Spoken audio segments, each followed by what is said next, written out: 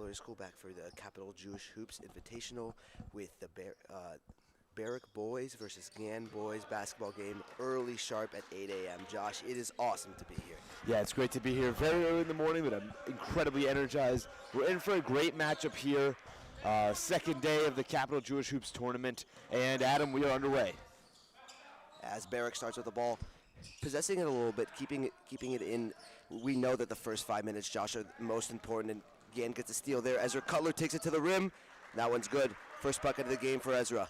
Yeah, we saw him yesterday at the JDS Gann game. Got off to a really early start, but then kind of got hurt and didn't really do much in the rest of the game. Yeah, obviously Gann falling to the JDS boys team yesterday by about 25. It was a little bit of a blowout, but Ezra Cutler was a breakout player yesterday, and I'm really excited to see what he's going to do here today. Early layup there for Jonah Pappas. 2 early layups for both teams. We're tied 2-2 right now. And Ezra Cutler handles it for Gann. He's going to be the key player today. Can he get going? Can he really stand out? We saw what he was able to do in that JDS game early on with some easy layups. I think he's going to be the key for JDS. For Gann in this game. And on the Barrack side of the ball, I've got Elijah Wilkins as someone that I'm going to watch today. Yesterday he caught my eye immediately on the court, moving very, very quickly, playing fast, playing physical, and we'll watch him take the ball up here. Well, Josh, what would you say your key for the game for Barrack and Gann? What are your 3 keys to really control this game? The three keys to the game here is, number 1, possess the ball. Don't let the other team get scoring opportunities, you know. Got to keep that ball for yourself. The number 2 one is get yourself comfortable, get yourself settled. Don't get off your game plan. And the number 3 one is just and that one is way off. Play with some speed and have fun and play confident, because if you're just playing stressed out of your mind, you're not going to do much with the ball. But when you start to play composed and you're having fun, you're going to start to see results. Yeah, calm, cool, collected is the name of the game, Josh. As Gann has the ball set up again. Finds him inside. That is a Lon Greenbaum for the easy bucket. As Gann likes to play their press defense, and they get it.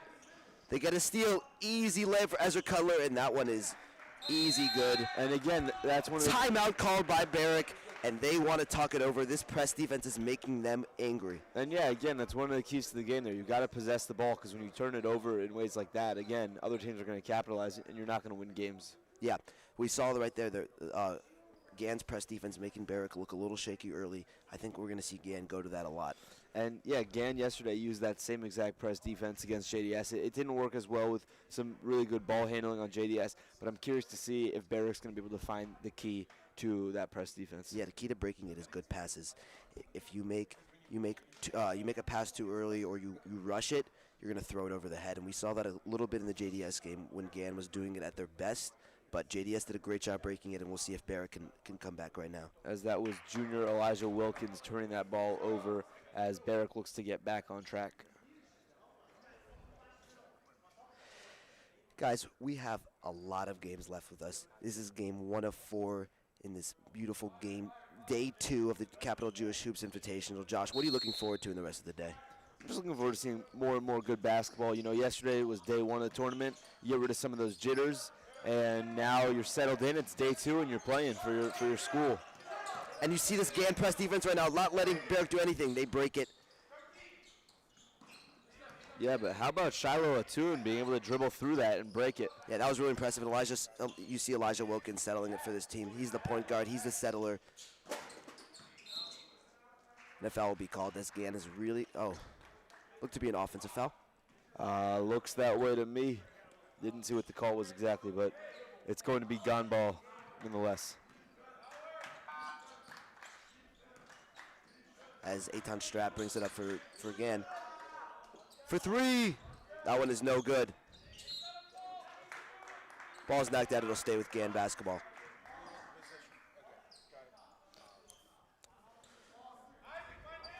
Yeah, you know, Gann's been doing a great job controlling the pace of the game so far and forcing Barrack to play at their own pace through that press defense, as they're going to look to score a couple more insurance points here.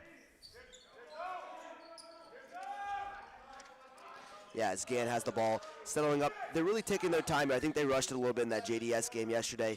Yeah, oh, that's Ezra beautiful. Cutler, beautiful pass, cannot get that one to go. Let's go the other way. Ball be kicked out of bounds. It'll stay Barrack ball. Yeah, Elijah Wilkins tried to pick up the pace there. I think Barrick is noticing that Yan gets really over aggressive on their traps. If they can break it out, they can have some fast break points. It could definitely lead to some odd man rushes there for Barrick as a 3 goes up. Wow. And that one is good. Elijah Wilkins for his first bucket of the game. And that's exactly what the head coach, Steph Thompson, is going to be looking for out of his boys on Barrick. Make 3-pointers like that, play clutch basketball. Beautiful pass for Ezra Cutler as he's shown that he can drive and he can pass it out. Beautiful there. And the most important part of the game is A, the tone you set, but B, the response that you have to these things. So Elijah Wilkins goes down to the corner, he drains a 3, and Gan responds right back with a bucket. And as Amitai Wanderer checks into the game for Gan, it's a good moment to look in. You need to set the pace here in the first quarter. If you're going to let the other team determine how this game's going to go, and right now it looks like Gan's determining that they're going to play the fast game, Barrick's going to have to settle it down. Barrick's got to turn that around right now. No, yeah, it's really, it shows the power, as near turnover there, it shows the power that they have in that their defense is dictating the pace of, and they smother him as he tries to go inside. Gan's defense is dictating the pace of Barrick's offense. And no good from Ezra, but they get the offensive rebound. Strap looks out to Amitai. That one is no good. Yeah, it's tricky. Trying to get warm, it's your first shot in the game, as Amitai Wanderer looks to take a better look next time. Yeah, second chance points are going to be big in this game. We saw that right there. They got a second chance after a big offensive rebound. Yeah, in that JDS versus Gan game yesterday, and we keep coming back to it, but there were a lot of offensive rebounds for JDS, as that one is no good for Elijah Wilkins. Going the other way. Deep pass to Ezra Cutler. He drives inside. That one is no good. Yeah, we've seen offensive rebounds be a big key to the game because you add more extra points that the other team's not getting. Exactly, Adam. And you're going to try and keep the other team away from the line. I know the Barrick girls especially are amazing from the line, but these Barrick boys are as well. As another pass, Ezra Cutler, that one will go and one. And Elijah Wilkins is a disbeliever in that call. But Ezra Cutler, when he has the ball, he is physical, he is fierce, and he is taking it to the rim any chance he has. Also on the court for Gan is Gabe Alifas, who had a nice game for himself yesterday. He is the junior guard. Yeah, Ezra Cutler will have one shot here. He's really controlled the game here. Most of the points for Gan so far in this game. As Noam Zakin checks in here for Barrick, he'll look to be a game changer on the board on the defensive rebounds, because right now Gan has controlled the pace of the boards. As Ezra will get that one to go. Barrick needs to settle it down here. He'll come out with Caden Rocker, point guard.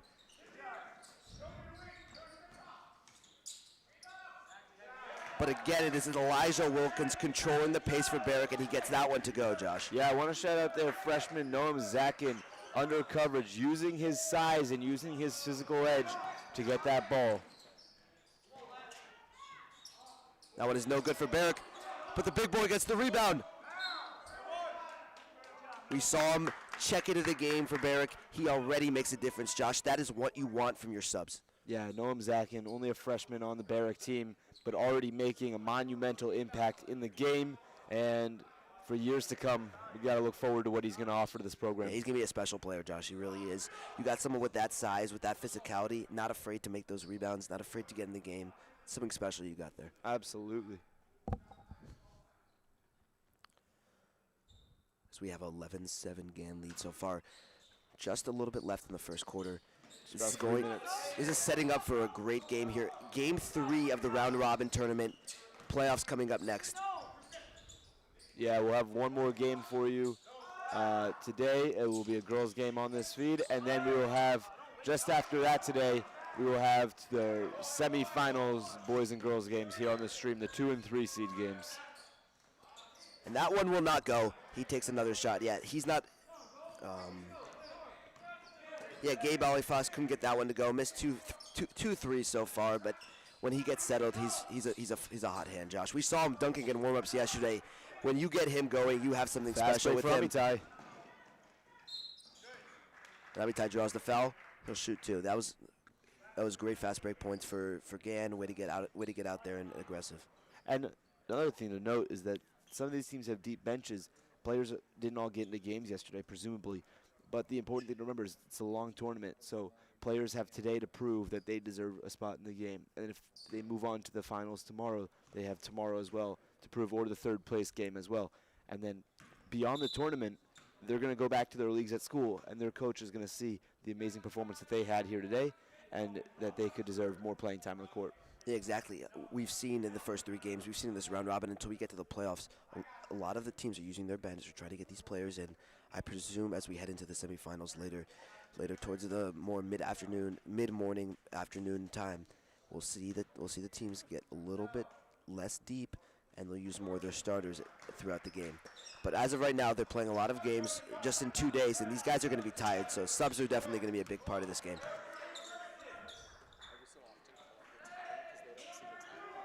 I also don't see the time. It is 2:07 left in the quarter.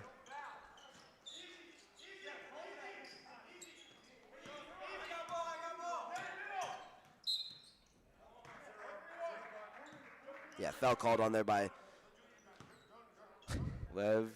Yeah, Lev Zilberberg will get the call there as Gan has another chance here. Yeah, we are 2 minutes left in the first quarter. We have an 12-7 Gan lead. As Amitai Wanderer passes it, kicks it out to the corner. That one will not go, and Barrick will control the rebound. Big possession here for Barrick before the end of the first. Can they get something going? As you've seen, Gan's press be a problem there for them. But a good look there for Elijah Wilkins in the corner. Gan with a fast break chance. You see the hustle from Elijah Wilkins. He gets the foul called, but he almost blocked that, ran full speed back after the 3, Josh. Absolutely. And that was Maxim Vigdorchik checking into the game for Barrick, for Gan, pardon me, taking a 3 that just didn't go. But you'd like to see him get a first touch in the game. Yeah, Jonah Weiss for 2 free throws. And he'll get the first one to go. Yeah, the charity strike's going to be a big part of this game. Josh, there's been a lot of fouls so far. Teams are being aggressive. We saw Elijah Wilkins chase down that ball. He ends up getting the foul, sends him to the line. But that was a great aggressive play by Elijah Wilkins to stop the easy layup. Yeah, as Gan looks to take the free points and build their lead to 14-7 with 1:31 left in the quarter. And that one will be turned over. Gan with the aggressive press, making Barrick tizzle under pressure, Josh. Yes, absolutely there, Adam. And now at 14-7, it's still a relatively close game. So which team can close out the last minute or so of this quarter strong and give yourself some momentum going into the second? Yeah, we always talk about the last shot of the quarter. You always want to have the last shot. So it's about settling it down, taking the last shot, getting some momentum going into the next quarter, going into the huddle. Josh, when the coach when you come back and you can dab up your teams from after a big shot, it's always an energy boost for your team right now. Absolutely, and now Gan and Barrick down 7 points. And both of them fighting for that ball, jump ball called. Looks like it'll stay here, Gan ball. With about a minute left in the first quarter, Josh. As the Barrick team looks for who's going to be the leader, who's going to step up and energize this team, and that's probably a lot of what you were seeing through some of these fouls and some of these aggressive plays, trying to be the spark and the energizer. Yeah, they bring in Ezra Cutler here for this offensive possession, clearly trying to get it inside. They look for him and get it to him. He settles it back up. Yeah, Ezra Cutler's going to be the key on this possession, I believe. Drives and kicks, finds him open. Maxim Vigdorchik, what a player. You said he was going to be a big key when he checked into the game. Maxim Vigdorchik, huge 3 at the end of the first. 36 seconds left in the first quarter. And the reason I say Maxim Vigdorchik. And the ball is back with Gan basketball. It is now 17-7, Josh, with 30 seconds left in this first quarter. And the reason I say Maxim Vigdorchik is going to be a key player is because he established himself as one yesterday. And he's the kind of player where if you just watch him play for a couple minutes, you can tell. Yeah, he really composes himself well. He finds himself open for 3, and when he gets hot, Josh, he finds something. Don't leave him open when he's hot. And again, misses 20 that 3. seconds remain here. Yeah, Barrick should look to get the last shot here. Settle it down. Find your momentum right now. Only down 10. They take the 3. That one will not go. Gan will have the last possession with 8 seconds left. It's Vigdorchik here in the corner. He finds Cutler with 2 seconds left. That one is way wide. But Gan took the last shot. 10-point lead. We'll be right back.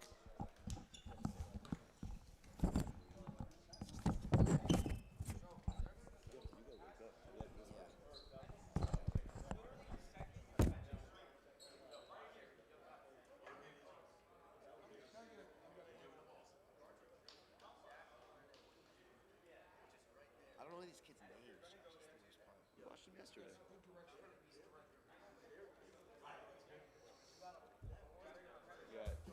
you pointed out to me. Well, that's why I say them. All right, let me learn these kids' names. Elijah Wilkins. If you don't know it, don't say like. Let's say the number.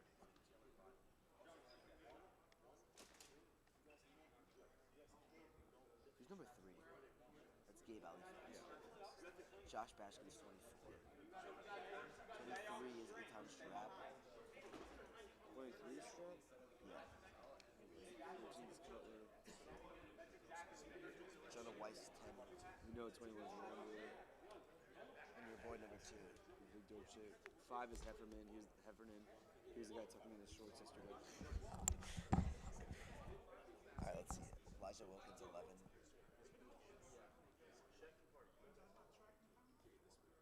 Dom Zakin, 50. That's all the guys I know.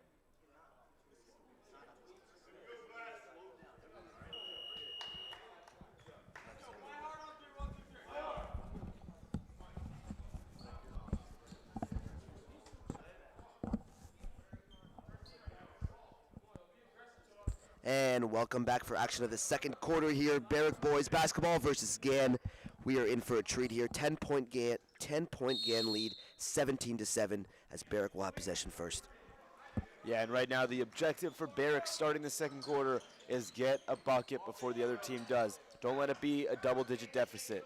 Yeah, Josh, as we start, Barrack does not have Elijah Wilkins in the game. He was the key for Barrack in the first quarter. He settled the ball down, had the first bucket of the game. And they find something there with number 20. Shefadolev. Yeah, Shefadolev gets the first bucket for Barrack there. That's a good mid-range shot there for Barrack. That's the look you kind of want there. Exactly, and as you said, it is. As they smother Ezra Cutler inside. And 20 again, he finds the fast break points. 2 quick buckets for Barrack. That's exactly what they needed. Wow, Shefadolev is really changing the complexion of this game. It's now a 6-point game in the span of just 45 seconds. As you see Maxim Vigdorchik stay in the game, Josh, and he takes a 3. Oh, Vigdorchik in and out. But that's a good look there. He was the odd hand in the first quarter. You go back to him in the second, you look for that again. And you can tell that Barrack is playing with some pace now, understanding the mission, understanding that they need some points. They need to play quick. They get it back up to 21, who drives it inside for a mid-range look. Tough contested shot, but you get it inside, that's exactly what you want. Eitan Strap kicks it out to Ezra Cutler. Blocking foul called. It'll stay Gan basketball. Yeah, we've seen 2 different kinds of basketball for both of these teams. Gan trying to press it, get it inside. Barrack trying to slow it down, get some mid-range, deep looks. And the key to understanding who's going to come away with the win in this game is who's going to be able to play at their pace for more of the game. Yeah, Josh, we haven't seen a lot of threes go down. I think it's going to be a key for these teams to both get it inside. Whoever's going to control the interior game is going to have a good chance of winning this game. Eitan Strap gets that beautiful lefty layup to go. Yeah, and it's really just about fundamental basketball, free throws and layups, and how these points have been coming for this team so far. And we see the Gan press making Barrack uncomfortable again as they get it back inside. And that one's in and out, but that was a good look for Barrack again as Gan presses back up. I would like to see more Barrack people crashing the net for those rebounds. As Fantastic pass by Eitan Strap. Finds Ezra Cutler down low, and Barrack needs a timeout. After getting the 2 quick buckets, Gan comes right back to another 10-point lead with 2 minutes into the second quarter. When Barrack cuts to the inside and goes to those layups, I would love to see more people crashing the net on those rebounds. I noticed there were about 3 Gan people under that basket and not a single Barrack player in the paint. Yeah, Josh, both of us hockey fans, we talk a little bit about the Capitals in our podcast, how they do a lot of puck watching. They're not going after the puck. They're not trying to get those rebounds, and they're watching the puck. I think Barrack was doing that a little bit in this game. Ball watching. Definitely a little bit, and they'll look to energize and lock back in. Head coach Steph Thompson rallying the troops right now in the halftime huddle. In the other huddle, you can see head coach Tony Swain letting the Gann boys know, presumably doing a great job to keep the momentum going. Yeah, we can see Coach Steph Thompson basically telling them, who wants this more? You want this more. Trying to fire up his Barrack team, trying to give them some plays right now, trying to get them into this game. Yeah, we're only 2 minutes into the second quarter, and immediately Barrack got 2 straight buckets, but Gann did not fizzle, came right back, and it's another 10-point game, Josh. Barrack's got to find these rhythms. They got to stay consistent, because these little runs are not gonna work against Gann, who will find offense very quickly. As we come back, 21-11, Gann, 6:03 left in the second quarter. Gann will set their defense, set their full court press. Is it going to Elijah Wilkins back in the game? He'll settle it down for a 3. That one will not go, but an offensive board gets it right back to Wilkins. He drives it inside, kicks it out. And a foul will be called. Reach and foul called on Gabe Alifas. That's his first of the game.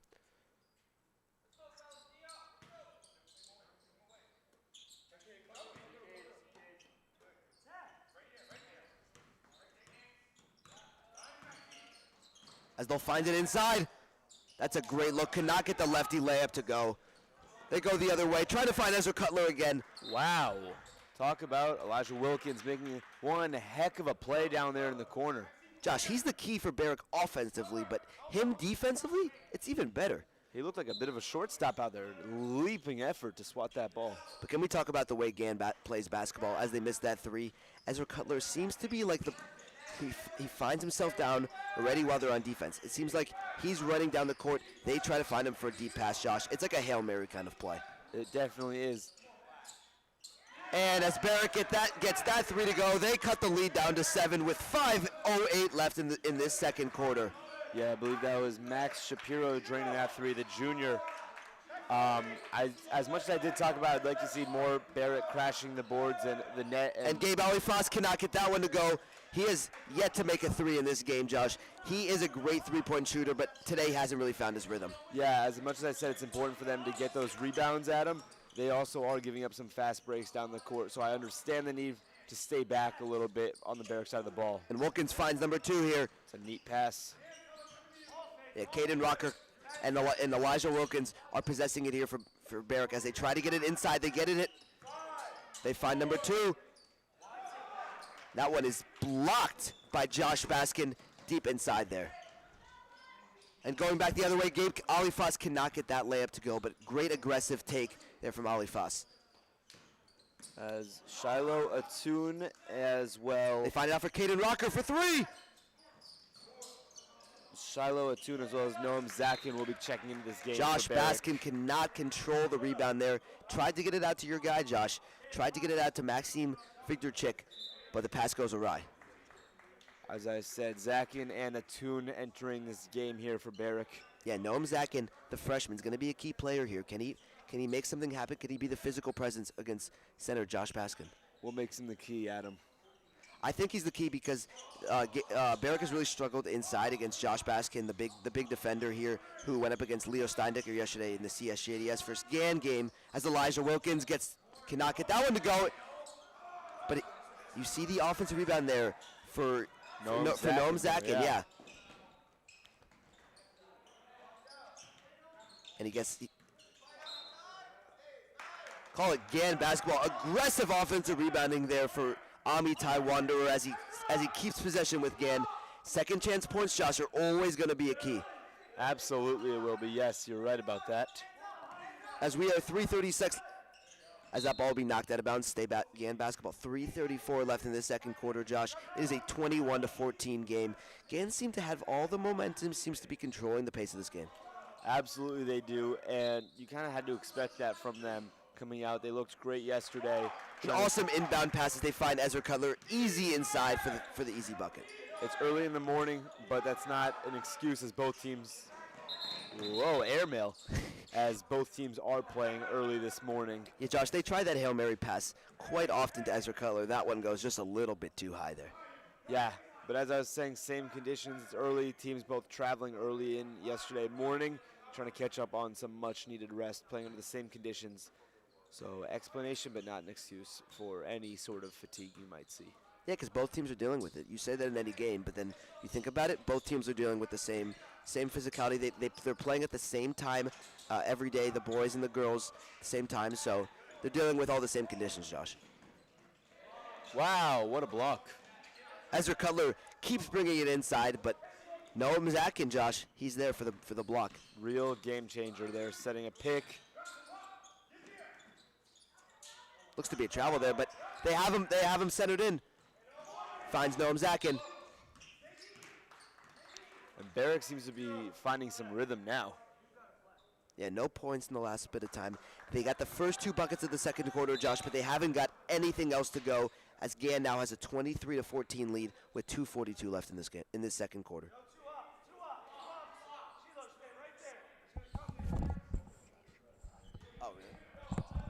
As they will inbound the ball here for Barrick and try and get their offense clicking. And he will get that one to go. Shiloh Atun with a big bucket here for Barrick, as he's playing aggressive defense here as he makes Eitan Strap uncomfortable. Offensive rebound there for Josh Baskin as he gets the second chance bucket. As we have just about 2 minutes and 10 seconds left in the second quarter, it is 25-16 in favor of Gann. Noam Zakin aggressive rebounding there.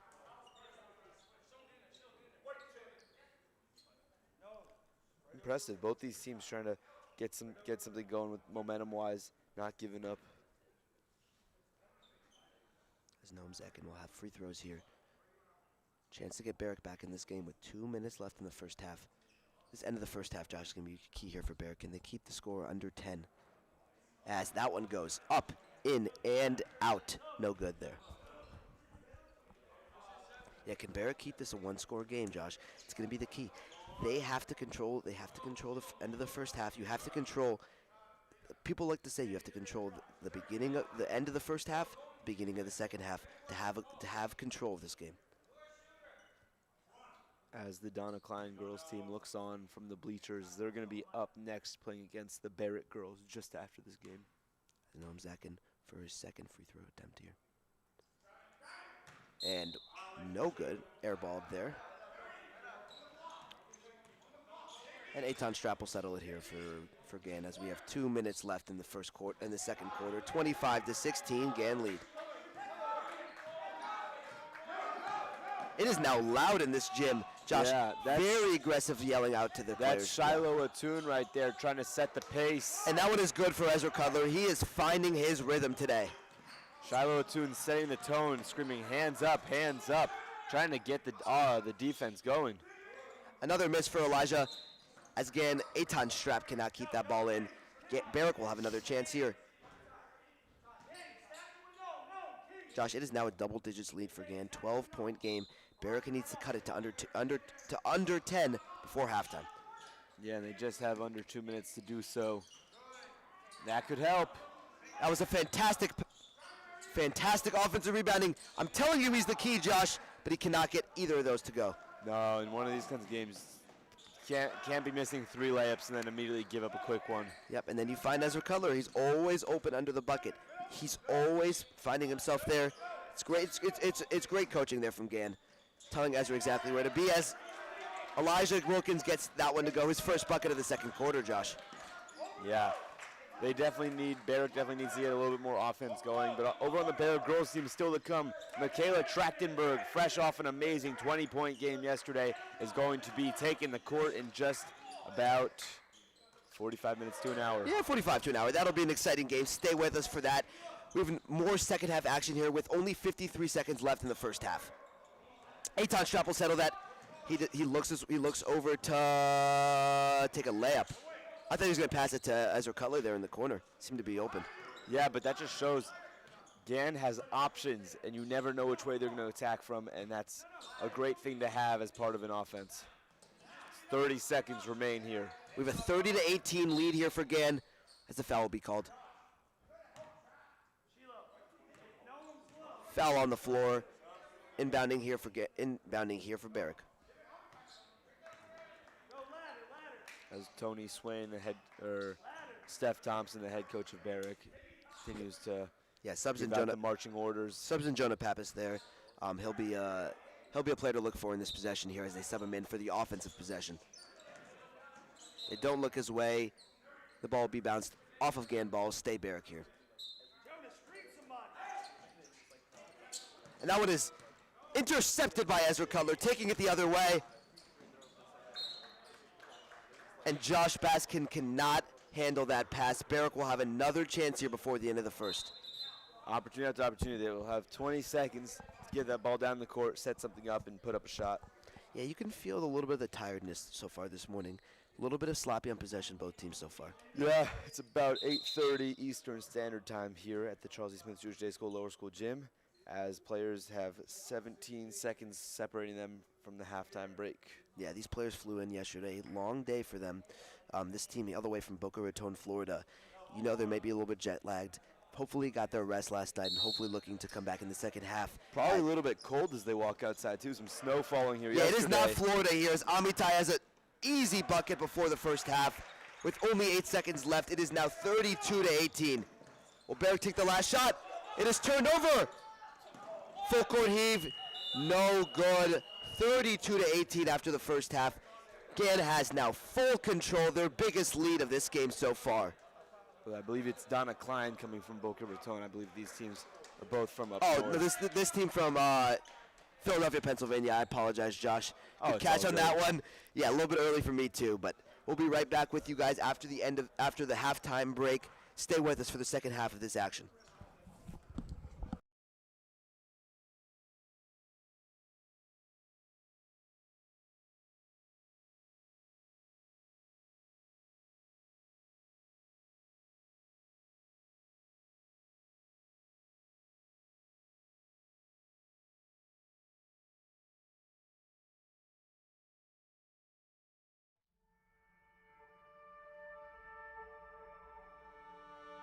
For 60 years, the Charles E. Smith Jewish Day School has been a place where students learn more, not just for college, but for life. And today, that tradition continues. Learning is so much fun at JDS.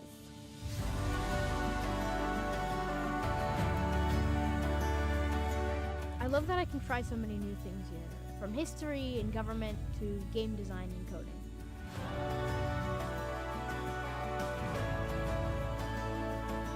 We don't just take notes and memorize, we ask questions, make connections, and discover new ideas every day.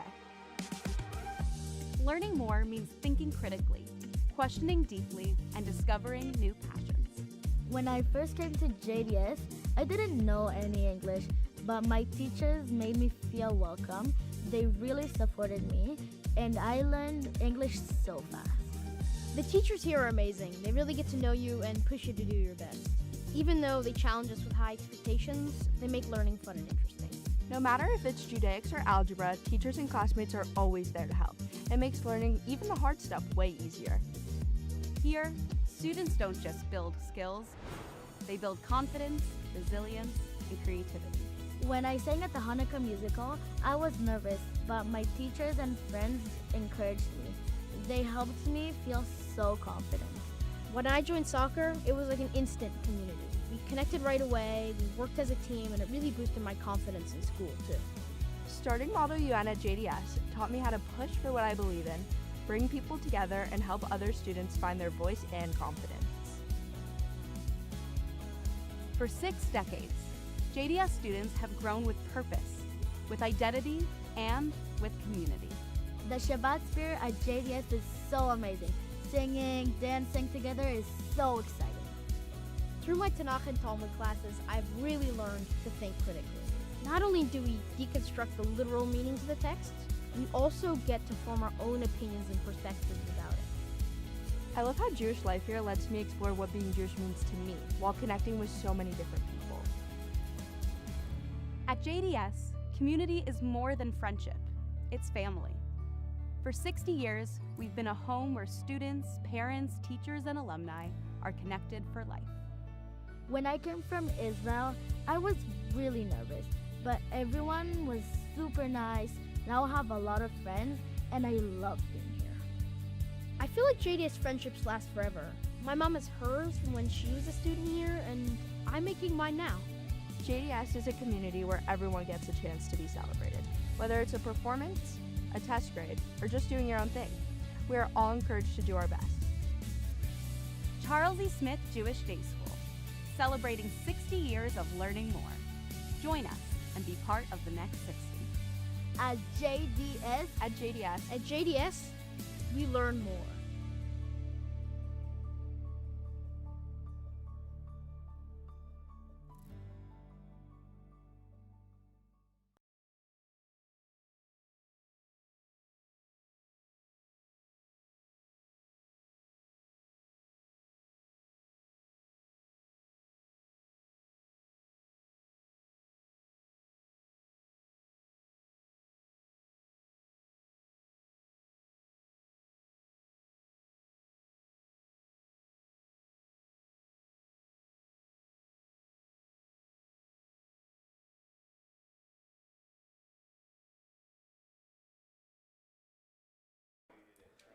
And welcome. Welcome back for some second half action. We are back here with the Barrack boys basketball game versus Gann.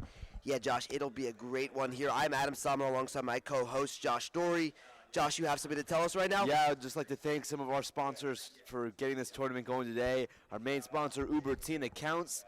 If you need a ride, take Uber Teen. The Fedorovich family, the Bender JCC of Greater Washington. Find your place at the J. The Philip Margolis family, PMM Companies, For Bright Bank, Crooked Monkey, Greystone Consulting, NTI, Nauticon, For Bright Bank, and Maccabi USA, building Jewish pride through sports. As we get set here, it looks like Michaela Trachtenberg has arrived to the gym for the Barrack girls team. Again, she is a star player, perhaps tournament MVP. She's really taking them by storm. We'll see her drain some threes later on today. As we're about to start second half action here, I would like to thank everybody who made this possible for the Capital Jewish Hoops Invitational.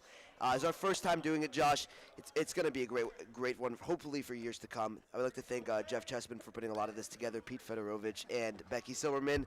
Thank you for everybody else who also contributed. And, yeah, we're here for second half action. Back to 32-18 lead here for Gann as they have had full control of this game. As Gabe Alifa settled in the corner there. Eitan Strapp, the point guard here for Gann, settling it back in the backcourt. And Gann setting a great pace right now.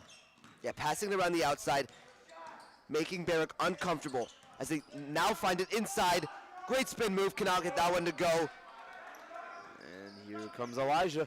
But Josh Baskin with the great spin move inside could not get that one to finish there. Yeah. And no surprise at all that Wilkins was the one to come down with that board. He's been a game changer.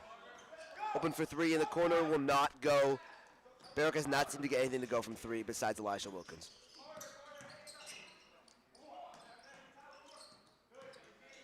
So Adam, what's the objective here for Barrack to get back control of As this Josh game? Baskin gets the and one basket, he will have a chance for a three-point play at the line. So what does Barrack do to keep themselves in this game here, Adam? Well, you got to play better defense. You're letting two easy buckets inside. I mean, you get the and one there. Josh Baskin, who's much taller than most of your players, they just sub in Noam Zakin. You need someone physical inside. You need someone getting the rebounds, and right now Gann's controlling the rebound game. So you enter in someone like Noam Zakin to take control of the rebound game. Even a freshman, that's how much confidence you have him in. As Josh Baskin gets his and one chance to go, it was now a 35-18 lead for Gann. I would love to see head coach Steph Thompson put in Elijah Wilkins at the same time as having Noam Zakin, see if they can create something, because those are two very physical presences on this court. Josh, I see what you did there, because you saw their chemistry a little bit in the second quarter. You You saw the way they passed it to each other. And you would have to not be watching to not see it. They move the ball incredibly well with a lot of speed. As Gabe Alifas is whacking down at Noam Zakin, blocks him twice. But Zakin returns the favor, but he is called for a foul. Looked to be a clean block there. Josh, what do you think? I'm not the ref. I'm not sure. Yeah, I think they've been calling a pretty even game so far. Can't fault them there for one call. Absolutely great referees here. Thank you very much for spending your MLK weekend with us. Yeah, we appreciate you on MLK Day. It's awesome to be here. We have a lot of action, more to come. Only game 1 of 4 today here at the lower school. Find us over at CESJDS for some upper school action as well.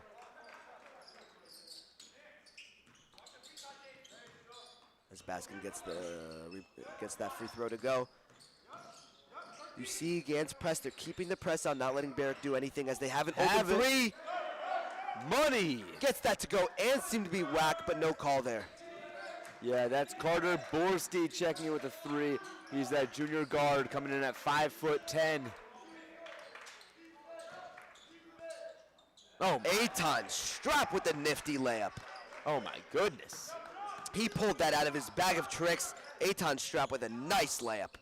And one has to wonder how deep that bag of tricks is. And hopefully we'll see some more this afternoon. Wow. That was neat.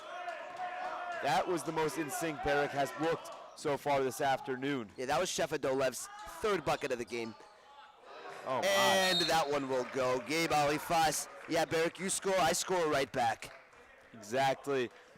It's a game of one-upsmanship at this point, as it is 42-23. With 5:39 left in this 3rd quarter, Josh, this is Gan's biggest lead of the game by far. 19-point lead. Is this game starting to get out of hand, Josh? How does Barrick settle themselves back into this game? Might be starting to get a little bit out of hand. Overheard a little bit at halftime. Head coach Steph Thompson, trying to rally the troops over in the Barrick tunnel, and said, they're going to give you opportunities. They're going to give you the ball. You got to finish them. And I think the number one way is no wasted opportunities right now is the prime directive here, as the Zebras try and get play to continue. Yeah, when you come from behind, when you're chasing the game, if you let open shots, open looks, open opportunities go, you're not coming back into the game. You need to take advantage of everything you're given. And it's interesting in sports like football and hockey. When you're down late, you start to get into scramble mode, comeback mode. But you also need to be careful here in basketball. Scramble mode, comeback mode does not mean you take any stupid shot you can.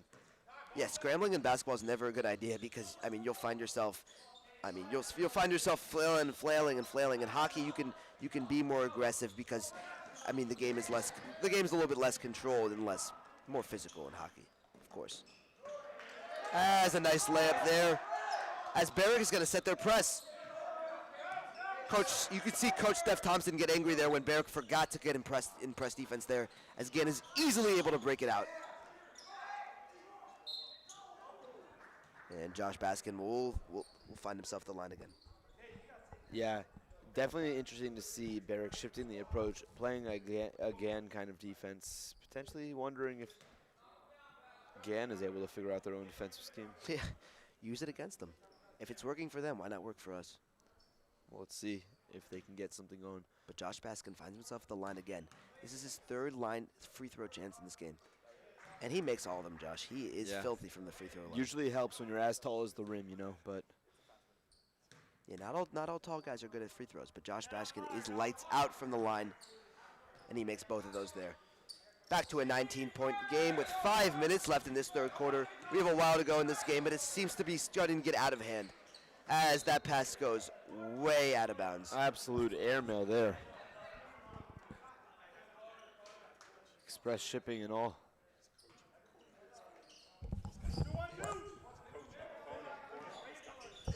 And Gann will continue to move that ball down as Adam rejoins me here on the headset. Okay. As Josh Baskin is making a difference here. That is a gross finish right there. Putting one right back up, saying, give me that. And nobody has an answer here for him, not even Noam Zakin.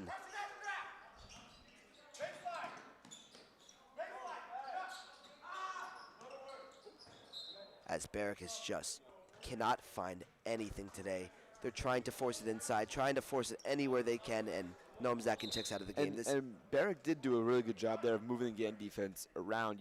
The Gann head coach here, Tony Swain, started to get a little bit flustered, started to scream baseline, baseline, but it was to no avail as they break again right through the press.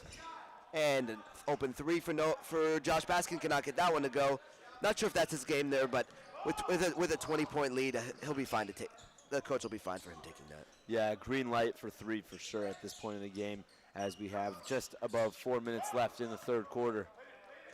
And they find Ezra Cutler again for that Hail Mary pass, and he gets that layup to go with a calm, cool, and collected finish.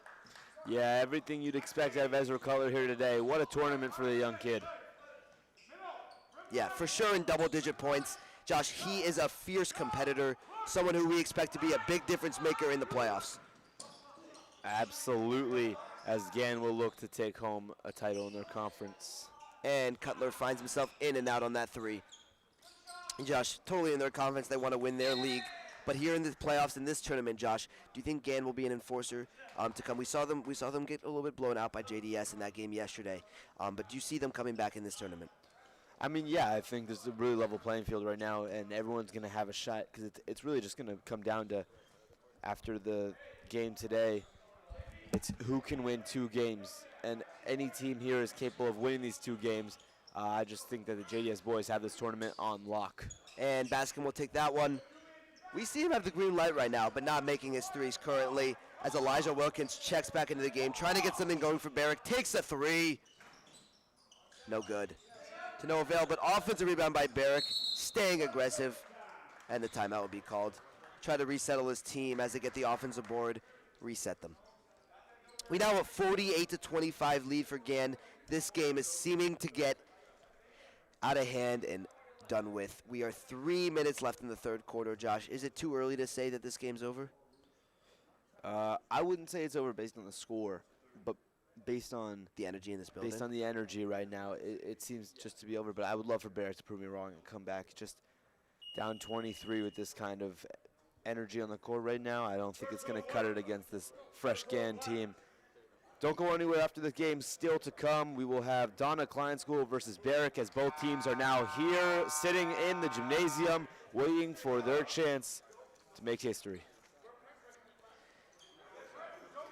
As Michaela Trachtenberg, one of the top players on the Barrick girls team, gets ready for the game alongside Sammy Neff. Yeah, looking forward to that game. Donna Klein, girls player, Ellie Meldung. She is a fierce competitor, Josh. She is someone to look forward to watching in that game. In the JDS girls versus Donna Klein game yesterday, she had every single point of Donna Klein's. All 35 points exactly, Adam. She is a better shot than Steph Curry. She was draining some deep threes. Yeah, she pulls up from anywhere in the court, not afraid to shoot the ball. And I think she also had like 3 misses. I think 35 points. I think she maybe missed 1 or 2 shots. Yeah, she's one of the most impressive players in this tournament, and someone who tries to carry her team. She's looking for some other players to help her along the way if they're going to beat Barrett girls who have really shown in this tournament they're the team to beat. So we're definitely going to be keeping our eyes on Ellie Meldung as she goes up against Michaela Trachtenberg and Barrick. Yeah, that'll be a fun matchup, but we have a lot more basketball left in this game with 3 minutes left in the third quarter, 48-25. Don't go anywhere. And Adam, what's been the best thing to see so far this weekend? Yeah, Josh, I just love seeing Jews have fun with other Jews. The opening ceremonies were really fun. I wasn't there myself, but I heard from a lot of people it was fun to meet new players, new teams, and just the camaraderie of this tournament with 4 Jewish schools from all over the country coming together. And getting some sweet, sweet merch at that as well. In other sporting news, the Patriots did go on to win. We kept all of our viewers updated with those scores yesterday, and the Rams went on to win against the Bears last night. Yeah, that Bears-Rams game was crazy, Josh. How about the Caleb Williams fourth quarter no-look blind pass to the end zone, but yeah, it's kind of like the Hail Marys we've seen pass to Ezra Cutler in this game. What a transition, Adam. As number 0 will take that shot to no avail, but Elijah Wilkins gets the offensive rebound. Open for 3. Oh, my goodness. No good. There you go, Barrick. Yeah, exactly. Sheva Dolev with his 8th point of the game. Going to the line for the charity strike for the and 1 bucket. Ezra Cutler checks back into the game. They have a 21-point lead right now, but they're still playing some of their starters, Josh. Is this to keep them warm because they don't have a game till later in the morning? Could be. But it could also just be, 10 minutes left. 21-point lead isn't just a guaranteed safety, so you don't want to give Barrick any hope. You want to smother them right now and not let them back in this game. Exactly. We've seen some huge comebacks in the past. This one could be one, but Barrick needs to put on the pressure right now. That's a huge steal for Carter Borski as he calls that a play. Yeah, Borski with the pink shoes. I love the energy from him. Oh, yeah. I know those shoes wake me up.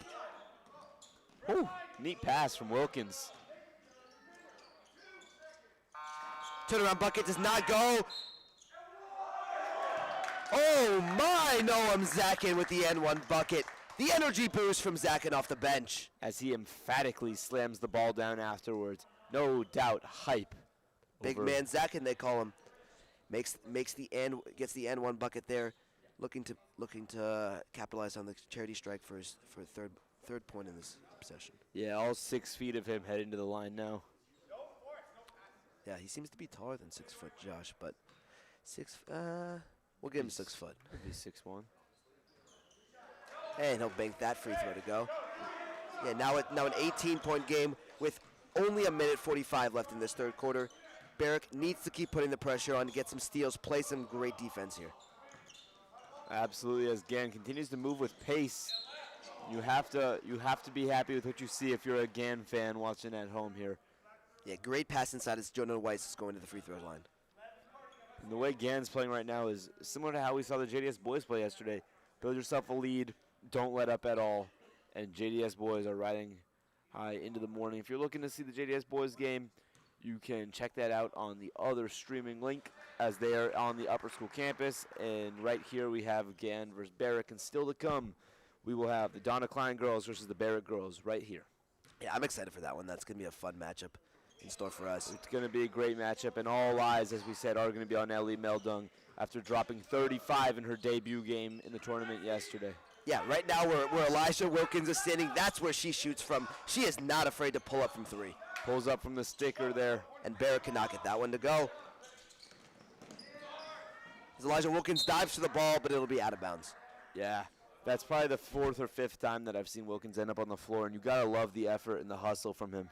Yeah, he's like an inchworm flailing all over the floor, Josh. Oh, yeah. As Gann will settle in now. Ezra Cutler still in the game. He's been a big player here for Gann so far in this one. About 16 points for him so far. I don't know. And Elijah Wilkins will control it here for Barrick as he finds himself inside. Foul on the floor. This guy does not let up, Josh. You can see him smacked all over, falling on the floor. He doesn't give up. No, and he's definitely earned that playing time right now from Steph Thompson, the head coach, saying, I'm going to give you my all. Put me out on that floor. Yeah, Steph Thompson's an interesting name because we were talking about the Golden State Warriors yesterday, Josh. Klay Thompson and Steph Curry. You combine the name, you got Steph Thompson, Barrick's head coach. Or Clay Curry. Yeah, I don't think Klay Curry's the assistant coach, but that would be really cool. Now you would be talking about Bob Dignazio or Mike Ringold as the assistant coach here on the team. So, not Clay Curry. Not Klay Curry, but That's a cool name, though. we can call Mike Ringold Klay Curry. I don't think he'd have a problem with that. As we get back into this game, Barrick, yeah.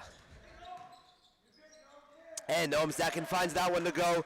The big body boy gets it back in there. And Gann will now carry this ball down the court, looking to maintain that lead. But Elijah Wilkins, look out, here he comes on the back. Oh my goodness, gets fouled, and one for Elijah Wilkins. What a play.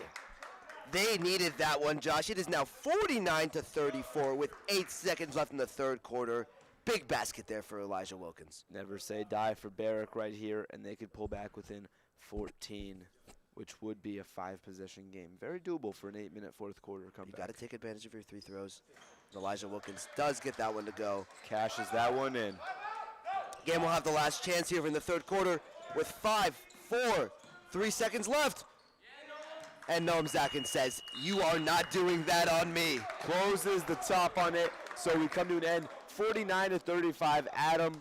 Barrick showing some signs of life there at the end of the quarter. They are not out of this game at all. How do they come back from this 14-point deficit in the fourth? You keep your energy. You keep your momentum. You have all the momentum right now. You just scored the last 2 buckets, 2 big N1s. Yeah, I love what I'm seeing from Elijah Wilkins and Noam Zakin. Those guys have been working hard out there on the floor, going all over their their chemistry has been something to watch.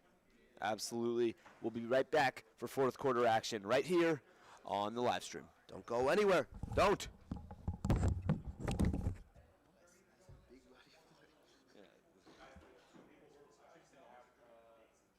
There's only 2 people on the stream.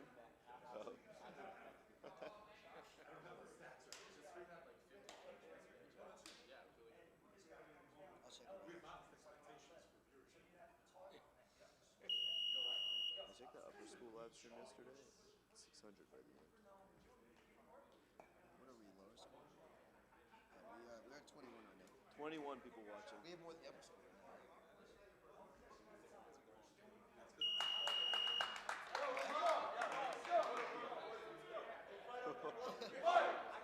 Hey, good thing Tani's in the game. Hey, they got to treat it for Tani. We can talk about the upper school update. And welcome back for some fourth quarter action here as Barrick has had all the momentum. Elijah Wilkins and Noam Zakin working really well as Elijah Wilkins falls right there. Josh, we have a score update for you in the other game. Yeah, absolutely. JDS up 55-25 on the Donna Klein boys. The JDS boys all but clinching the 1 seed here in this tournament, going a perfect 3-0. And Gabe Alifas answers to Barrick. He says, you are not getting back in this game because I will hit a 3. That he will, and the deficit is now 17. As number 3 of Barrick gets his own basket. That's 3 Carter to 3. Borski. 3 and 3 right there. Both hitting triples either way. Yeah. Eitan Strap is fast, Josh, isn't he? He always finds himself inside, running down the court. Yeah, you know, Eitan Strap is one of those guys from the blink of an eye can be from one side of the court to the other, creating opportunities. And even if he's not going to score, he can draw a foul with that kind of speed. And Ezra Cutler can't get that one to go. Noam Zakin on the rebound. Big opportunity here from Barrick. They need something here. Yeah, as Elijah Wilkins looks to get his offense set. And they find... And they're lucky they didn't cash in there. Eitan Strap left that shot Yeah, wide Lev open. Zilberberg was wide open there. He wanted it. And they cannot leave. They get lucky there. That was nothing but net, but it did not go through the rim first. But they cannot leave Gabe Alifas that wide open. They got a little bit lucky on that one. Yeah, Gabe Alifas is not going to miss an opportunity like that again. Yeah, you leave him open again. He'll translate it into buckets as Lev passes it over down low. Find Elijah again.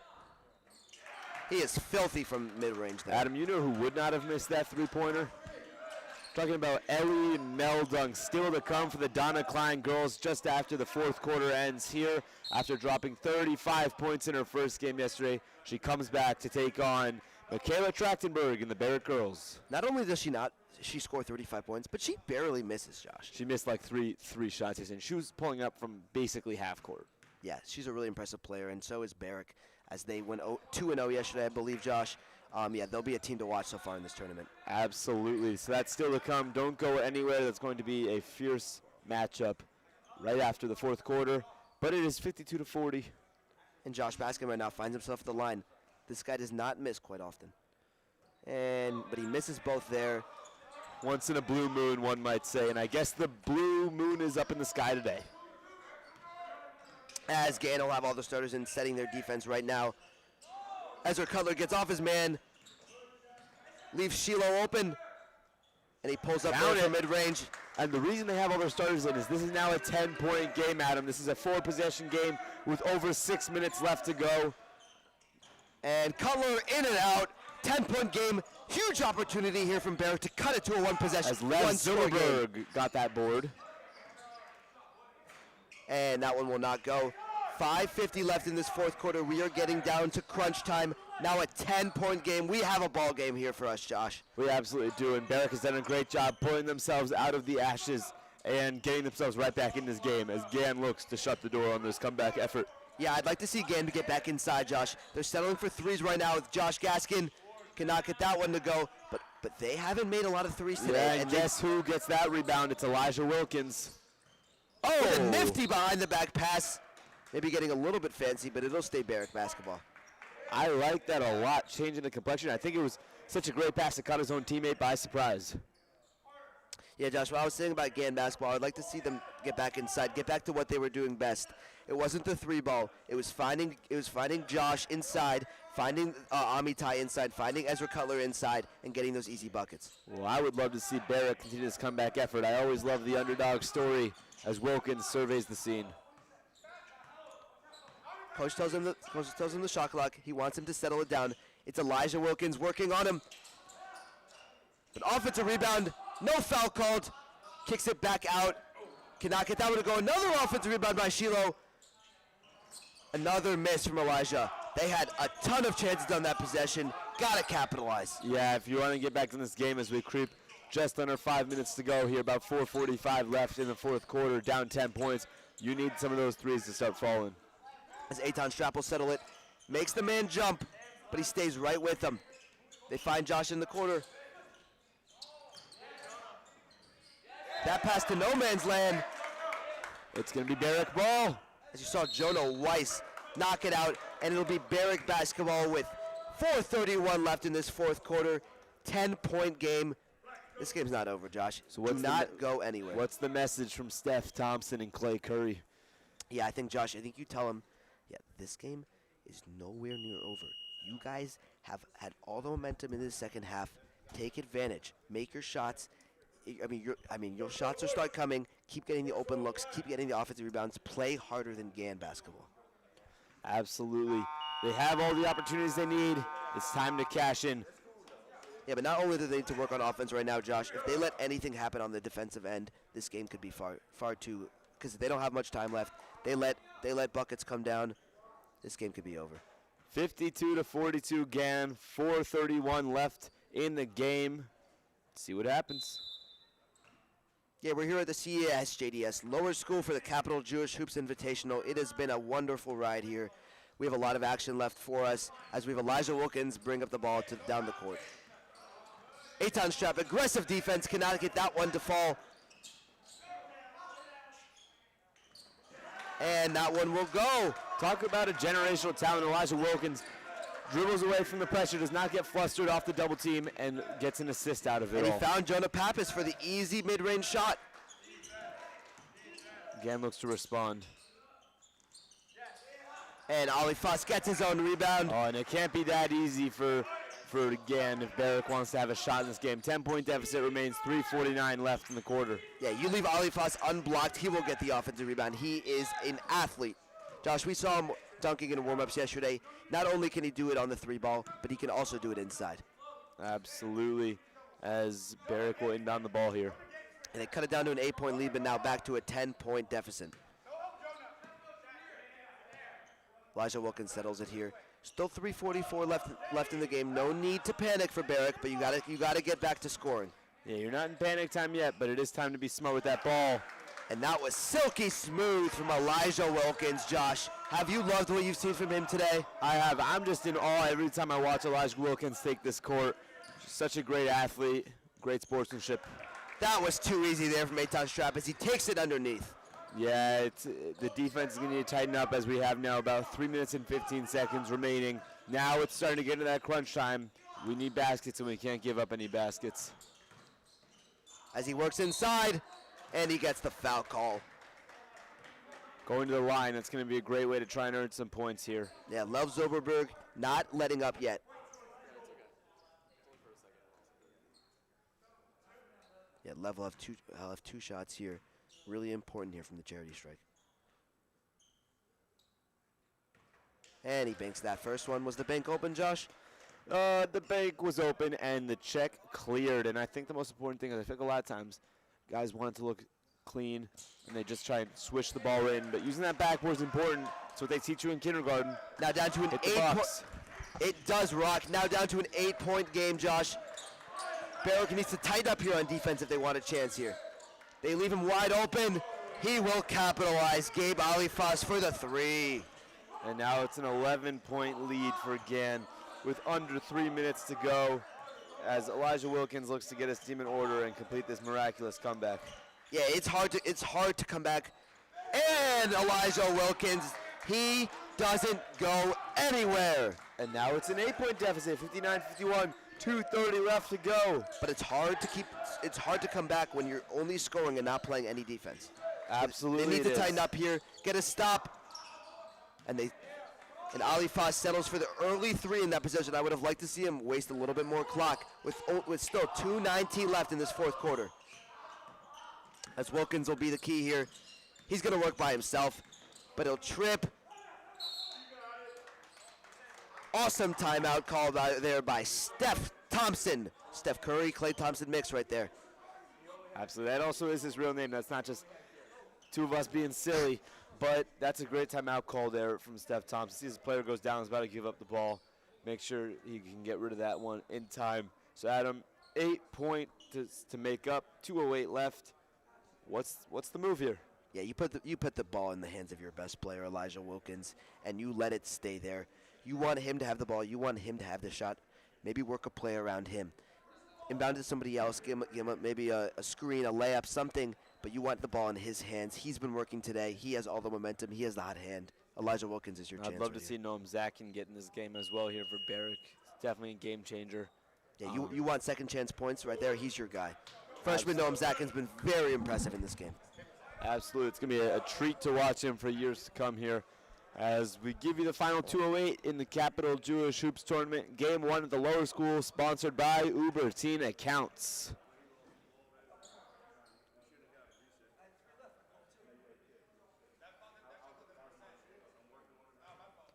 As we have a little bit of delay here trying to figure out. Manage the clock right now. We have 2:08 left in this game, 59 to 51. It's basically just conflict of timeouts here. How many timeouts? How many Steph Thompson has remaining? As it'll be an inbound for Barrick. Yeah, Josh, I love the view here from the booth. We're right in the middle of this game. We can see all the action here, and it's been a great one as Elijah Wilkins here is working on Eitan Strap.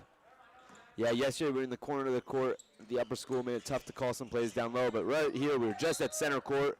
And he draws the foul. That is Carter Borski down low with the pink shoes. Pink Carter Borski. 2 free throws here. Imperative that he makes these. Yeah, chance to make it a 6-point game with 1:55 left. And that's just 2 Elijah Wilkins clutch 3-pointers. Yeah, these are big free throws here. And he gets the first one to go. Carter Borski looks very calm and collected here. The mark of a true athlete. And the second one will rim in. It's a 6-point game here with a minute 54 left, 59 to 53. Could the Barrick School be doing the unthinkable behind the likes of Elijah Wilkins? Almost takes it away from Ezra Cutler. They find Eitan Strap down low. And he gets that layup to go. Beautiful control at the rim. No, Adam, I would not count these Barrick boys out of this game because I told you I would not call it score-wise, just energy-wise earlier on. And they're starting to bring that energy now and show that they have a spot here in this game and that they are going to fight until that final buzzer. But Gann isn't letting up, Josh. With all the energy right now for Barrick, Gann is still letting buckets go, still scoring down low. These guys are playing individual basketball right now, and it's working. Absolutely. Eitan Strap and Gabe Alifa so far in this fourth quarter have been the difference. Scoring 3, scoring it tight and low. It's been very good for them so far. Absolutely has. As Elijah Wilkins settles again, almost turned over there. You saw Ezra Cutler's eyes, and there it is turned over. Eitan Strap gets fouled down low. They call a jump ball instead, I guess. It'll still stay Gann basketball. Great play by Eitan Strap to get the turnover there. It is now an 8-point game. Oh, it'll be Barrick basketball actually on the possession marker. You could tell that was coming because they were starting to float some passes that were in the air for way too long. And on that press tight defense, Gann is surely going to take one of those away. Elijah Wilkins be working again. A minute left in this game. An 8-point game, Josh. They need to make something happen here. Gann suffocating them right now. And Wilkins will take a deep 3. That one's just a little bit too far for him. With a 55 seconds left in this game, it's an 8-point game. Barrick will need to foul here if they want any chance back in this game. Yeah, and Gann doesn't miss from the line, so it's starting to look a little bit slim. But regardless of what even, and they And foul they do there. foul there. You can see the bench telling them Regardless to of what foul. happens, Barrick has shown their identity and worn it on their sleeve here, not giving up at all, fighting through a 20-plus point deficit, and that's going to be something to look towards in the coming games in this tournament, the semifinals. Yeah, this team has fight, Josh, and they'll most likely go against CESJDS in the semifinals as they lost both games. Did they lose yesterday to Donna Klein, do you know? I'm not sure what happened in that game, no. So we have no clue who we'll see here later, but we'll see the 2 seed versus the 3 seed, most likely Gan. But we have still 36 seconds left in this game, 8-point game, not yet in the bonus yet, as Barrick is fouling Gan.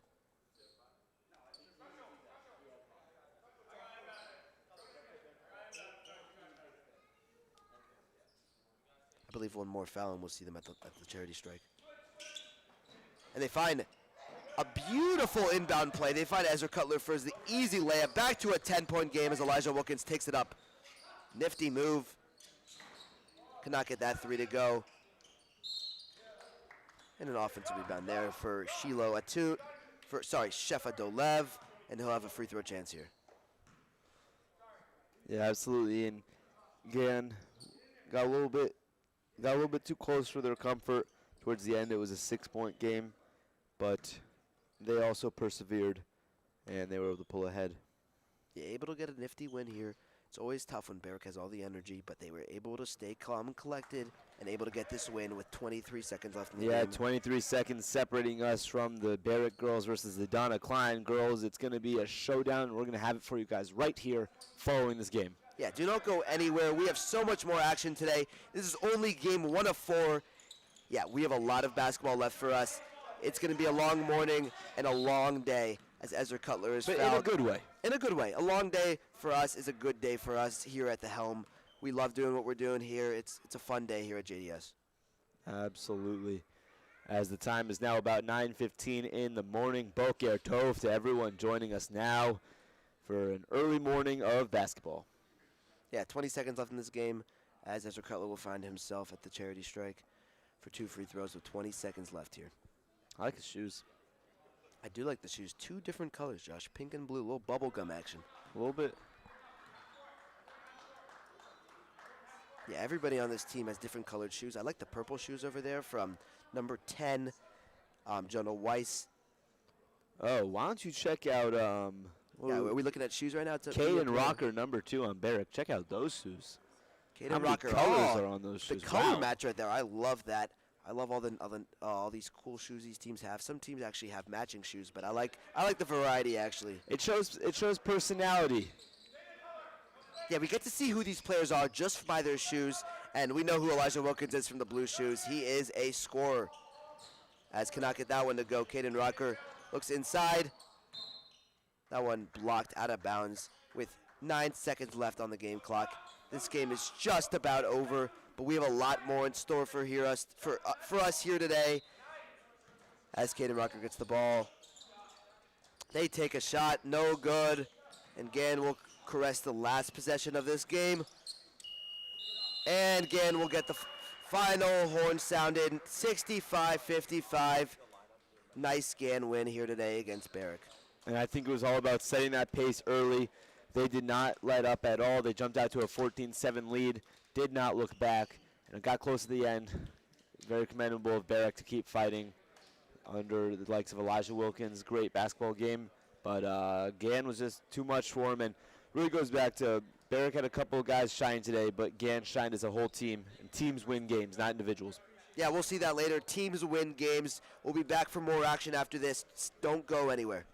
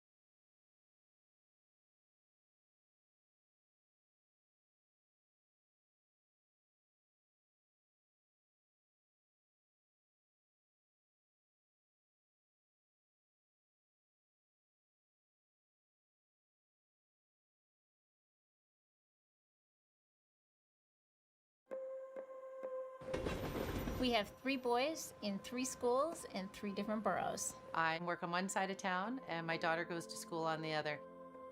Being a single parent, transportation is one of the main obstacles. I'm up by We 6:45. usually work 12-hour shifts. 7:30 till about 3 o'clock. I leave, I drop him off, I come home and I work. also have a second She job. needs to be in a lot of places at a lot of different times. I often wish I could be in 2 places at once. It's busy. It can be a lot.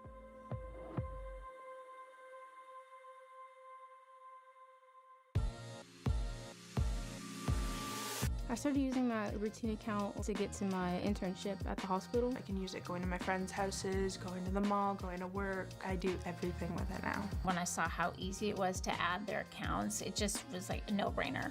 Using Uber for Teen has really made life easier for all of us. Being able to follow along when he takes a ride makes me feel like I'm with him, even when I'm across town. Hi there.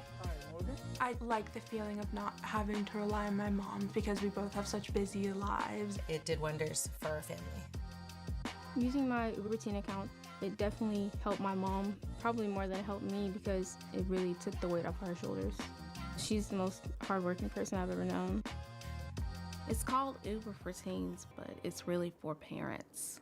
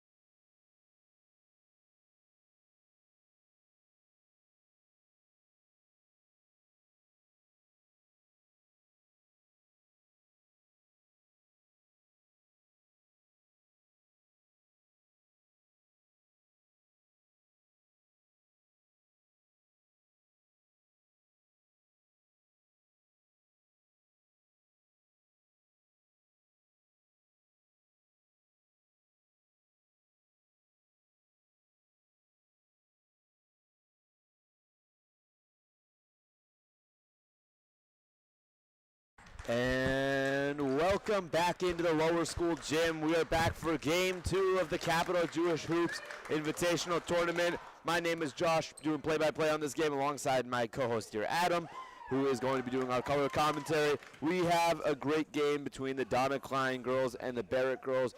Let's call your attention to a couple of players here to be on the lookout for. Adam, why don't you start it off? Tell me about Ellie Meldung from the Donna Klein Jewish Academy.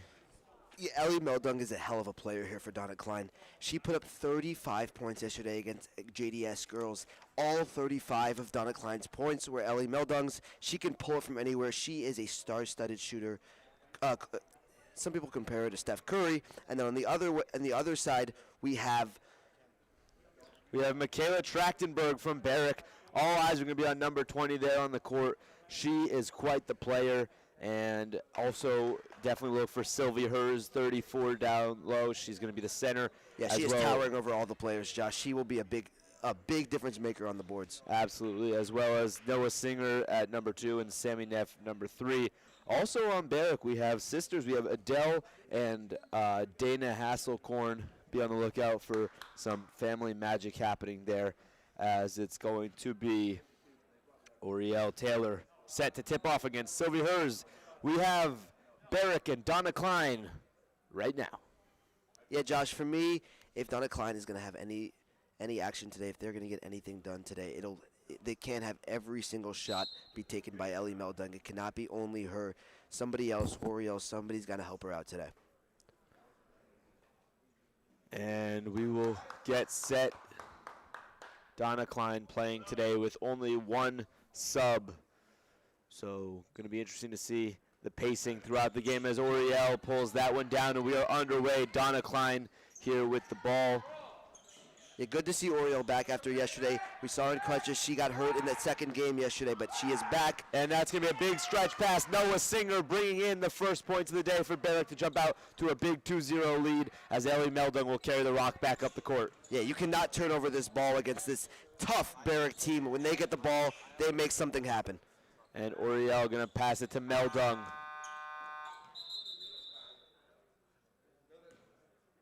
What happened there? That did not seem like enough time on the shot clock. No, that was not close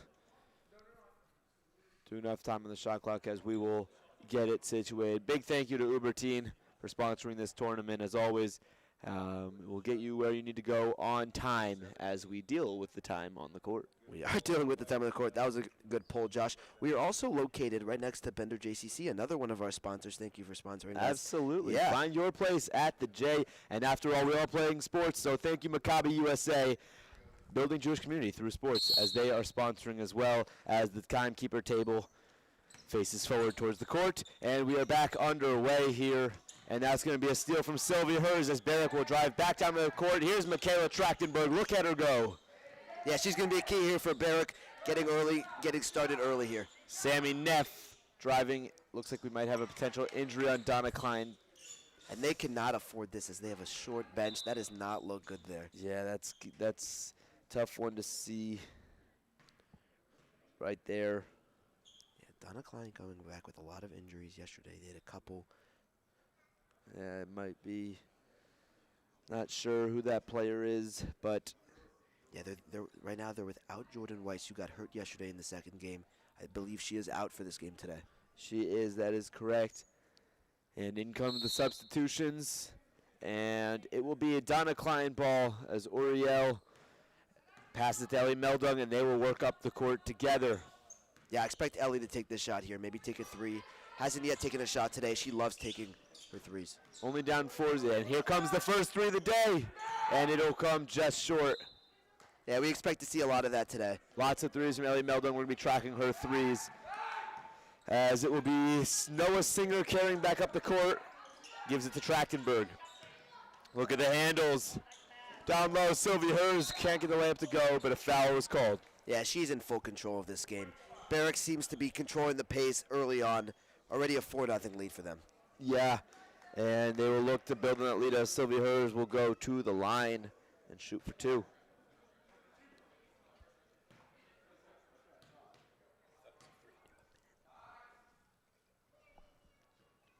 And that first one will not go for Sylvie Hers. she will look to capitalize on the second opportunity. As Uriel Taylor looks to box out. And that one will go. A 5-0 lead built up, 6:41 remaining in the first. And here comes Donna Klein. Yeah, Josh. Donna Klein has an empty bench today. That could really come into a factor later in the game. They're going to be very tired trying to press this court today. It's going to be a tough game for them with no bench, with Barrick having 3 people on the bench today. As Uriel Taylor works down low. Out to Meldung. Here comes the 3, and it's money for Meldung. That was too open for her. You do not leave her that wide open. If Ellie Meldung has an open 3, she will take it and deposit it. As this ball comes up to Sammy Neff. Take her shot. It'll go just off, and that's a rebound for Ellie Meldung.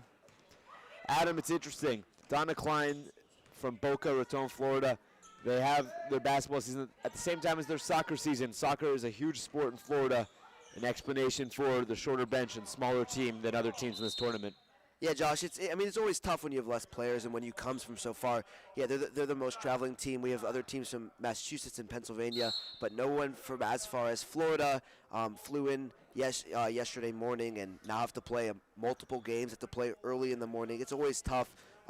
So really settling down in this first quarter is going to be big for Donna Klein. And the key to the game is stay on the same page, stay positive, and get that ball over to Meldung as a timeout has been called here. Adam, what have you liked so far through the first minute or so of this game? Well, so far it seems like Barrick has most of the control in this game. Donna Klein has Ellie Meldung, but that's about it. And Barrick really, they seem like they're setting the pace. I would like to see them push the floor a little bit more, get your easy looks. They're rushing it a little bit, and defensively take away their best player. Double team. Make somebody else beat you, and if they beat you, then go guard Ellie Meldung. I'm going to be looking towards junior Uriel Taylor to help out Ellie Meldung and get this offense going. 5-3, 5:40 left, and here comes Barrick. Sammy Neff surveying. This ball will come out to Trachtenberg. She looked to find hers down low, but that one's blocked away by Ellie Meldung. Yeah, I don't know why Barrick went for that ball out of bounds. Looked like it was going to be their ball, tipped out of bounds off of Meldenberg, but yeah, someone went for it, and now it's Donna Klein basketball. Donna Klein basketball as Ellie Meldung calls for a play. And pass just a little bit too much for Uriel Taylor, as it will be Barrick basketball, and that's a turnover Donna Klein would like to have back. Yeah, Josh, game 2 of 4 here today. We have Gann boys basketball who just got the win here against Barrick boys. They'll be waiting for game 3. Probably going to be here with a 2 seed versus the 3 seed playoff matchup in the semifinals, Josh. Absolutely. As Trachtenberg will look to the corner, and this ball comes out to Sylvie Hers down low. And that layup will be good for Adele Hasselkorn, checking in with her first points of the day. Yeah, they're playing great team basketball. That was awesome passing there from Barrick. Looked like a very put-together unit. Would not be surprised to see this Barrick team end up as the 1 seed heading into the playoff portion of the tournament later this morning. It's about 9:40 a.m. here. We've been going since 8. Yeah, Meldung is getting trapped here today. Barrick is playing great defense right now, taking her out of the game. I would have to imagine the scouting report is, don't let 5 shoot the ball. Taylor to inbound here.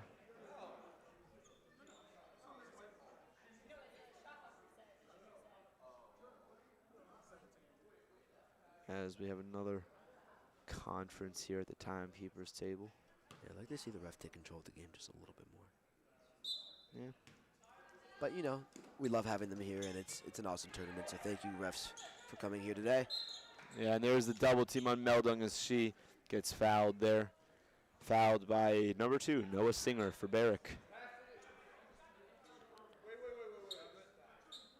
Yeah, someone else is going to have to step up here and help out Melly Meldung. She cannot do it all herself, and Barrick is doing a great job taking her away right now. So I would like to see somebody else take a shot, get open. If they're double teaming somebody else, then you're going to be open. So make the shot. Yeah. We resolve more issues with the shot clock there.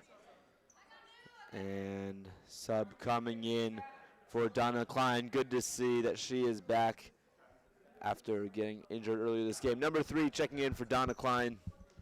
And the ball will be inbound. Whoa! Not sure who. Yeah, a little bit of miscommunication there for Donna Klein. Yeah, not sure who the recipient of that was. As they say in the Major League movie, just a bit outside. So Sammy Neff to inbound this ball over to Noah Singer. Trachtenberg in three-point range right now. You've got to imagine this ball is going to go to her. Yeah, the ball right now offensively revolves around her. She's the key player right now. Yeah, but Barrick right now playing great defense on Donna Klein, only giving up 3 points right now, 3:30 left into this game. As we have a lot of stoppages right now. I'd like to see the ball just be played. We have some delay going on right now. Not sure what the holdup is here. Yeah, we have a lot more basketball to come. I'd like to see them get this Look game for an move explanation.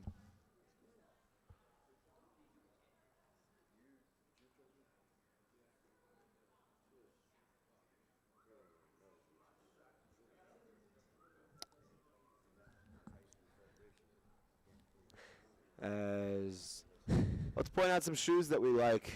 More pink shoes over on the court for number 3 from Donna Klein. Gotta love those shoes. Ellie Melding's shoes also pretty nice. Got a yellow, orangish, pink kind of look going there. Yeah, I like the classic white shoes from Oriel Taylor over there. Yeah. Number 11 in white. Absolutely. As we wait to continue in play here.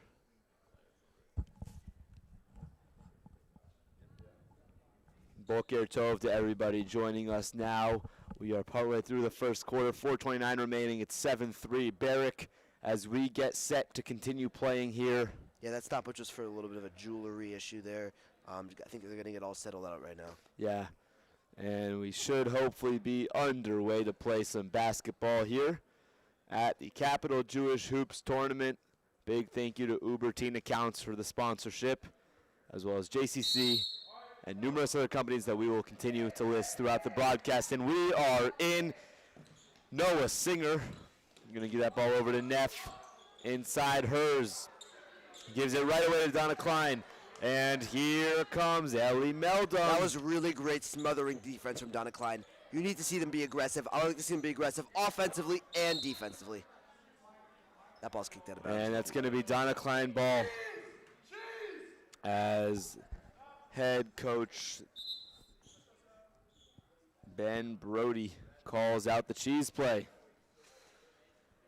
And let's see what Donna Klein can bring to the table here. Yeah, who do we think Cheese is going to, Josh? I mean, who else I'm would going to guess Ellie Meldon Yeah. here. But let's see. Tight game so far, 7-3. 4:09 remaining in the first quarter. And Oriel Taylor, ball goes out to Meldung. Up top, too hot to handle. They keep it in though. Great save from a backcourt violation, but it's going to be, it's not going to be made. Put back up by Trachtenberg, and she will check in with some points for the day. It's all about offensive rebounds, Josh. You control the boards. You control the game. And Trachtenberg using that height to her advantage, just dictating how this game is going to go. As Meldung double-teamed in the corner, but she works through it anyway. Josh, they are not letting her do anything. This is great team basketball by Barrick. Sammy Neff to run away with the layup, and she will put one up. Yeah. They've had a great scouting report so far in this first quarter. Take away Ellie Meldung. You'll control the pace of this game. Absolutely. Yeah, Meldung dropping 35 in her first game yesterday. You'd have to imagine that teams have her on the radar now and understand not to give her an open shot. As timeout will be taken by Donna Klein. Yeah, they're gonna have to make some changes here. Barrick has had all the momentum. Their defense has been caressing Donna Klein. They need to make some adjustments offensively. Yes, absolutely they do. As Adam will give a word to all of our sponsors. Thank you so much for sponsoring us. Yeah, thank you so much for sponsoring us. PMM Companies, Crooked Monkey, Greystone Consulted from Morgan Stanley, JC Bender JCC of Greater Washington, find your place at the J, Ubertine Accounts, NTL, Philip Margolis and Family, Forbright Bank, Maccabi USA, building Jewish pride through sports, and Nauticon. As well as the Fedorovich family. Thank you so much. Pete Fedorovich, Tournament Director, Jeff Chessman, the President of the CESJDS Athletics Booster Club, as well as Athletic Director Becky Silverman for bringing us the tournament. Big thank you to Matthew Landy as well, Assistant Athletic Director, managing the book here at the game. And thank you so much to our student volunteers at the timekeeper table. We got Sam and Ryder down there. Keep it going, boys. Yeah, everyone who makes this Capital Jewish Hoops Invitational possible, we thank you. This has been a really fun tournament, and I think these players will be thankful for all of our volunteers. And we have today. so much ball ahead of us here, as it's going to be the Barrick ball, as Sammy Neff will carry it down the court. Oh, she goes easily right past her defender. And here comes Neff, cutting to the inside, goes up and fouled by Oriel Taylor. And Adam, something that makes this Barrick offense so dangerous is you got Noah Singer, Sammy Neff, Adele Hasselkorn, all people who are going to put up shots, Sylvie Hers, and then you also have Michaela Trachtenberg, the all-star. Yeah, Josh, something I've seen from this team, they're not afraid of contact. They'll go inside, they'll draw the foul. It's something that's really special when you got a really great team. And that's the first shot made by Sammy Neff there. But exactly, with the Donna Klein offense, you know, a lot of the ball might be going to Ellie Meldung, but when you talk about the Barrick offense, you really have no idea who the ball's going to go to because they have shooters and people who could score all over their team. As Sammy Neff is going to make the second one, and she's going to sub out for Sylvie Hers. Here comes Meldung down the court. Yeah, it's been a while since Donna Klein has scored. No buckets in about 5 minutes here for Donna Klein. Since Meldung's first and only 3 of the day as she dribbles. She gets another opportunity, and it's good for Meldung. You knew that one was good. As soon as she hopped into that shot, that one was way too open for her. She found a bit of space. She's really making a name for herself here in Jewish sports. As Sylvie Hers cuts to the basket and takes an easy layup to put up 2 more points. 15-6, 2:27 remaining in the first. Here comes Donna Klein looking to respond. And Adam, how is Meldung going to create some more space for herself to do what she needs to do when she gets double teamed so often? Well, it's all about finding the open person. So if you're double teamed, you need, like right now, they have somebody standing behind her. You need to get open inside. But she'll take it anyway and off the rim. She's going to have to, if nobody else is going to get open to her, she's going to have to force up more shots. And it's going to be very hard to come back when she's forcing up contested long threes. As it is. Even with how good she is, Josh, it'll still be very difficult. Absolutely, as Trachtenberg carries this ball down the court. Trachtenberg rocking the pink and white basketball shoes. She drives towards the basket, pulls up a floater, no good. Oriel Taylor with a big rebound. Gets away from the trouble. But you see the steal. And a big turnover down there. Noah Singer, and one off the steal under the basket. Unbelievable job. Josh, that is what I was talking about. Not afraid of contact, not afraid to get in there and strip the ball away. Beautiful play by Taylor. Yeah, by Noah Singer. Noah Singer, yeah. Oriel Taylor got caught napping a little bit under that basket. Look to see how Donna Klein will respond to that. And that one is going to be good for Noah Singer, cashing in some more points. And Oriel Taylor passes it back to Ellie Meldung, and away we go. Oh, wow. Oh, wow. Look at the handles. Put up a shot. And it won't go. Josh, as we have 1:27 left in this first quarter, I want to catch your attention with some breaking news in the NFL world. Head coach of the Buffalo Bills, Sean McDermott, was just fired after they were eliminated in the playoffs by the Denver Broncos. Yeah, I know for you, especially as a Bills fan, that one will hit hard. But we have a lot more action in basketball here today, so we got to stay focused, Josh. We'll stay focused. We can focus on the Bills a little bit later on, or at halftime, as this ball will return to Meldung's hands and out of bounds, but I think it will stay Donna Klein ball. As Oriel Taylor will look to inbound. Yeah, maybe we call the cheese play here. Maybe it could be cheese. Adam, who do you think the ball's going to? You know who it's going to. Surprise. Surprise. And Meldung to carry. Just set a pick and take a shot as Oriel Taylor will get that ball down low. Driving towards the basket, Sylvie Hers towering over her. First shot taken by anyone other than Ellie Meldung today. First attempted shot taken by anyone other than Ellie Meldung there as Noah Singer drives back down the court, finds Sylvie Hers up top the arc. Gives it right away to Donna Klein, and A little bit of miscommunication here so far. Still And- early in the morning. These people probably just woke up, but Well, it is nearly, I don't know what time it is. It's almost 10. we've been awake for a while. We are not tired at all. Boker Tov to everybody who might be joining us tail end of the first quarter here, as that's going to be a clean block, and here comes Ellie Meldon driving down the court. Look at her fly. That was interesting, and they will call a travel on her at the end of the line. Anyway, it will be Barrack basketball with 17 seconds left to go, 18-6, Barrack. I think she threw it behind her back because she was trying to get the foul there. Felt like she was pushed a little bit, but yeah, not too much on that call there. Yeah, not too much, as Noah Singer will bring it back down, pass it off to Dana Hasselkorn.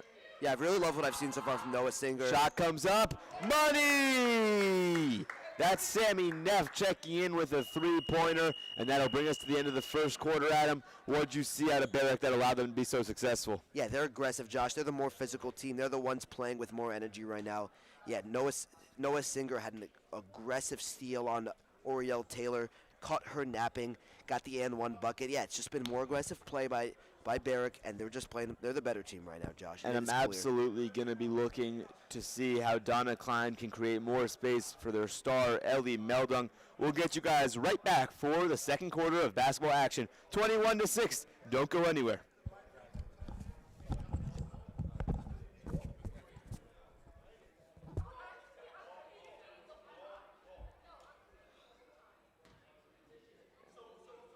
How are they going to be up 15 points right now and fighting?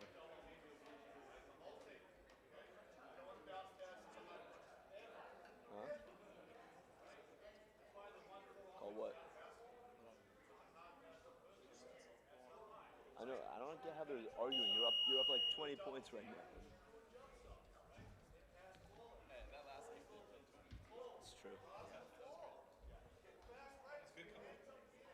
It was.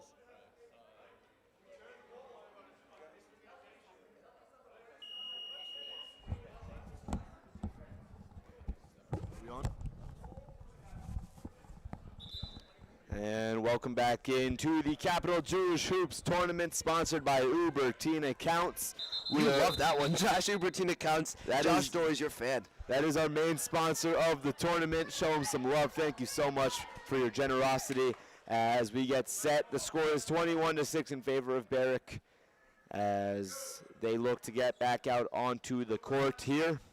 You know, Michaela Trachtenberg just started the second quarter, but right now they don't seem to need her. They've been playing really great team basketball, not making one player take over the game, playing great team. Absolutely. Without going into it too much, there seem to be some minor disagreements on the bench between Barrack at that quarter break. Yeah, I think it's just that this coach expects perfection, because this team is just, when you're such a great team, your coach expects so much from you. Yeah, I heard him emphasizing communication, and so we'll look to see if Barrack does a better job talking here in this quarter, as Noah Singer will get that ball out to Sylvie Hers. Back to Singer. Dribbling, driving towards the basket, pulls back.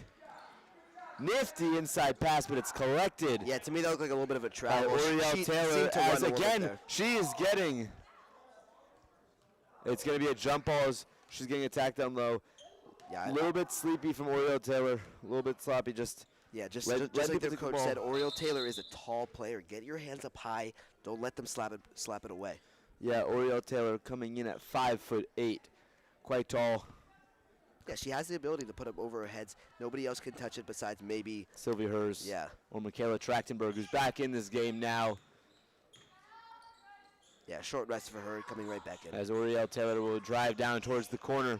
Switch it back up top. Meldung. I'd like to see more cutting here from Donna Klein. A lot of just standing Meldung puts around. up a shot. No good. Yeah, a lot of just standing around right now from Donna Klein. I'd like to see them cut to the basket more. Especially it feels like Taylor and Meldung are the sole providers on their offense. I'd love to see some more players activate here, as this ball is scooped up by Ella Dubin checking into the game for Barrack. And it looks like Adele Hasselkorn getting ready to come back into this game as well, as down low, Sammy Neff draws a foul. Yeah, great pass there from Trachtenberg. She has incredible court vision, Josh. She really does. She just understands everything about her. It's like she has a 360 camera for eyes. Sees everything around her. Yeah, Josh, we are 21-6 right now with 6:41 left in the second quarter. It is all Barrack right now. Yeah, look to see if Ellie Meldung and Oriel Taylor can get something going here, as well as with their teammates Tilia Rosenberg, Savannah Ferraro, Jordan Weiss, Oriel Taylor, Luna Farache, and Amber Bernstein. And that one's going to be collected by guess who, Adam? It's Ellie Meldung. Yeah, who else would it be, Josh? Behind the back dribbles. Wow, look at the handles. She will drive around, look for a new look. Passes that one out, number 3 on Donna Klein. Showing off some nice dribbling. Oriel Taylor gets the ball. Could they have something going here? Driving towards the basket. Number 3 from the corner. It's no good. Yeah, Josh, even though that ball was missed, that was their best possession of the game. Best ball movement I've seen from Donna Klein so far. And that'll be a foul on Meldung.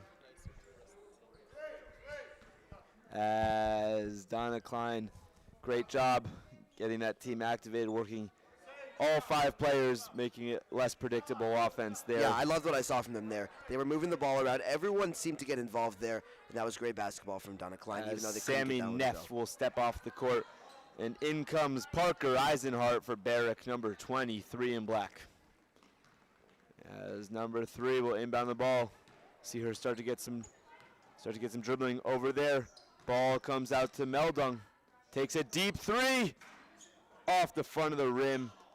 And Barrick is going to come down with that rebound.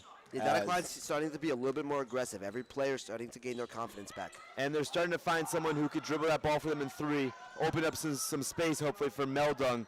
As that one is passed from Dubin. And Trachtenberg is going to collect that ball. Cut to the inside. As Sylvie Hers hits the front of the rim. Shot put right back up. Parker Eisenhart. Offensive rebound after offensive rebound for and Barrick. Trachtenberg puts up the 4th shot, and that'll go. You cannot lose 3 50-50 battles in a row and not expect them to score. How can you stop Trachtenberg inside? She is a force to be reckoned with, Josh. She really, really is.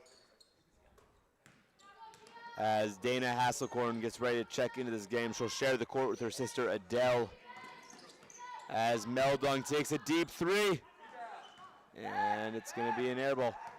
As Trachtenberg will carry, stretch pass down low. The layup is good for Ella Dubin, checking in with points on the day, 28-6. Yeah, Barrick was able to find Donna Klein napping a little bit there on defense for the fast break points. As Meldung carries the rock over center, passes out to 3.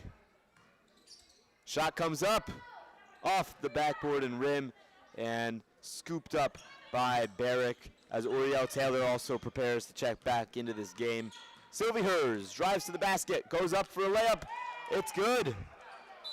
Yeah, good fundamentals there for Sylvie Hers. Barrick basketball is just, they're a force to be reckoned with right now. They're the team to beat in this girls' tournament. Absolutely they are, as it's going to be timeout. Donna Klein as they look to iron out some of the kinks right now. Down 30-6, 4:19 remaining in the second quarter. Josh, what are we looking forward to in the rest of this tournament? We got the semifinals matchups coming up, 2 versus 3 here at the lower school for the boys and the girls. What do you want to see? Yeah, that's going to be the closest game of the playoffs for sure. Still waiting to hear exactly who is going to play who, but it looks to be. We're expecting Gann to be playing here because we know the JDS boys got their win here, got their win at the upper school earlier against Donna Klein boys. I'm expecting it to be a rematch from this morning. Again, Barrick rematch. Barrick falling to Gann in that game, but they made a really close comeback effort, and they know exactly what they need to do. I think in the playoffs it's going to be much closer, much more feisty, competitive nature, because that's when it gets real, and that's when they understand, it's win or go home. Yeah, Josh, we saw Barrick outscore Gann in the second half. They are a team that can beat Gann. We saw what they were able to do in the second half. We saw the way that Elijah was able to take over the game, and if he can do that again in their semifinals game, presumably against Gann, I think they have a chance in that one. And undoubtedly, Donna Klein definitely wants to go home, back to the warm Florida weather after being in this freezing Maryland weather, but they would love to return home with a trophy. See if they can climb back in this game. Down 24, but what is that? It's only 8 threes for Meldung. That seems pretty doable.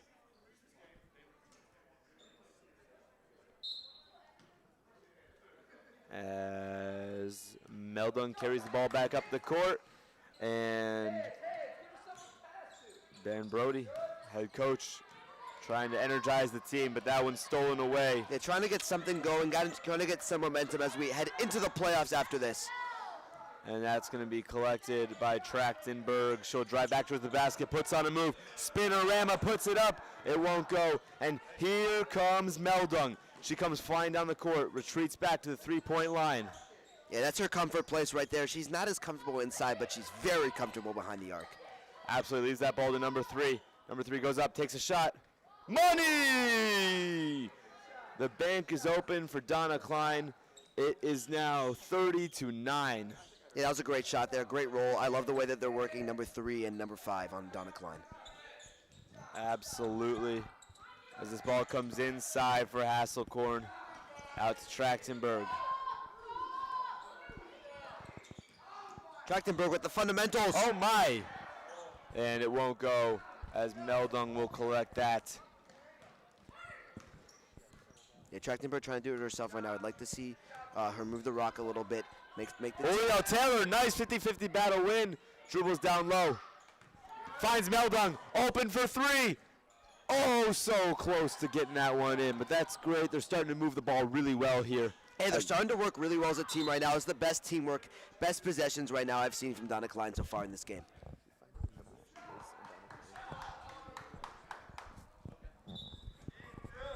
As it is going to be Donna Klein ball, Oriel Taylor to inbound to Adam. Guess who? It's Ellie Meldung. It's Ellie Meldung. Who else would it be, Josh?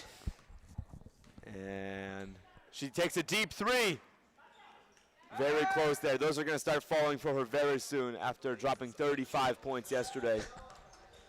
Yeah, you can tell that Donna Klein's head coach has given her the green light anytime she wants and it. That's money from Sylvie Hers from the three-point arc to bump the lead to 33-9. We know who else has the green light.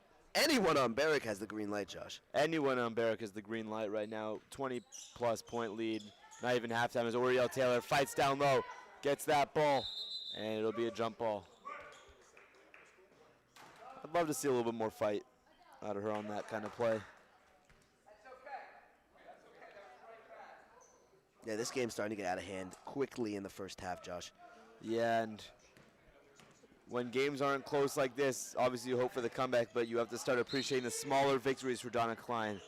Yeah, it's all about the small, exactly what you just said, Josh. It's all about the small victories here. When you're down big, you want to take advantage of every possession, get something going, because as you head in, you have more games to go. This is not the end. You have a playoff game after this. You have a semifinal game later. You want to take advantage of all the small wins, head into there with some momentum. As they're going to track how many points can Ellie Meldung put up, how many stops can they get. Well, it seems like Barrack might try and set a franchise record. On pace for well over 70 points. As Oriel Taylor subs out of the game.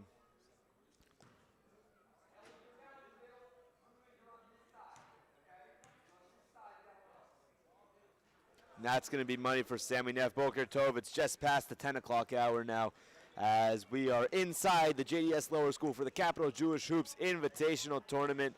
Here comes number 3. Yeah, Boker Tov is right. If you're not awake, wake up now. We have great basketball action here at the CESJDS Capital Jewish Hoops Invitational. Game 2 of 4 on the day. Nice passing there. A little bit of a push by Noah Singer, but she will collect the ball anyway. She's driving down towards the basket. She puts one up. No good. And that ball might have gone out of bounds. It's going to be Donna Klein basketball with 1:37 remaining in the first half. Yeah, Barrack's still staying aggressive. Didn't get that one to go, but great aggressiveness on the fast break layup. Absolutely. Tight handles there by number 3. Try and figure out that name. Yeah, not on our card sheet, but she's been a great enforcer in this game, and I'd like to see her take some more shots today. Sporting the pink shoes, what a move, but blocked out of the planet by Sylvie Hers. And here comes Sammy Neff, driving towards the basket. Pickpocket there by Tilia Rosenberg. Great defensive play, but it could not stop. Yeah, good luck shooting over Sylvie Hurst. She is a force to block, Josh. But that play by Tilia Rosenberg was a great defensive play there, halting the offense for just a moment as that's a turnover, and it's just going to be Noah Singer passing it to Neff, and one. Great team play, Josh, for the and one bucket. Everything going right now for Barrick. Yeah, it's going to be a call on Ellie Meldon. Josh Barrick nearing in 40 points, not even at the halftime mark yet. To set, sorry, pardon me, I yawned there. To set a Capital Jewish Hoops Invitational women's record for most points in a half, as this is the inaugural. Yeah, hopefully some more basketball in the years to come here at CESJDS. Oh, absolutely. Yeah, You've got the reigning defending PVAC champion JDS girls basketball team in the tournament right now, as Ellie Meldung will carry the ball down into the corner, back up top. Check out the dribbles, passes to number 3. Find some open space. Back to Meldung. Back to 3. Guess what? It's back to Meldung. Who else would it be, Josh, with 6 seconds? 10 seconds. 10 seconds left in this first half, Josh. And Meldung looking to make something happen. Sees the clock. Step back 3. Off the rim, collected by Sylvie Hers.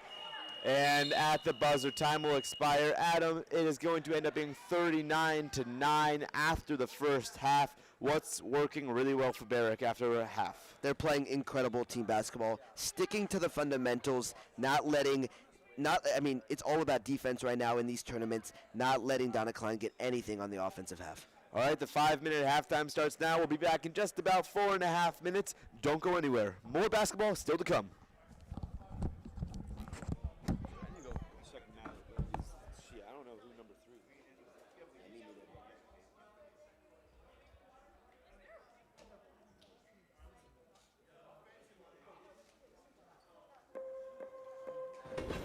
We have 3 boys in 3 schools in 3 different boroughs. I work on one side of town, and my daughter goes to school on the other.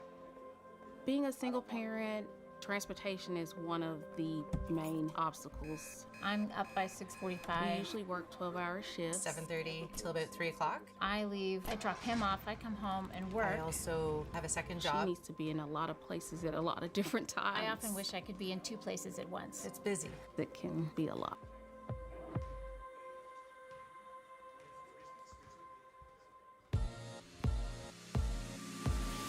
I started using my routine account to get to my internship at the hospital. I can use it going to my friends' houses, going to the mall, going to work. I do everything with it now. When I saw how easy it was to add their accounts, it just was like a no-brainer. Using Uber for Teen has really made life easier for all of us. Being able to follow along when he takes a ride makes me feel like I'm with him, even when I'm across town. Hi there. I like the feeling of not having to rely on my mom because we both have such busy lives. It did wonders for our family. Using my routine account, it definitely helped my mom, probably more than it helped me because it really took the weight off her shoulders. She's the most hardworking person I've ever known. It's called Uber for Teens, but it's really for parents.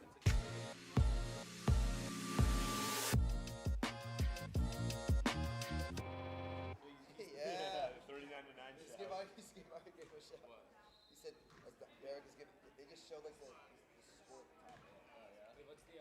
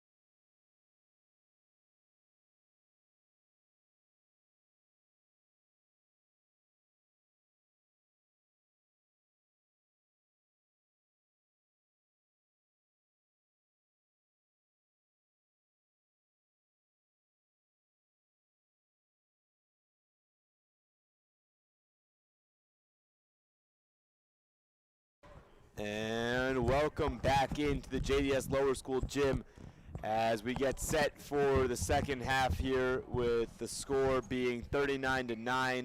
We want to give a big thank you to some of our sponsors here today.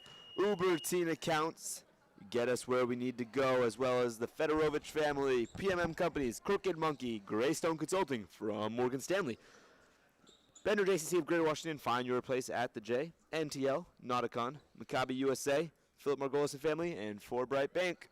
Maccabi USA, building Jewish people through sports. Absolutely, as we look to get some more sports going here, as it will be as Meldung will have the rock here, look to dribble. Yeah, it's key to start off the second half hot. Even if you're down big, get the small wins, get the small buckets here. Start off strong. As Meldung will draw a foul. Yeah, Josh, Ella Dubin fouling. as we've seen in this Capital Jewish Hoops Invitational, we've seen a lot. Every single possession matters. Every small thing that you do contributes to the game, contributes to the tournament. So it's all about winning your possession right now. Winning the possession. And it's all about holding your head high. Most likely the semifinal matchup will be a rematch of this game. So it's all about figuring out what you need to do to counteract their scoring. Yeah, maybe not showing some of your plays. We might see Barrick. Deep three from Meldung, and it won't go. We might see Barrick try to hide some of their plays back in their book because they're playing this team again to bring it out if they need it. And not only for this, but also save some plays for tomorrow, assuming that Barrick does make it to the finals or even the third place game. They're playing another game tomorrow for a spot on the podium. So they're absolutely going to want to save some plays for that, not give it away. As it's going to be Sammy Neff draining a three. Yeah, that was very nice footwork on that three, Josh. Stepping back.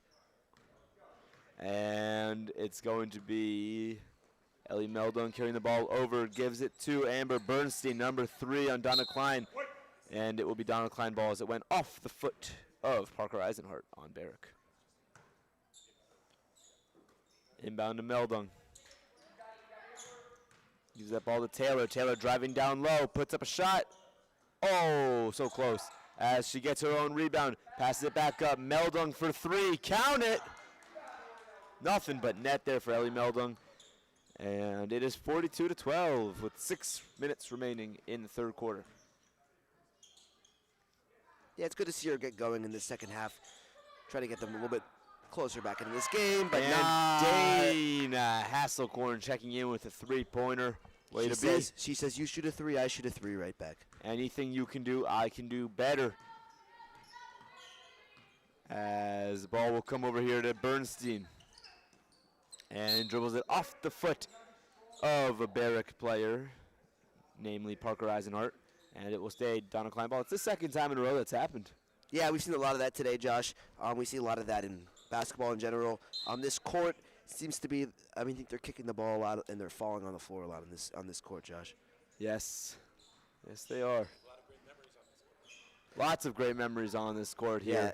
Jeff Chessman, who put a lot of this together, we want to say thank you to him. He said he has a lot of memories on this court. A lot of memories on the other court here at this school, too, as this court is fairly new, built for JDS. Yes, Jeff Chessman on this court once put up 56 points in a game. And well, it's what he says, how much we believe. Oh, sorry. It's 66 points in that game. Pardon me, I misspoke there. It's all hearsay, but if we believe it, then anything's possible. Just like Torah Shabbat Pay. There's no written record of it, but it's true. And timeout, Donna Klein, as we continue to talk about Torah Shabbat Pay, more commonly known as Toshba in the Jewish community. Yeah, Josh, I want to talk a little bit about the NFL, because we're going to go back to what we discussed earlier, has the breaking news as Sean McDermott was fired. Bill's now looking for a head coach. I'm a Bills fan. I want to get your input. I want to get my input.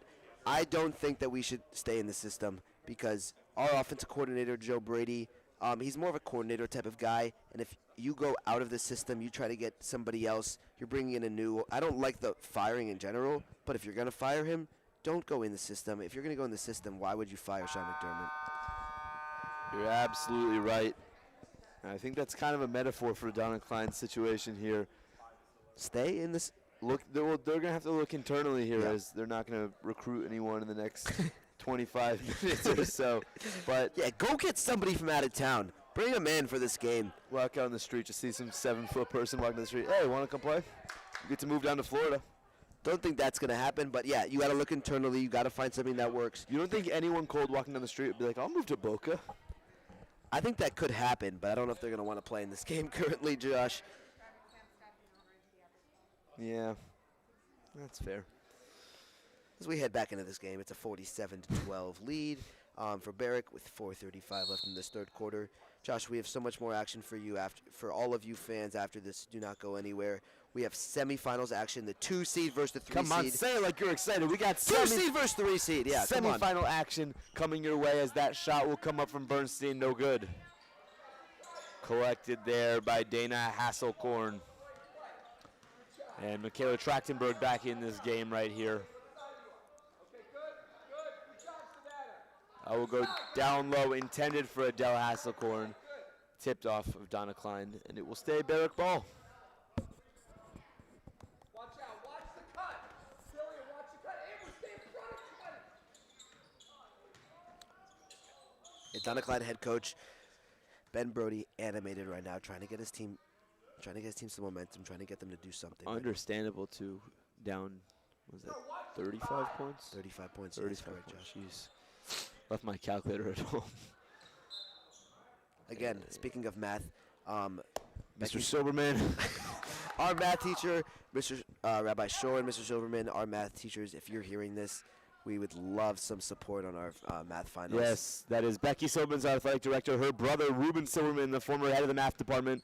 Adam could use some extra points on his math final. And Rabbi Robbie Shore, I could use some extra points on my math final as well. If you could help us out with that, as Uriel Taylor looks to help out the Donna Klein score. Yeah, again, give them because- some extra points. Because And that's turned over. while we should be studying for finals, instead we're here watching this amazing basketball, commentating for you guys, getting you guys the best action here today, instead of studying for our math finals. So please get us the points. As Trachtenberg's just letting the clock wind down a little bit. That shot goes up. Dana Hasselkorn off the rim. Trachtenberg collects the rebound. She has dominated the offensive board possession, Josh. She is playing really great basketball right now. Trachtenberg showing off some nice dribbling skills there as that ball goes over to Hasselkorn.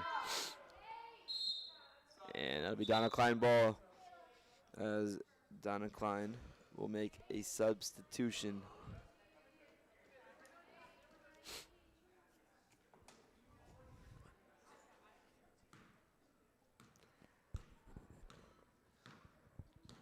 .2:15 left to go in the quarter here. And score remains 47-12. Yeah, it looks like Barrick is staying here. It looks like we are probably confirmed that we're going to have a semifinals matchup of Barrick versus Gann here. Next up, do not go anywhere. We still have 1:55 left in this third quarter, but we have some great action to come. Absolutely some great action to come here, as it looks to be Barrick ball with 1:43 remaining. Looks like we have a running clock situation here.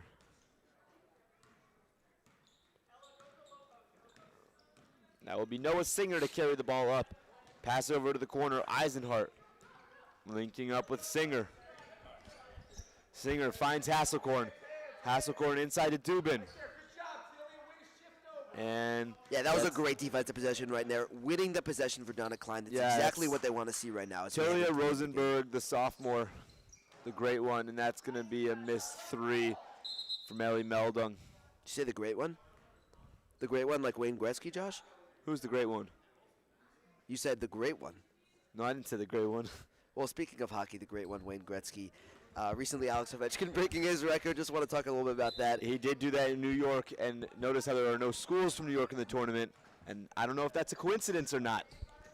You know, Alex Ovechkin owns the DMV. Okay, and Looks so like now we, we're looks like getting we have word- a Wayne Gretzky guy over here. And now we're getting word from our producer. He's probably a Gordie Howe fan, too, by the looks of it. And that ball is too hot to handle for Ella Dubin. Okay, so Sidney Sidney Crosby fan over here. Hey, has anyone at home checked out the show Heated Rivalry recently? It's a brand new hockey show. Yeah, if you're a fan of hockey, Me and Josh have a podcast of our own, Dingers and Dashers. You can go check it out later. We'll be reacting to a live episode of that show. Every Wednesday, Hockey Baseball Podcast comes out. Dingers and Dashers on YouTube, Instagram, Spotify, and TikTok. And the buzzer rains down. And almost had that one, Josh. It was That on target. That one looked good, but didn't have the distance. Well, anyway, if you're a heated rivalry fan, Adam and I are going to do a reaction video to the first episode of that soon. But that brings us to the end of the third quarter, 47-12, a 35-point lead here for Barrick. We'll get you back in 30 seconds. More action to come. It's fine.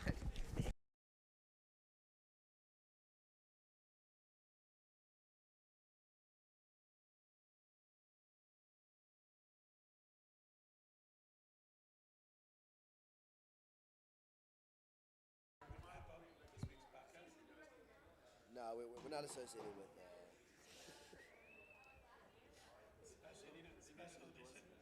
Yeah, we don't want to know people. We don't want to know that. We don't want people to know that we're Jewish. Yeah, I don't know. We'll do it if Uber Teen gives us. Yeah, if JDS wants to sponsor us, then. Especially not because you're saying Boker Tov. No, well, here it's okay Yeah, because here. it's the environment we're in. I mean, if one of these sponsors wants to sponsor us, then we'll say we're Jewish. But Uber Teen can sponsor us. That is maybe the most Jewish thing ever. You would only say you're Jewish if you're being paid to say you're Jewish. Wow. That is textbook. Yeah. It's true, though. Yeah. And we're back. Boker Tov, everybody. It's about 10:30 a.m. here in the gym. Welcome back inside the Capital Jewish Hoops Invitational. Where Jews play basketball, Josh. That's exactly what's happening today. And just like our sponsor, Maccabi Sports, building Jewish people through sports. And here comes a shot. And that one won't go. But the rebound will go for Adele Hasselkorn, getting some more points on her stat sheet. Yeah, it's all about every possession, Josh. We've been saying it all game. Winning your possession. Right now, can Amber Bernstein win the possession? To the inside, and can't do much else there as here comes Ella Dubin. It's just her in the net. Money. Easy there for her. Never in doubt that layup.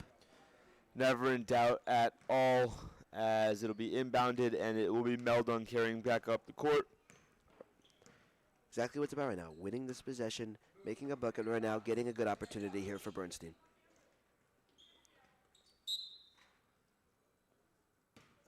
Savannah Ferrero and Jordan Weiss doing a great job for Donna Klein, maintaining positive attitudes throughout this game. That's obviously score matters a lot in these kinds of tournaments, but mentality does too, and you can't forget why you're here, building some mental fortitude in games like this. Yeah, it's all about confidence, heading into the next game. So if you score some points right now, you show something that you guys can do it right now, you'll have confidence heading into the next game as we expect a rematch of these two teams in the semifinals. As Luna Faraj has looked very mentally engaged during this game as well, not taking her eye off the prize.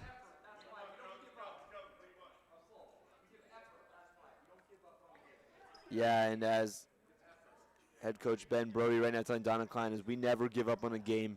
We give effort. The score might be 53-12. They're down 41 points, but that's not going to change the way that Donna Klein plays basketball. They have an identity, and they know what they're about. Yeah, Josh, what they should do, take the score out of the game. You should not know what the score is right now. Play the basketball game like it's a brand new ball game. Win this game from 6:37 left in the fourth to the end of the game. That's your goal. Absolutely, 0-0. See if they can win the rest of this quarter here. 6:37 remaining in the game, 53-12. But don't go anywhere after this game because we will have semifinal games coming up for you. The boys 2 and 3 seeds. I believe we have it confirmed that will be Gann versus Barrick rematch, as well as the JDS girls having a rematch against Gann as well as the 2 and 3 seed, as they are in a tight game right now. Last we checked, it was a 4-point game with a couple minutes left. And it will be Barrick ball. Shot comes up. It is no good. Donna Klein ball. Yeah, right now, win this possession. I want to see Amber Bernstein take the control of the game right now. She's played really well in the second half, playing really aggressively right now. Check what happened in the JDS game. As we look to get you a score update from the upper school, as this one's going to roll away from Donna Klein. And that's going to be Ella Dubin passing it across the court. Dana Hasselkorn surveying the options. Gives that ball over to Parker Eisenhart. Eisenhart goes to the basket, shoots off the rim and out. Sylvie Hers can't corral the rebound. I don't have a score update. As it will be Donna Klein ball going down the court. And the team holding their heads high as head coach Ben Brody told them, we do not give up. Yeah, you never give up in a game. You don't think about the score as it is, and you play basketball like you play basketball. You have a lot of basketball left in this game. Play the game you want to play. Make yourself feel good about the game you played today. Tilia Rosenberg playing some tight defense there, not letting that shot get up as Ella Dubin will cash in on the rebound. Yeah, Ella Dubin's playing some really fundamental basketball right now, making every shot, taking advantage of what the defense is giving her. Absolutely she is, and here comes Burstein driving towards the basket, puts one up, won't go.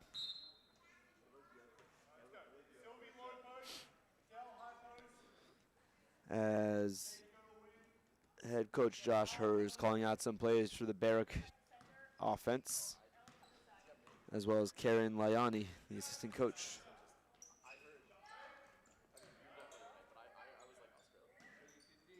Yeah, good defense right there from Ellie Meldon. Rebound comes out, shot comes up from Ella Dubin. No good, the bank was closed. And that was collected by Tilia Rosenberg and dished out to Meldung.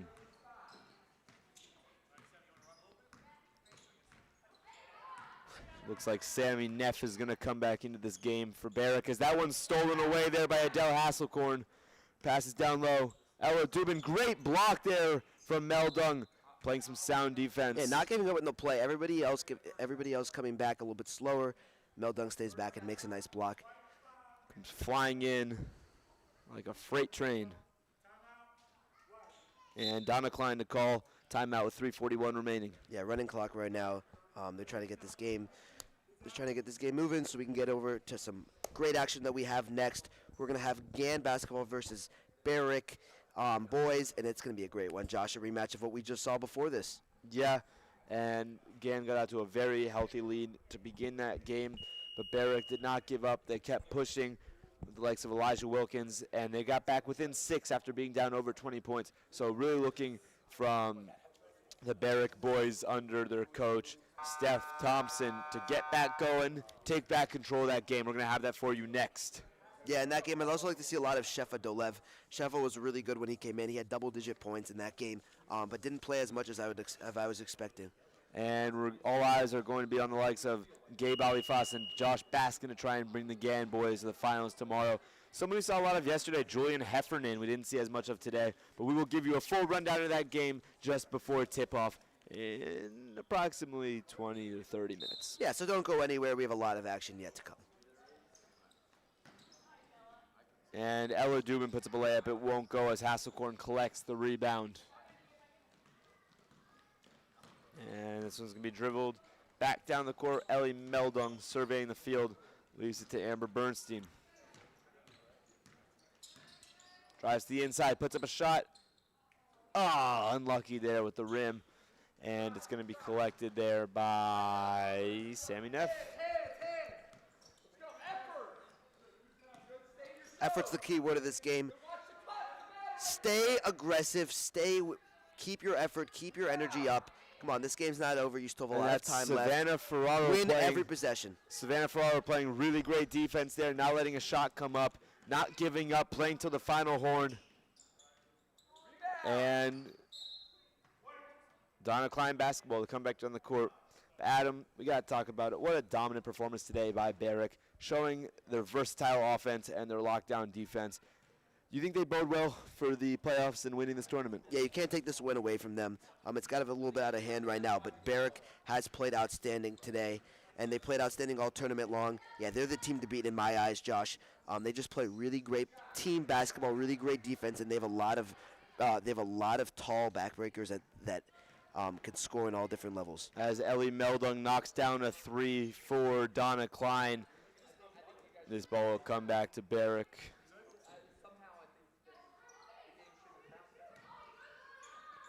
And not good there with a big rebound from Tilia Rosenberg. She's really starting to come into her own and get comfortable over the course of this game.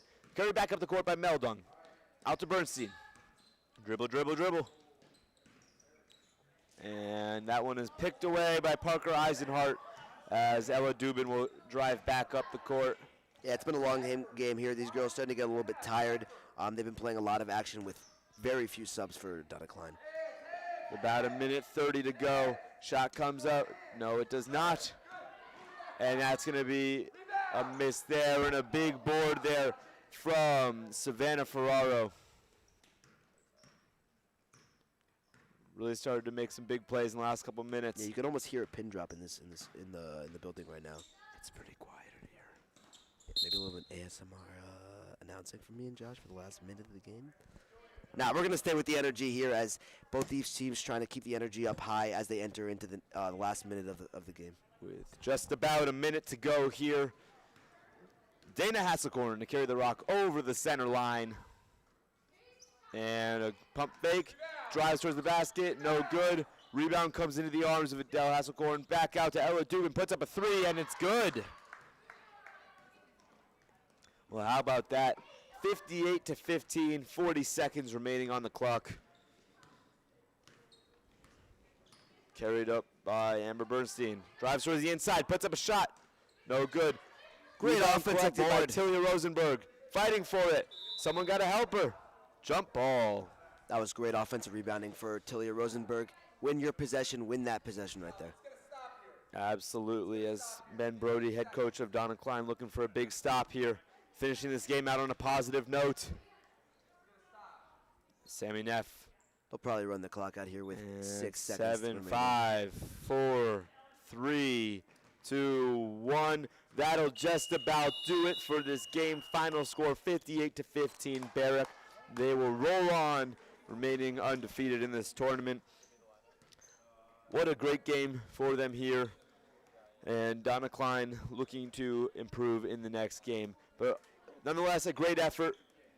And we will get you back here in just a little bit for our first semifinal game. Do not go anywhere. The playoffs are about to get underway. We'll have the boys game between Gahn and Barrett coming up. Adam, it's going to be a doozy. Yeah, this tournament is just heating up, Josh. We have a lot of action remaining. Do not go anywhere. Stay with us. We'll be right back.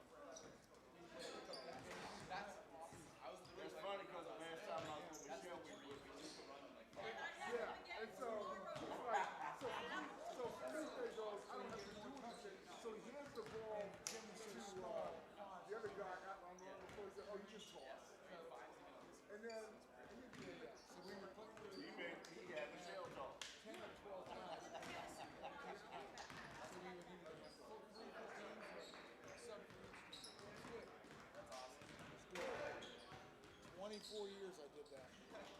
Wow. I never cut it in high school, but I always loved it.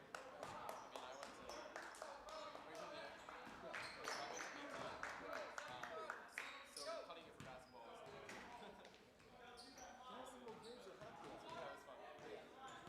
we had our own version of this. So we used to run teams all over Canada, Israel, Texas.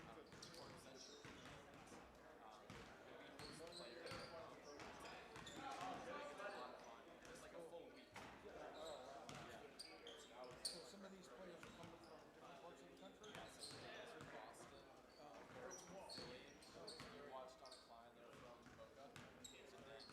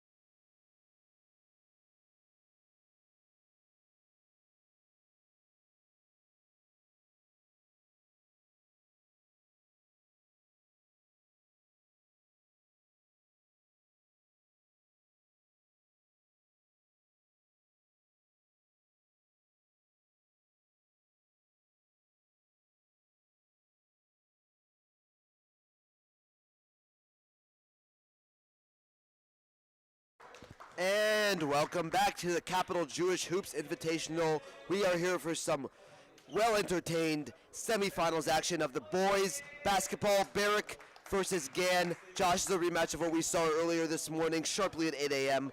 What are you looking forward to in this game, Josh? Bright and early at 8 a.m. that was. Barrick, they got down a lot early. They were down at least 20 points, and they were able to claw back within 6, due in big part to the likes of Elijah Wilkins, as we'll see what they can do today in the second game. I think they're very focused. Now, head coach Steph Thompson gave them the marching orders, told them what worked and what didn't work.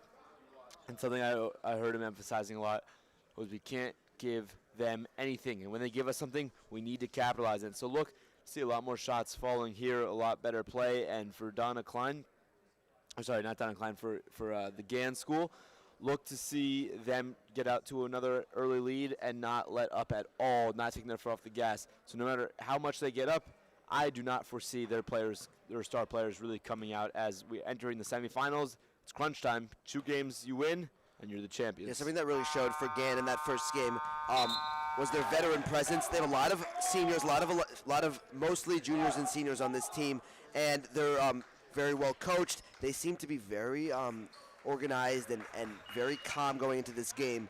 I'd like to see them press the pace early again and get out to a big lead, because you could.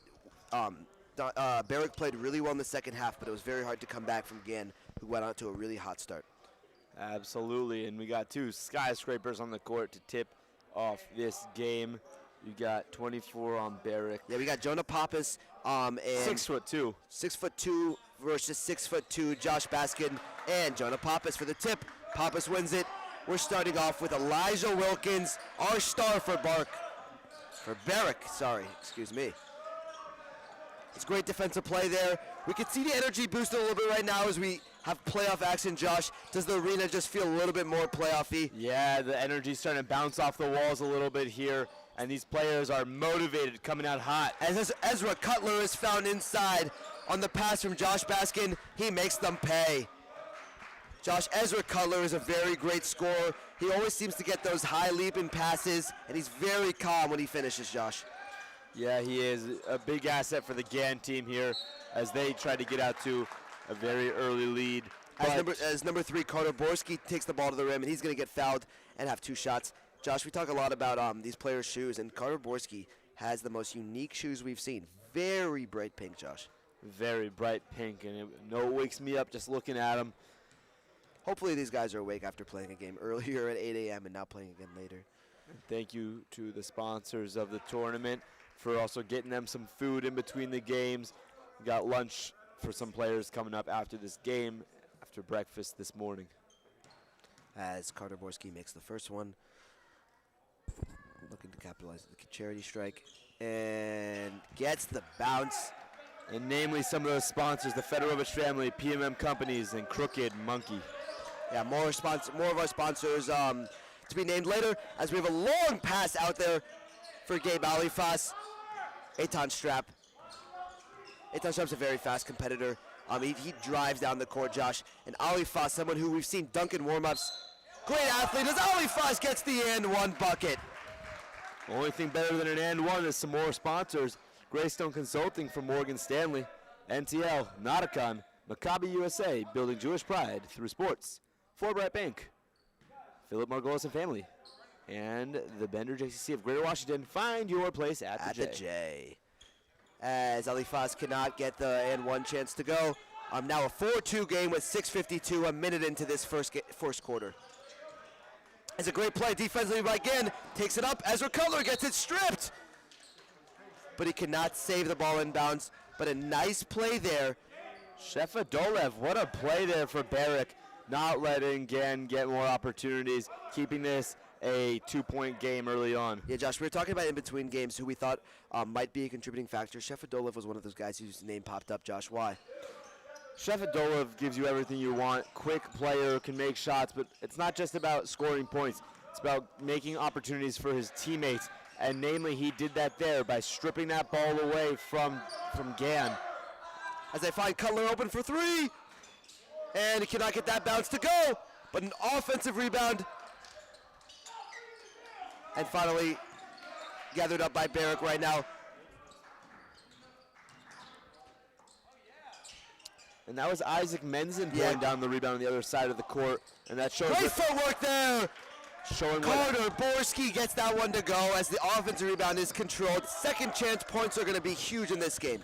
But that just really shows what height can do for a team there. Great passing, an easy finish for Josh Baskin, the 6'2" center. He won the opening tip-off, and then he put up some points there. Great passing. Great passing, and he draws the foul. Carter Borski with a nice pass. He's really controlling the pace right now, filling in with Elijah Wilkins right now. Yeah, and the two of them are conferencing at half court right now, getting some instructions from Steph Thompson. As Jonah Pappas will take the 2 free throws here. It's really important to cash in on every chance you get. And he'll get the first one to go. If he gets this next one, we're back to a tie game. Can't let Donna Klein get out to that lead from earlier on.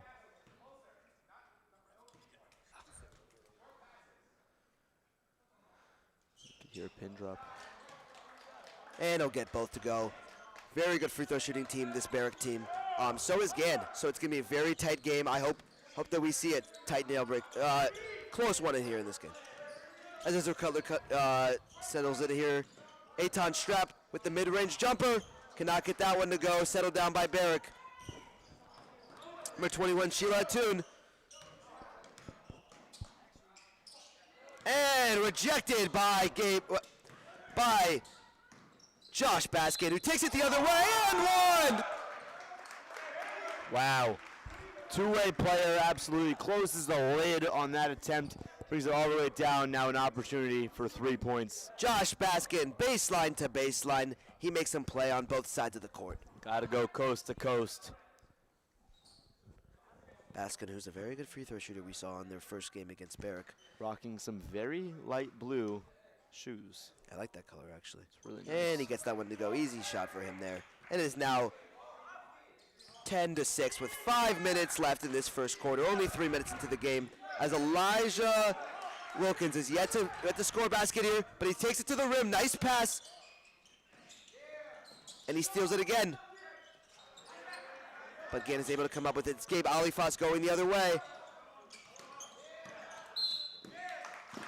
Elijah Wilkins fights forward and gets the foul call. Adam, I'm noticing a lot of these people's shoes are blue and pink throughout the entire tournament. What color would your shoes be?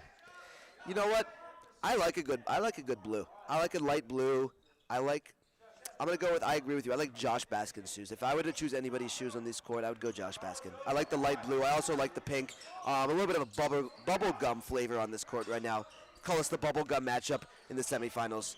We have Gann versus Barrack. Stay with us. 4:37 left in this first quarter, as that one will not go. 10-6 Gann. Eitan Strap the other way to Ezra Cutler. Ali Foss for three! You cannot leave Ali Foss that wide open. He will make you pay. And now it's starting to get out to a lead for Gann, just like we saw in the first game. Barrack needs to get a point here. Connor Borski that gets that one to go. Again, we have the 3 versus 3 matchup. Those are the 2 3-point shooters. It's really ironic that the 2 3-point shooters, both their numbers are 3, Josh. And you could tell that this is a playoff game here. 14-9 with 3:55 remaining in the first quarter. That's a tough take by Isaac Menzen to the rim. 7-point lead here for Gann. Elijah Wilkins, star player for Barrack. He settles it up the court. And they will call it travel. Say Derek Tafila, he traveled.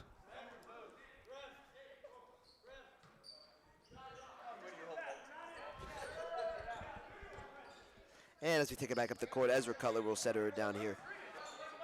First bucket of the game for Gann was Ezra Cutler's as he finds Menzen in tight. That was a nice pick and roll there. Cannot get that one to go though. Elijah the other way. Not enough Barrack people under the basket to get that rebound. As Menzen cannot get that one to go. Playing in tight, maybe going a little bit too fast. Would like to see him settle it down a little bit. They have time, Josh. They got to play at their own pace here, not allow their opponents to dictate the pace of the game. Money. Borski cannot get that one to go, but an offensive rebound for Barrack. Something that they really struggled with in the first game, Josh. Gann dominated the rebound statistic in the first game. This game, if Barrack can get some offensive rebounds, get some defensive rebounds, they'll have a big chance at this one coming back. So looks like he was smothered in tight by Ezra Cutler. Nothing there. Isaac Menzen and Ezra Cutler. But other way, another turnover here. Back and forth. Elijah with a nifty move. He gets that one to go. Incredible play by Elijah Wilkins. What a great play, showing off his versatility here. As it looks like Caden Rocker, the 5'11" sophomore. Josh, this game is now within 2 with 2:13 left in this first quarter. We have a tight contested game. Do not go anywhere. What a play down low by Alifas. And Cutler couldn't get that to go, but he gets his own rebound, and he gets it in tight. As it looks like coming into this game is going to be the 5'11 sophomore Caden Rocker, as well as the breakout freshman Noam Zakin at 6 foot tall, coming in to become the enforcer on the court. Yeah, Noam Zakin getting his first minutes of the game, Josh. The freshman was a big factor in their first game. What do you want to see from him in this game? Honestly, exactly what he did. He blocked a lot of shots. He created a lot of opportunities, lots of great assists. I think that's exactly what he has to do right here. Just get back to his strengths. Yeah, exactly, Josh. I'm trying to get a score check because we have two different scores. Our scores table says 18-11, but we're at 15-11 on our live stream right now. It is 18-11.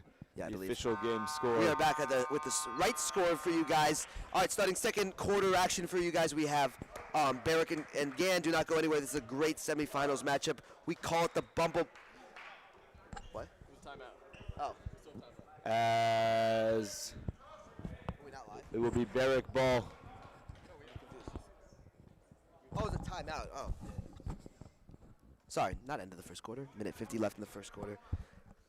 It seemed like this game was going faster than it really was, Josh. It really did. And you know what they say, Adam? Time flies by when you have fun, and that's exactly what we're doing here at the Capital Jewish Hoops Invitational. Yeah, this is a really fun matchup, too. These two teams have saw each other earlier this morning, and they're playing a really tightly contested game as Amitai Wanderer checks into the game, as well as, cannot get that one to go, but as well as number 50 for Barrick, Noam Zakin. And it appears that the Gann girls have arrived at the gym. We believe that they will be playing here just after this game. So have lots of basketball to get to. Game 3 and 4 on the afternoon. Foul on the floor. Carlos Eitan Strap tries to get in tight there. Coach calling for Amitai Wanderer to inbound that ball. As senior Neri Schechter checks into the game for his first minutes of today's action, as well as number 10 for Gann, Jonah Weiss's first action, senior for Gann. As in the corner, Eitan Strap drives in tight, gets it to Schechter, kicks it out. Ezra Cutler in tight. Finish. He is calm when he gets down low, high off the glass. Easy bucket there for Cutler. 20-11. Just a couple seconds more than a minute to go here. 1:03 remaining in the first. Oh. But he gets his own rebound, and he gets that one to go. It's not about how hard you fall, it's about how quickly you get back up. He misses the first shot, and he puts in the rebound. Tal Khan with his first points of the game. Impressive rebound there from him. And now it's starting to heat up in here. You can feel the energy. 40 seconds remaining in the quarter. Yeah, this feels like playoff basketball, Josh. These two teams a little bit this morning, maybe a little bit tired. They are re-energized and ready for this one. Absolutely, a 7-point game, and Barrick intends to keep it at that 7-point differential. With 36 seconds left in the first quarter, nearing the end of the first, we have a lot more action in this game for you guys. After this, don't go anywhere. We have another game for you guys, a fourth game in this tournament here at the lower school. We have Gann girls versus the JDS girls in the 2 vs. 3 seed semifinals matchup, as Eitan Strap cannot get that one to roll in for the layup. And pace has quieted down a little bit. And you notice Gann has not been using that high press that they've used throughout the first 3 games they played in this tournament. And the mid-range, he celebrates on that one too. A nice bucket there.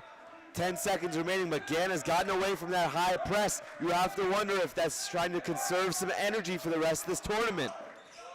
Eitan Strap going to take the last shot. He kicks it out to Amitai. The mid-range bucket, no good. Tal Khan gets the last 2 buckets for Barrick in that game. In this first quarter, 20-15 now, end of the first. We have a 5-point game, Josh. A lot to come here. One heck of a basketball game. We'll get you guys back in just a moment for the second quarter. Stay with us.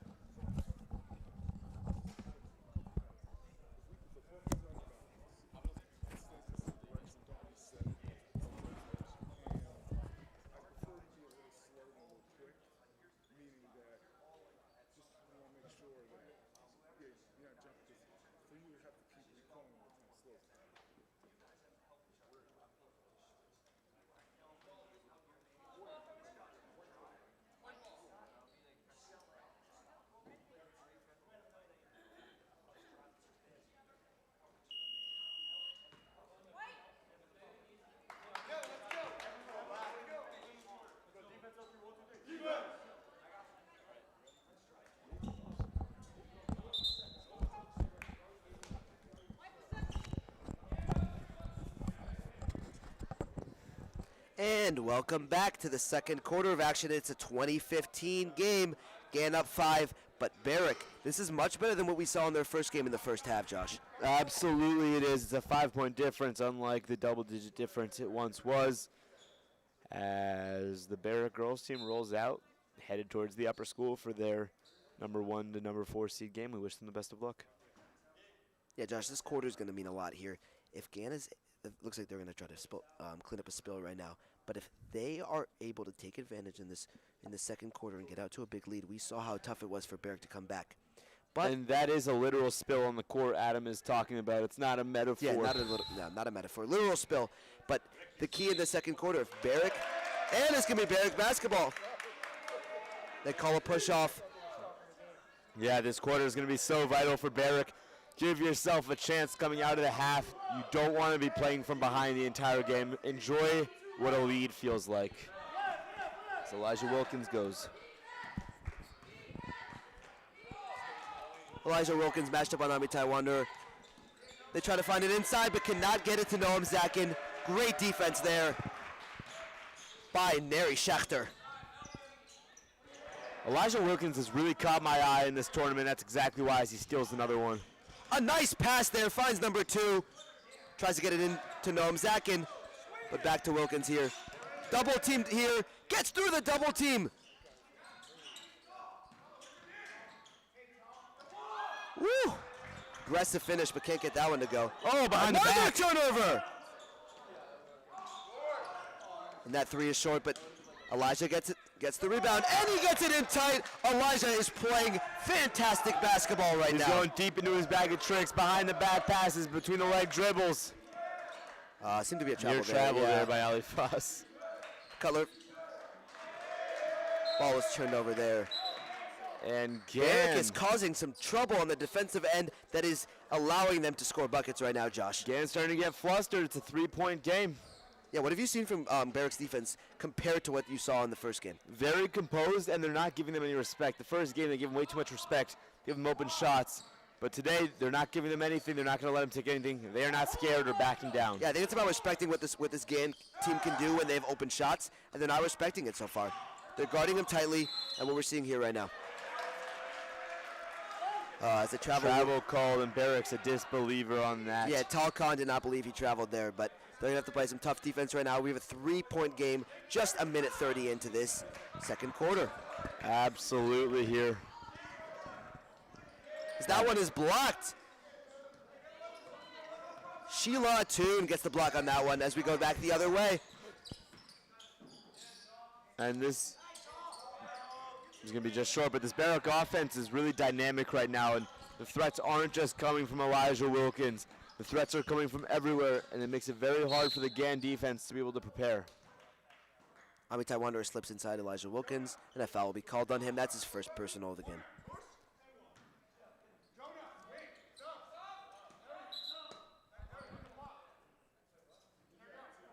As Shefa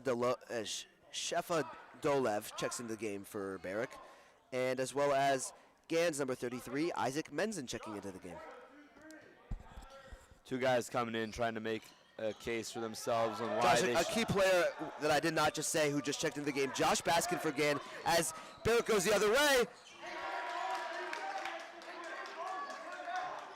Calm, cool, and collected. That was Tal Khan with his 3rd basket of the game. Tal Khan has been a big difference maker in this game, Josh. Someone we barely said his name in the first game. Was he playing in the first game, Josh?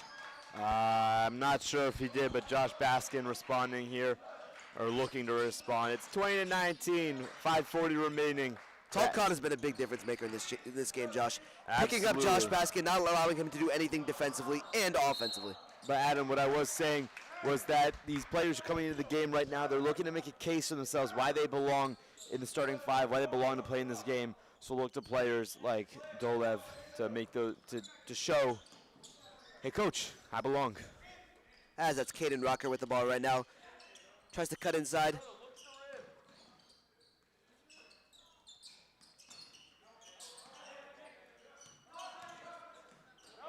Oh, what a pass by Caden Rocker as he finds Jonah Pappas for the easy bucket. And that is Barracks' first lead of the game, 21-20. They have taken over this game. And the bench is starting to get really engaged with some defense chants, and that makes a whole lot of sense.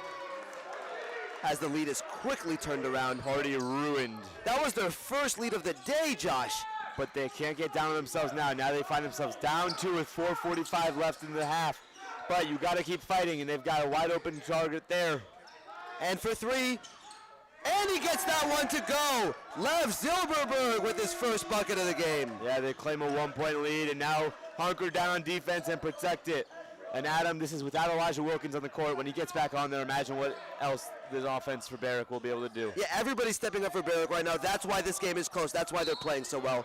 As Josh Baskin gets himself to the line, a great free throw shooter looking to cash in and get again back on top. As a 24-23 lead right now with 4:20 left in this second quarter. Check out Lev Zilberberg wearing the white shoes. Yeah, everybody else going with colors. He's going with the simple white. I kind of like it. Respect it. Yeah, Baskin gets that one to go. Easy buckets for him. As Elijah Wilkins will check back into the game as long with Ezra Cutler and here come the blue shoes.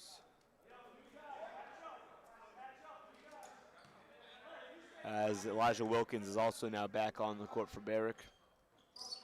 And Strap will get him, and Josh Baskin will get them back into the lead, 25-24 again. This game is going back and forth, Josh, something we didn't see in the first game. Adam, as a coach, how do you manage which players you put on the court at what time? Yeah, Josh, it's all about scheming. It's all about seeing what your other team is doing. And right now, if you've guys working, you don't need Elijah to do as much, but he can do it when he's asked to. He does it right there with a 3. Josh, when you have a player as talented as Elijah Wilkins, you only give him a little bit of rest, and you want him right back into the game. And you see what that rest does for him. The fatigue goes away. And he comes right back. Gabe Alifas not letting Barrack get any momentum. But a player like Elijah Wilkins is generational on a little bit of rest. Look what he's doing. He's bringing all the energy to this court. Nifty pass over there to Caden Rocker, back over. That one's short, but Caden Rocker trying to get the rebound. Fighting inside, again, corrals it. Josh Baskin going down low the other way. He again goes baseline to baseline and draws the foul. Adam, we're starting to really get ourselves a game on our hands here. 28-27, 3:20 remaining in the second quarter. Josh, I noticed Tall Khan checking back at the game, getting short rest. He's another player that when he's in the game, he's a difference maker, especially on Josh Baskin. And this Barrack offense, notice tall player subs out, tall player subs in. You know what I'm saying? They keep their approach consistent. They keep the height consistent on this team, and that's what allows them. And Alifas misses for 3 there. That's what allows them to consistently get the same plays and get the same momentum. Is they're not tailoring their plays for their specific players. Their players are good enough to adapt to the playbook. Yeah, I think something Barrack is trying to match up right now. When Josh Baskin's on the floor, he's a game changer. And if they have Tall Khan, who's done a really good job at guarding him today, that's what they wanted. Absolutely. Wilkin looks as Khan will take the 3, and can't get that one to bounce in. Gaskin with the rebound. Their shots are looking a lot better this game. The first game a little bit all over the place. Everything's at least hitting the rim of the backboard here. And Ezra Cutler will settle it down. Looked to take the 3, but thought against it. Good decision here. But passes it inside no man's land. Not a good decision. As Khan, they'll call a jump ball. It'll stay. Barrack basketball. Great defense there by Eitan Strap. Yeah. Barrack might have been looking for a foul call there, but it will be a jump ball. Looked like ball to me, Josh, but our refs have the closer eye than we do, even though we have a great view here at center court. New set of refs for this game and the next one. Thank you so much to the referees spending their MLK Day with us here at the Capital Jewish Hoops Invitational. As he won't get that one to go. Lev Zilberberg with his second 3 of this game, and he is making an impact. You're very right. That's what he does, and that is why Coach Steph Thompson keeps him in this game. Yeah, Steph Thompson's team is up 30-28 right now. Garrett they tried to answer, but they could not get that one to go. As Tall Khan settles it back down to Lev.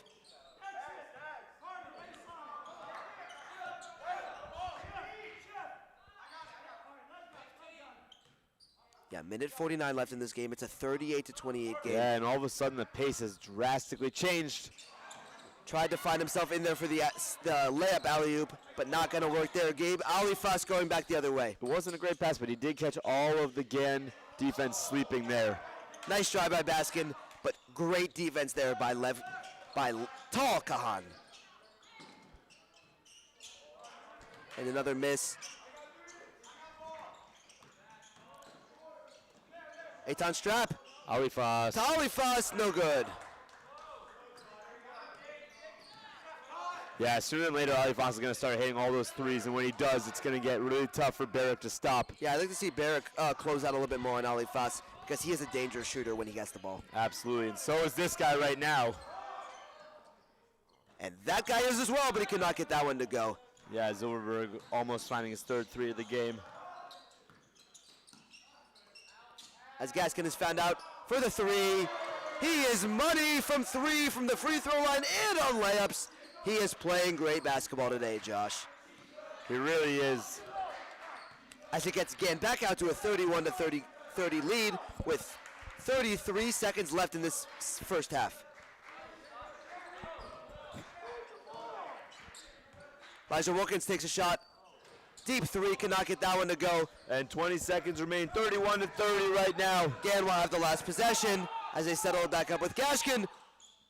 He takes another three! The hot hand! 34-30 with 8 seconds left. Elijah Wilkins will have his last shot for his team. Oh, and they turn the ball over. All the momentum for Gan right now with 2 seconds left in this first half. Trying to find a heave. Josh Gashkin is the hot hand right now for Gan right now, Josh. Josh Baskin. Josh Baskin, sorry. And I think that it's just going to continue to carry over to the next half because when players get hot like this, they usually score a lot of points. Eitan Shop going to take the last shot. Did he get it off? He did Doesn't not seem get to get that it off. But we had a great first half of action, Josh. 34-30 in the first semifinals matchup here for you guys. And we absolutely knew it was going to be close this time around. Steph Thompson and the Barrick boys team knew exactly what they needed to do following the first game this afternoon, and I'm really looking forward to a very competitive second half. As Gan carries their momentum with making the last shot of the first half, we are 34-30 as we enter into halftime. We'll be right back.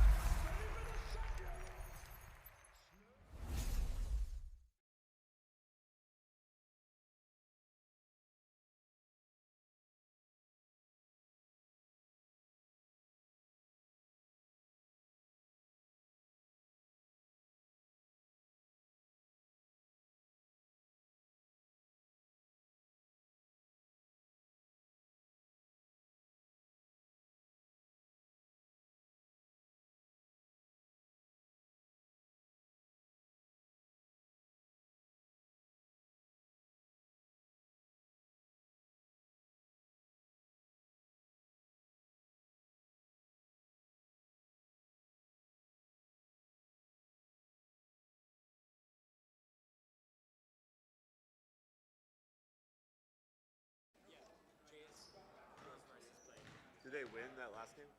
But just might be playing yeah. Yeah. We know that. Oh my bad. I know. What do you mean by we? Me and Josh.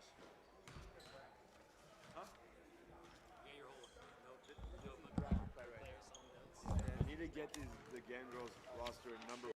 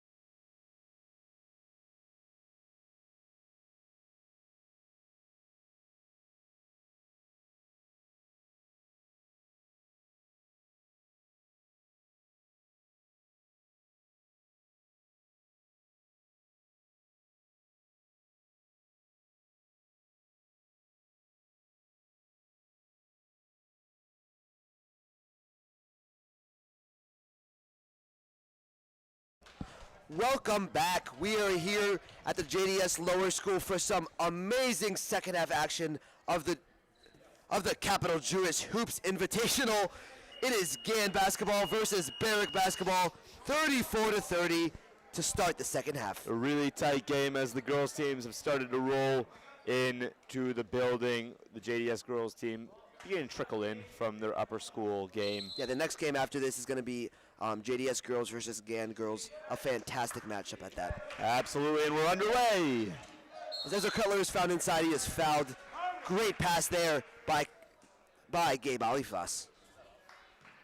Yeah, really good stuff from Alifas there. As he will look to... Yeah, Josh, we haven't seen much of Noam Zakin. Does it surprise you a little bit from Barrack? No, and I'll say, I think you have to remember at the end of the day, he is a freshman, and sometimes you're going to go with experience. And that's especially in the playoff game. Yeah, in a playoff game like this, you're going to go with experience, and you're going to go with the veterans. But also, I will say there's improvements to be made in terms of the shooting and ball handling, but he's a situational player, and when he comes in for what he needs to do, block shots and play sound defense, he's going to come in and be great. And Cutler gets 1 of 2 to go there. As Elijah Wilkins will settle it down for Barrack. Oh boy. A Hail Mary pass to Ezra Cutler. He gets that one for 2. As Selma Teichman of the JDS girls team arrives into the gym. Yeah, Barrack caught napping a little bit there, Josh. I want to see him wake up a little bit to start the second half. Yeah, that would be great. As Carter Borski is trapped in the corner and called a bit of a kerfuffle on the floor.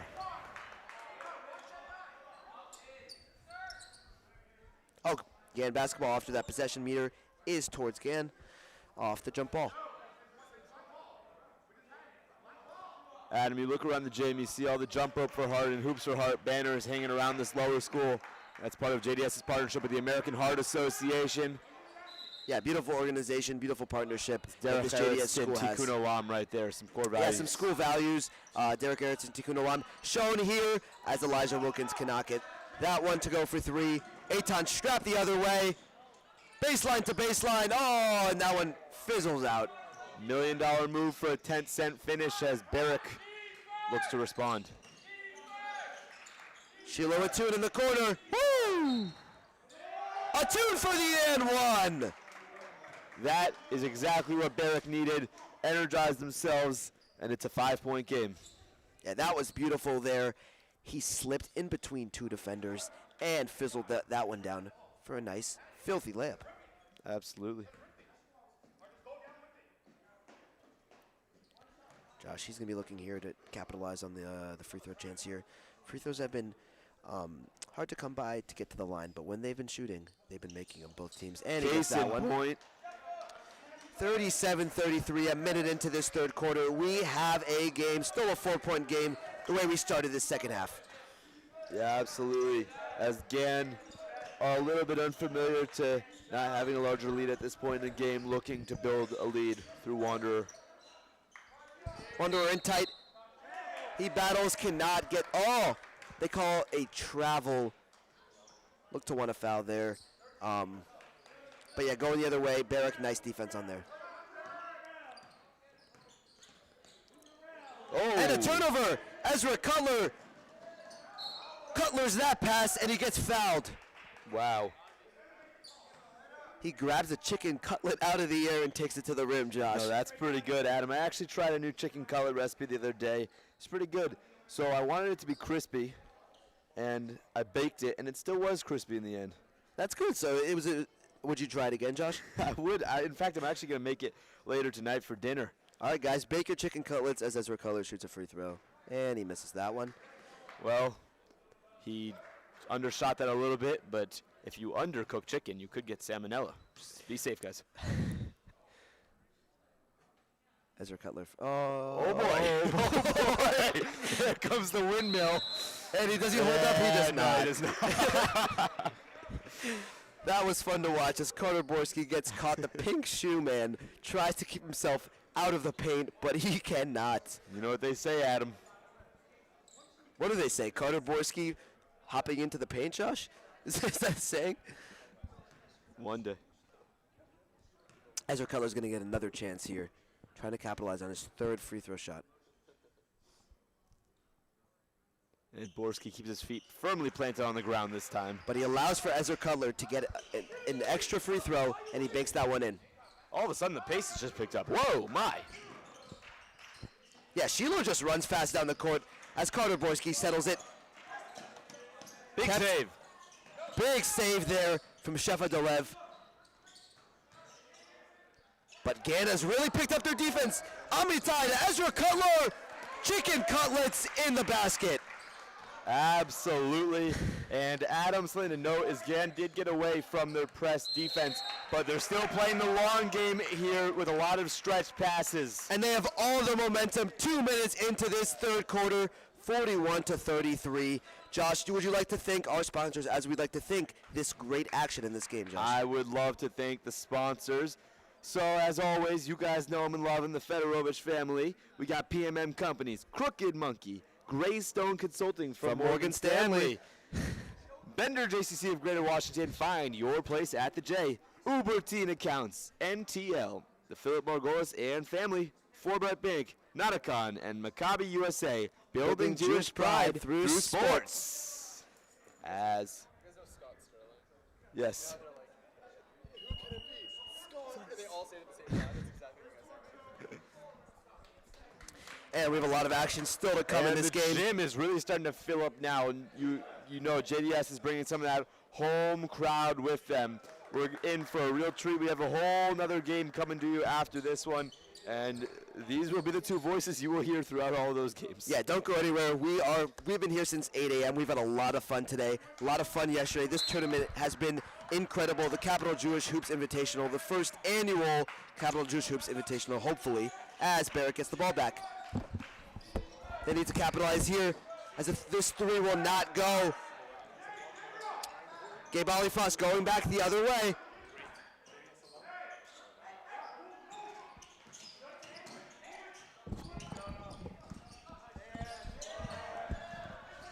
Jonah Pappas with great defense on Josh Basket as Elijah Wilkins in tight. But he comes back up with the hustle play. Ooh. What are they going to call? They're going to give it. Hard fall for Wanderer there. Adam, I've just received word from the producers that the CEO of Maccabi USA, the JDS alum Marshall Einhorn, is in the building. We want to extend a very warm welcome and thank you for your sponsorship throughout the tournament. We're very happy for him building Jewish pride through sports. Just like this tournament, Josh. Absolutely, just like this tournament. The first Capital Jewish Hoops Invitational, hosted right here at the Charles E. Smith Jewish Day School in Rockville, Maryland. As United States of America. Yeah.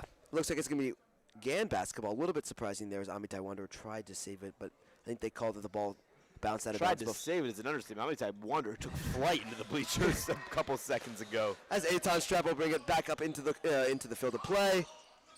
GAN with more of a decisive lead right now, 41-33, with 5 minutes left in this third quarter.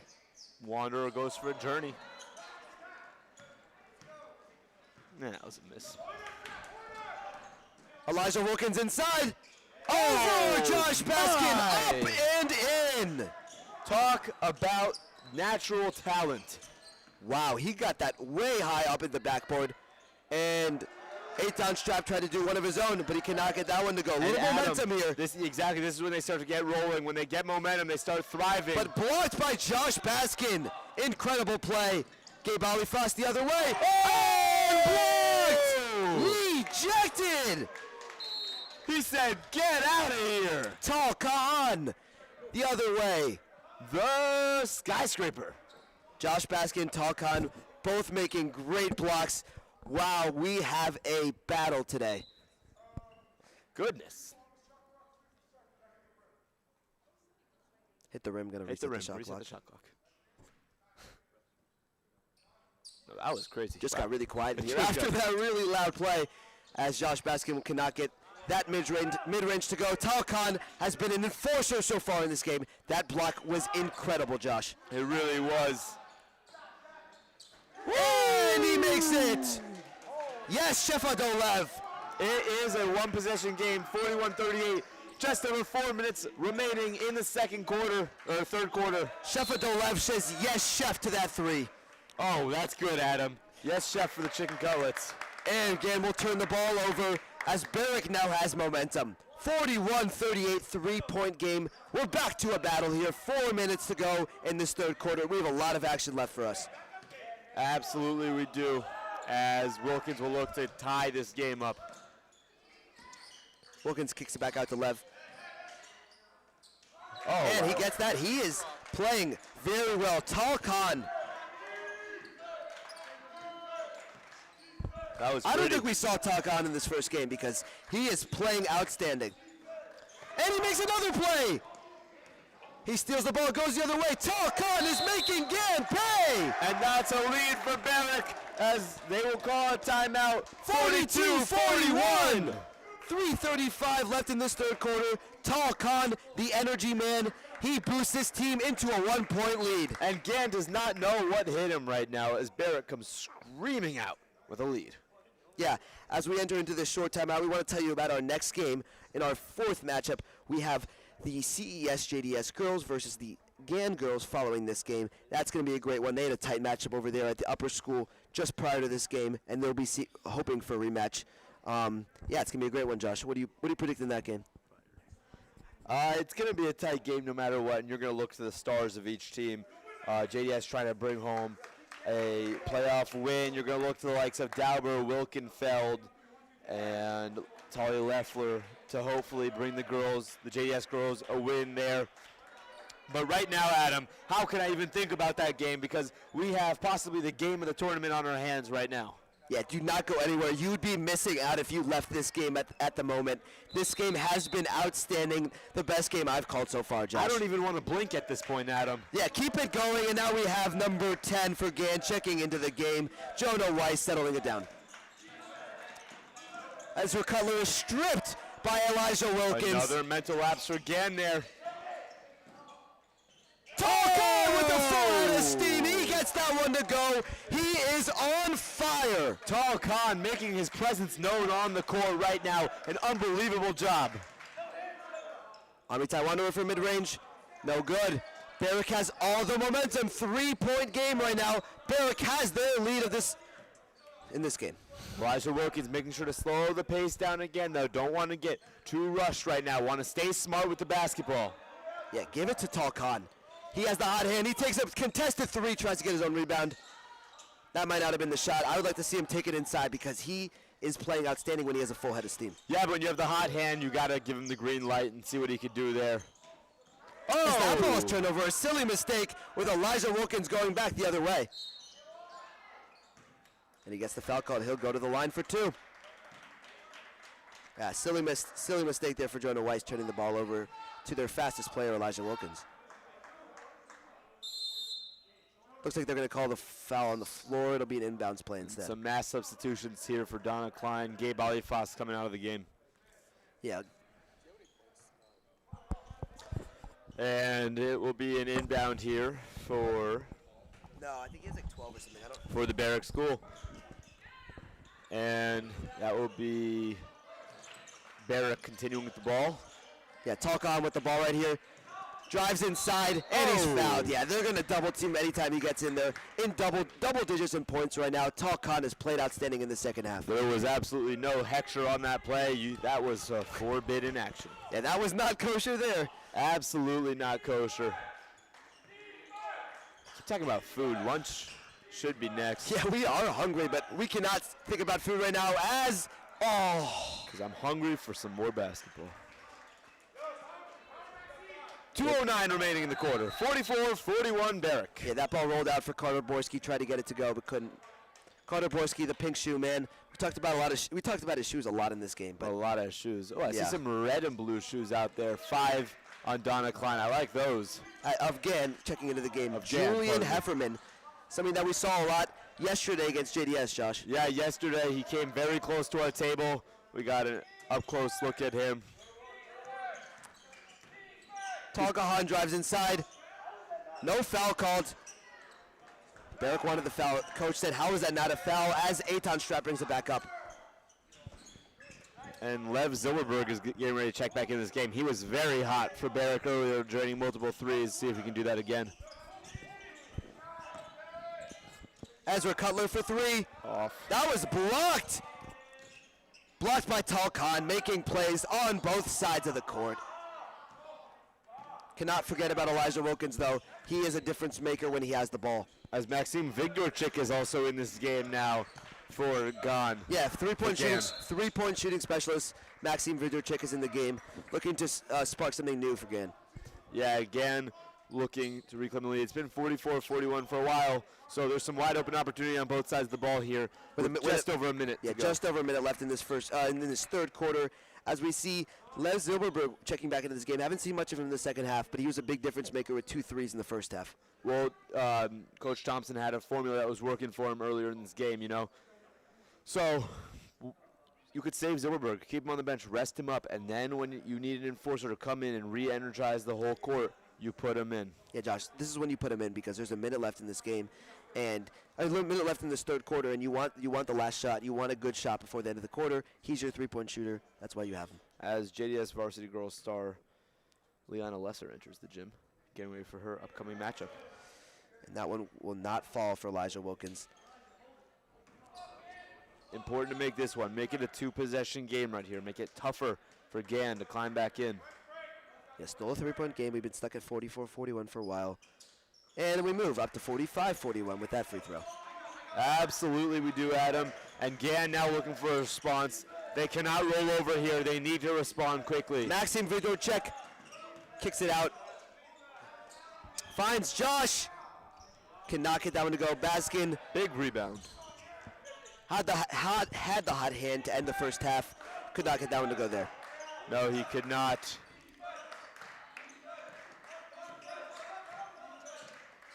You can feel the energy in this gym. Everybody is tense right now as we enter into the fourth. And Elijah Wilkins, the and one basket. And he is fired up as ever right now. What a game he's been having. What a tournament he's also been having in general. Elijah Wilkins. 6-point lead for getting it done. For Barrick. Another free throw opportunity here. This is a big one. Elijah Wilkins has been fantastic. That was an aggressive finish. It really was. It was a great finish there.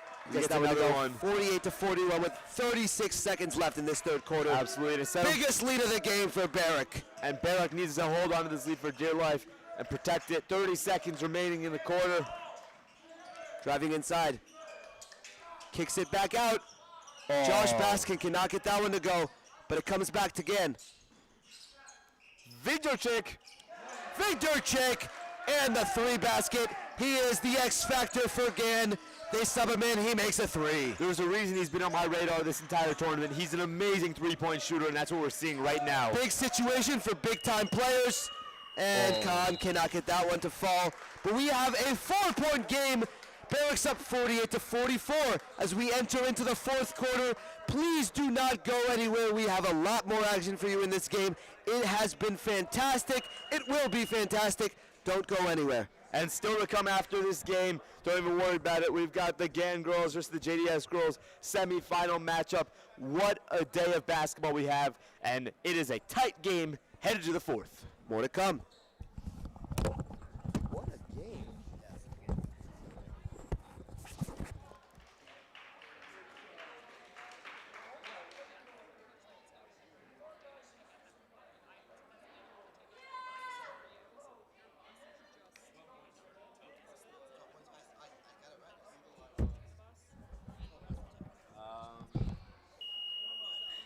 Minus 100 on these guys, Barrick. Yeah. Gan? How many does he have? Yeah.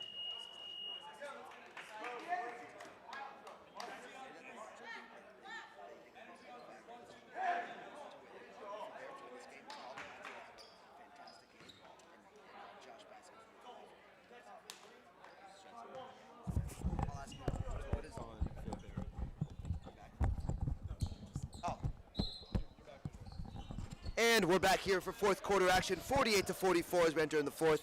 Josh, can you tell me what you think are your X factors for this fourth quarter is. How are either team going to pull this game out? Yeah, it's not going to come down to one player alone. It's going to be a team dynamic for 8 minutes. But if I had to pinpoint a player for Barrack, it's going to be Tal Khan, the big 6'2" senior who's been making a lot of threes today. Yeah, 12 points so far in this game, 12 Josh. points. And on the other side of the ball, look no further than Josh Baskin, the senior, also about 6'2", height on him. The two of them are just difference makers, both rebounds, assists, points, everything. They're doing it all. And we'll see if they can will their team on in the fourth quarter. Yeah, I want to mention currently Talcon's not in the game, getting some rest, but no worries. You have Elijah Wilkins. You have Lev Zilverberg, another great three-point shooter. There's nothing to worry about for Barrack. Yeah, but if I'm Coach Steph Thompson, I want to make sure I get my players back in the game soon. I want to make sure that I have Talcon, Lev Zilverberg, Elijah Wilkins. I want to end with my best players. I'll have them back in this game. You can exhaust them today.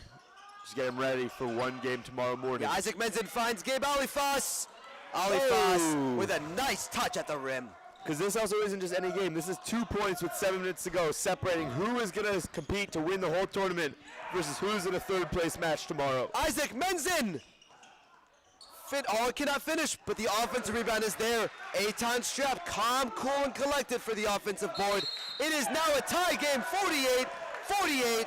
With a minute into this fourth quarter, and Barrack will call a timeout to try to reset their troops. Absolutely. Eve Menzen, the sister of Isaac Menzen, who just had a big play there. Eve Menzen still to come as part of the Gone Girls game. Gan is how you pronounce that for any of you guys at home. Gan, shmish, shmish.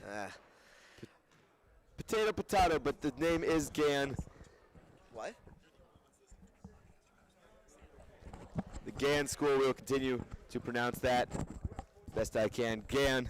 It's tough with A's and N's, but I got it. That's what they pay me the big bucks for here. As we are set, Adam, this is what imagine. It's 48-48. 6:57. Josh, could we ask for anything better than a semifinals matchup between Barrack and Gan at a 48-48 tie with 6:57 remaining? And for anybody who might be wondering right now, some Washington D.C. trivia for you. It's 48-48. Who's number 48 on the Washington Capitals, Adam? Why are you putting me on the spot right now, Josh? It is Logan Thompson, the goaltender. Oh yeah, Logan Thompson. Yeah. Rather disappointing effort from Adam there. I wasn't paying attention. Logan Thompson, obviously. I'm looking forward to seeing him for Team Canada in the Olympics. The Olympics are coming up in February. That is going to be great. But right now, we have to focus on exactly what we got here. And we have almost a turnover there, forced by Gabe Alifas. Nice handles. Pink shoes. And you got Talcon back in the game. He steps back. Airballed that one. Maybe not his game right there as Gabe Alifas brings it back up the court. Josh, Logan Thompson, obviously 48. I don't know why you put me on the spot there. But yeah, he's a great player.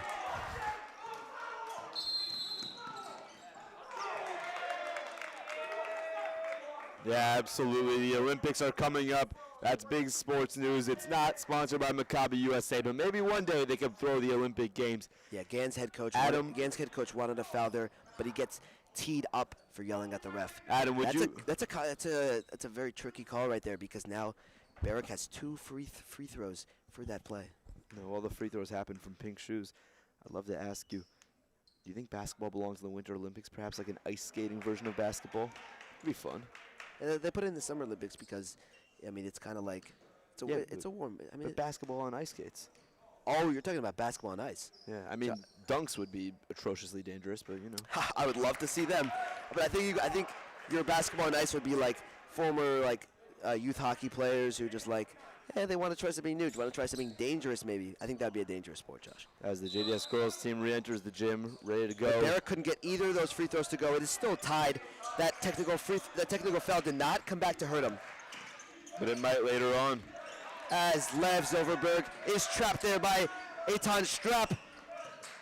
Carter Borski in tight. He is smothered by Isaac Menzen. That's going to be Gan Ball going back down the court. Isaac Menzen playing a lot of minutes in this fourth quarter. He has been fantastic. Menzen sets a screen. Wow, Eitan Strap looked like he was going to pull up from deep there.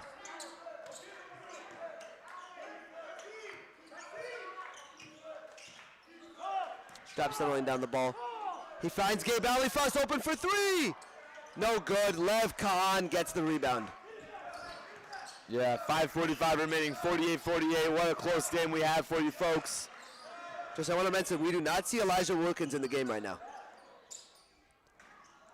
Yeah, As well, that one misses. sometimes, Adam, the best meal of the evening is not the appetizer, rather it's the main And he course. checks back dessert. in, Here he as we comes. say it. Yeah, but you got to get him some rest, and now Elijah Wilkins will come back into the game looking. As Maxime cannot get that one to go. And what's the objective here for Wilkins coming back in this almost. game? Talcon does exactly what he does best, drives it in tight, but cannot get that one to finish. Yeah, and what's the number one objective for Wilkins coming back in this game? Yeah, control the game. You're the point guard. You're the captain of this team. Control the pace of the game. Tight handles there. Victor Chick from deep. No good. We haven't had a basket in some time. We are 4:50 left in this fourth quarter, 48-48. Josh, we have a battle, back and forth affair. Unbelievable. The next basket that's going to get scored, I think the roof is going to come off this place. You can just feel the energy building in here. He drives in tight, but he's smothered on defense. Nothing going there for him. Timeout, Gann. Timeout called by Gann, trying to get resettled. Nothing really going offensively for either of these teams. These teams have tightened themselves up defensively. What do you see from them defensively, both teams? They absolutely have, and right now, both teams need to score because, you know, if a team ends this game with only 48 points, they're not going to be the winners as it's 48-48. At the same time, they do not want to be the first team to give up a basket here after we've kind of been locked at 48-48. So I'd love to see the transition game come into effect more. I know that usually Gann can look for those long passes, but right now, Barrick doing a great job covering those up. Yeah, Josh, we felt this tight, close, back and forth game was coming because in that first game, as Gann got off to a big start, big lead, they had a 20-point lead eventually, and then it came back to 10. We saw Barrick fight, and we saw the way that they have when they score and they get onto a rhythm, they have runs and they fight hard, Josh. Yeah, absolutely they do, and so I guess all eyes will be on Barrick and Elijah Wilkins. Can they get some momentum going? Because if they start to give a couple baskets, this game can get out of hand quick for them with only 4:31 left. Yeah. Gann has some big-time scores, especially Gabe Alifas, who I expect to have the ball a lot in this end of the 4:31 left to go in this game. Absolutely, and don't be surprised if you see Maxime Vigdorchik come back in for Gann at some point here. Yeah, I could see him on an offensive possession, and then you call a timeout, get him back out. He's an offensive specialist, three-point shooter. Yeah, sort of like Nick Dowd for the Washington Capitals. Face-off specialist who comes into the game in overtime, take the opening face-off, and then you take him out, you put in someone like Alexei Protas, who's more of an offensive scorer. Absolutely, you do. And we're back to basketball here. Ezra Cutler checks back into the game. Chicken Cutlets trying to make a play here. It's Alifas. Gabe Alifas finds Josh Baskin, and Amitai Wanderer cannot get the rebound to go. And Baskin is fouled, and he will go to the line. He's a fantastic free throw shooter, Josh. These are going to be some huge free throws for him. Absolutely tough to see. You'd love to see Barrett come down with one of those rebounds. But great aggressive play by Gann basketball there. Absolutely. Elijah Wilkins lurking in the backcourt. Some crucial free throws now. And he gets the first one to go. 49-48. So calm from the charity strike. Tie is broken.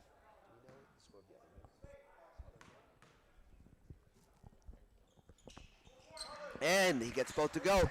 50-48, 2-point game with 4 minutes remaining. Tal Khan brings it up the court for Barrick. And a little turnover there. As Eitan Strap falls on the ball and resets it to Amitai Wanderer. Gann with a big defensive play. It has been a while since Barrick is able to score. Gann has tightened up tremendously defensively. As Gabe Alifas cannot get that one to fall. Gann's full court press comes back to bite him. Oh, and that finish is no good. Back the other way, a full court pass to Ezra Cutler, and he finishes with some cutlets. As Shiloh Atun and Caden Rocker prepare to enter this game for Barrick. Want to stop the bleeding here, down 4 points, 3:20 left.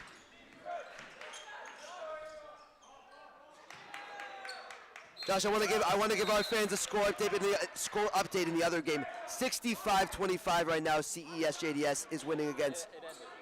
Oh, the game's over. 65-27 final score against Donna Klein. So the winner of this game will face off against JDS in the championship game. Both these teams want some revenge on JDS, who beat both of these teams earlier yesterday. So this game's going to be very crucial, and both these teams want to win. Absolute domination from the likes of Cyrus Blumenthal, Maddie the Specimen Stillman, Tiny the Train Simkovich, and Kaden the Commander Mont. Don't forget Leo the Skyscraper Steindecker. Well, how could you? He's so tall. And does Ezra Cutler keep it, and he does not. And Ezra Cutler goes for a crash landing into the legs of some of the girls' basketball players. And Barrick will set it up with Shiloh Atune and Elijah Wilkins. Under 3 minutes to go, 4-point game. We have a great finish incoming. Elijah Wilkins drops the player, but he cannot get the three to go. It has been a long time since Barrick has been able to get anything. Nothing falling for them right now. Adam, I want to call your attention to something very important. Last game it happened to Wilkins will get called for the foul. Last game it happened to Elijah Wilkins. Towards the end, when they were in comeback mode, really close game, he started to be a little bit sloppy with the dribbles, dribbling too fast, couldn't control it, and that just happened there. Something that happened way too many times last game. Josh, like I said earlier during our intermission, the key for Elijah Wilkins to settle this game is to be the captain, be the commander of this offense. Don't play too quickly. As Josh Baskin is called for the travel. We still have a 4-point game with 2:33 left in this game. 52-48. We have an incredible finish in store for us. Do not go anywhere. Stay with us, please.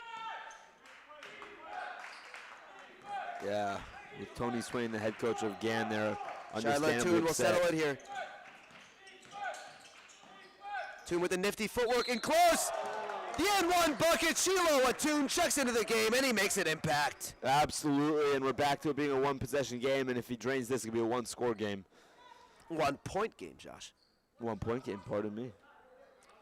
Yeah, Shefa Dolev and Talkan look to check back into this game for Barrick. Yeah, and we noted Talkan could be the X factor in this fourth quarter, and that's exactly what Coach Steph Thompson's going to look for. Money. Perfect from the line. Now we have a 1-point game, 52-51, 2:21 left. It's coming down to the wire. Every possession matters now, Josh, even more. It really does. 2:20 remaining, a 1-point game. Eitan Strap finds Gabe Alifas. Settle it back up. Gabe Alifas down low. Doing a really good job scattering Barrick's defense right now. Barrick not bending, not breaking right now, as Ezra Cutler drives in tight. A very nice finish at the bucket. But that and one's crucial now. It still remains a one-possession game.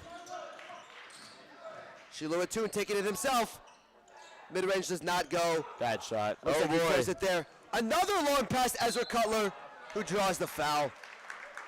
Man, they do that time after time, and Barrick's got to catch up to that. They do. It's all game, all tournament long. The stretch passes. And GAN is out hustling them. And we questioned yesterday whether or not that technique would lead to fatigue and exhaustion at the tournament. But their conditioning looks to be great, and they're keeping up well. Yeah, they keep finding Barrick lacking right now. They're taking advantage of what Barrick's giving them. Cutler cannot get another free throw to go. He's been a little shaky right now at the free throw line. This is a big free throw to make it a two-possession game with 1:46 left. Currently, a one-possession game could make it a two. You're right. You can hear a pin drop. Cutler spins the ball and shoots. And that's also short. And he Wow, cannot that's get huge. down to go. That could definitely come back to bite them. And a timeout call by Barrick. He wants to set up a play. Coach Steph Thompson wants to get his team under control and set up a play for this 1:26 remaining. As beloved JDS history teacher, Miss Natalie Levitan, enters the gym. It looks like she's exiting now to take a phone call. And she enters and exits. Enters and exits is a great segue into our 1:40 left. 54-51. We're entering into this Final minute 40. We're exiting into the final minute 40 we're exiting out of this game and entering into a new game after this. We have JDS girls versus GAN girls. This is going to be a fantastic game once again. But how can we forget this game, Josh? The one we're watching currently. Unforgettable would be a word to describe it. 54-51 in favor of Gann. But Barrick has showed all day that they play till the final buzzer. They don't give up. And with 1:40 left, you got to stand for this one. This one's going to be a tight finish down the stretch. Yeah, Josh, standing is what we do, and we're excited, and this has been an exciting game. And my legs hurt. Yeah, a little tired from sitting for a while. We've done a lot of this. Been here since about 8 a.m. Actually, we're at the upper school, and we're told, yeah, you're doing the lower school instead. So we drove all the way over here, and so we pivoted, which is also a basketball term. And I'm glad we did, because we would have missed this game. Yeah, this is what a game we have on our hands. Boker Tov, a late Boker Tov to anyone who could be joining us right now. 11:53 a.m. Eastern Standard Time, as we're back in with basketball action. 3-point game, 1:35 to go. Elijah Wilkins, he sets it for Barrick. They have a play in line. Tall cut inside. With a nifty lay, he falls down hard, but he's okay. A 1-point game, 54-53, 1:22 left. Unbelievable finish down the stretch here. That's where Cutler, with the nifty handles, finds Amitai Wanderer out. Gann is going to try and possess here. And the offensive foul called on Eitan Strap with the push. Interesting call, Josh. That is an interesting call, but regardless, it is the call that's made, and now Barrick will look to respond. 1:10 remaining, down 1 point. 70 seconds remaining in this game, 54-53. This is a big possession. Can Barrick come back here? This is closer than close, tighter than tight. Talkahan working on Amitai Wanderer. Battles inside. Oh! Gann wanted the elbow push. What are they going to call? And they call a flop. The bucket counts. Talkahan gets Barrick back in front, 55-54. 50 seconds remaining, Adam. Oh my goodness, the atmosphere in here. The roof is going to come off this place. Like a bit of an elbow there, but not called as Gabe Alifas takes the three! And he gets that one to go! Back 57-55, Gann up 2. Unbelievable finish here as a timeout. Good timeout call. Mr. Thompson. And Gann is lit right now. Yeah, I think they wanted a push off there called on Talkahan, as he might have, I think he showed an elbow there. I would have called a foul, but they gave him the bucket, and Gann didn't complain. They came right back, and Gabe Alifas made a huge bucket. Absolutely. And now with 34 seconds remaining, Gann finds themselves up 57-55. Unbelievable finish, Adam. Unbelievable game, and if you're just joining us, wow, you are in store for a fantastic finish as Barrick is drawing up a play right now. Coach Steph Thompson, what has he got for you? What has he got, Josh? What do you think he's going to draw up right now? I mean, he's in that wide stance right now with the whiteboard showing the plays, and I think the objective is clear. It's going to be their ball. They're going to control it. The shot clock won't be a factor after 4 seconds in, and it's going to be, again, who can get the last shot. But I think the word for Barrick right now is don't wait till the last second and take a shot. Try and get in there, score a point, get a stop. These are the moments that make legends right now. And whether it's Alifas hitting what will turn out to be a game-winning 3, or Elijah Wilkins coming back and winning this game for Barrick, this is where legends are made, Adam. And we're in for an amazing finish. 34 seconds remaining, Gann in front, 57-55. Yeah, look for Barrick to try to find Talkahan a good matchup here. They're going to try to get. Hopefully, maybe try to get Talkahan off of Jonah Baskin and onto a better matchup. Or Elijah Wilkins could be open here. And they'll pass it all the way back. High press. 31 seconds left in this game. Elijah Wilkins settles it here. 2-point game. And they find Talkahan in matchup against Amitai Wanderer, who he just went up against. He makes a miss. Inside. And they call the basket on the foul. They call it on the floor. They call a blocking foul. It is blocking foul and 1. 57-57. And it's technical call fouled. Technical foul called on Amitai Wanderer. Wow. Unsportsmanlike conduct. Oh, no, it's not Amitai. It's Eitan Strap. Technical foul called. Wow. 57-57, Josh. They were about to have a free throw, a chance for an and 1, and now there's 2 technical free throw shots. What a dramatic finish. 57-57, 18 seconds left. Emotions flaring in this game, Josh. Talkahan will go to the line and try and make something happen. Cannot get the first one to go. This is the first one, shakes it off. But I think Elijah Wilkins will have 2 for the technical free throw shots. And then it will be Barrick basketball afterwards because the technical foul gets Barrick back the ball. That was such a game-changing call. I'd like to see the refs just let that one play out because the tempers are flailing. They didn't like the call, and they didn't say anything that outrageously, in my opinion. Well, they might have said something we did not hear. Yeah, unless it was that bad, I don't like the call.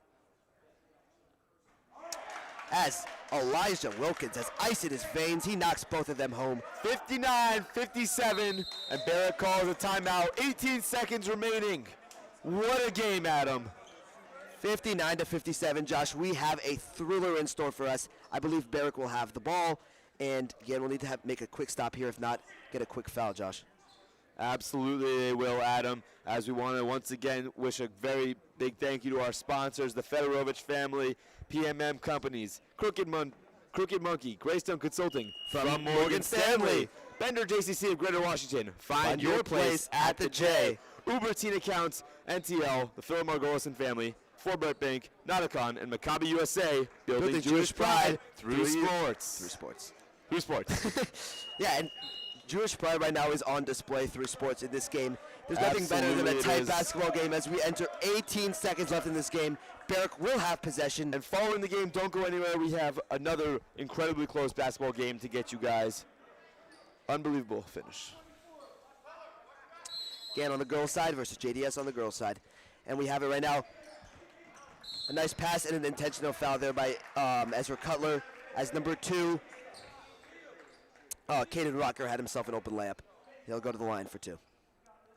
If he makes both, Josh, it's a 2-possession game. These are incredibly important for Got the weight of his weight of the world on his shoulders right now. 16 seconds remain.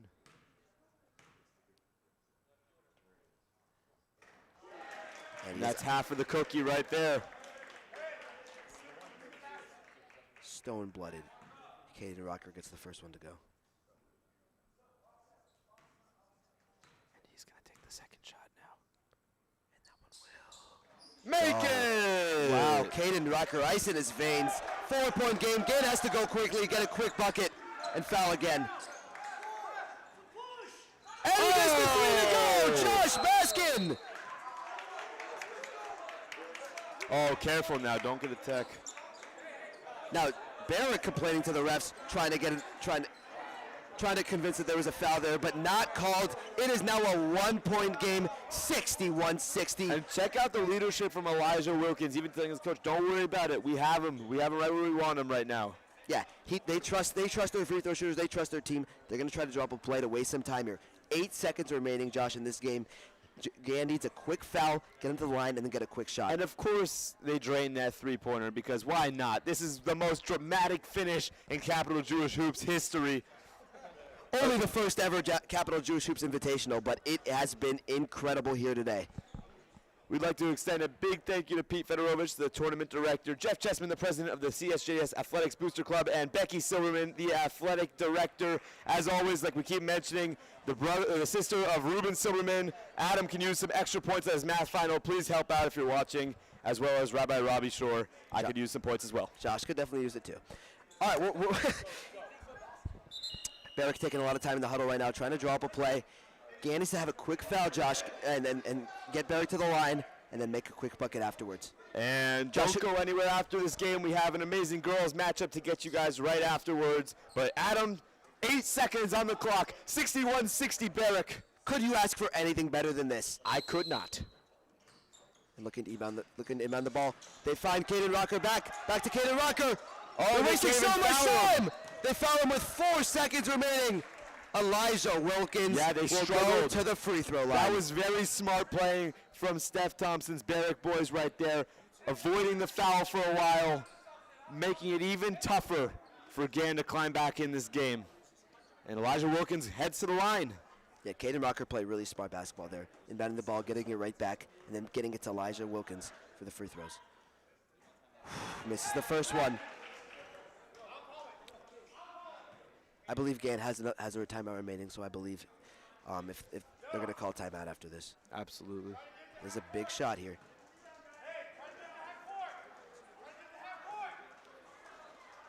And the second one will go. 62-60. 4 seconds remaining. High press. And it's stolen! And a foul call. And that's Oh, the they did game. not call a foul. They did not call a foul. And this game is over. Barrack wins. Barrack won 62-60, and they advance to the championship game. An unbelievable effort from the Barrack boys today. This is what legends are made of. The Barrack boys showing strength through adversity after falling in their first game earlier today. Come back and take it. This game got intense, Josh. Can't believe they fouled Barrack at the end of the game after the ball was stolen. But what a play to steal the ball. What an amazing game we had. Barrack played incredible, Josh. And clearly something that Steph Thompson told the boys in between the games is really working, as these guys could celebrate a win as the Barrack boys move on to face the Charles E. Smith Jewish Day School in the boys finals. Don't go anywhere. We have a lot more action for you guys. One final game. CESJDS girls versus the GAN girls in our 2-seed versus 3-seed semifinals matchup. Thank you so much for joining us. We'll be right back with you very shortly. Don't go anywhere.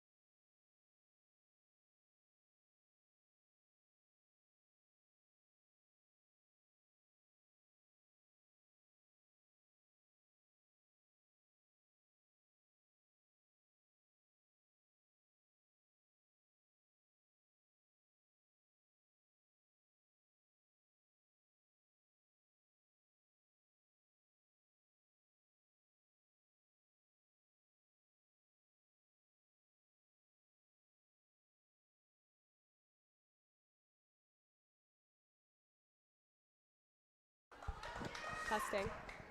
Okay, we are live here at the lower school of the Charles E. Smith Jewish Day School, here for a playoff game in the first ever Jewish Capital Hoops Invitational. My name is Ari Goldberg, and I am joined by Anna Poland, and it is just great to be here. Anna. It is great to have you. So in this playoff game, the winner will advance to the finals, and we've got the GAN girls from Boston down here playing our very own JDS team. Of course, Anna and I are going to be extremely objective. Oh yeah, for sure. Always. Yep.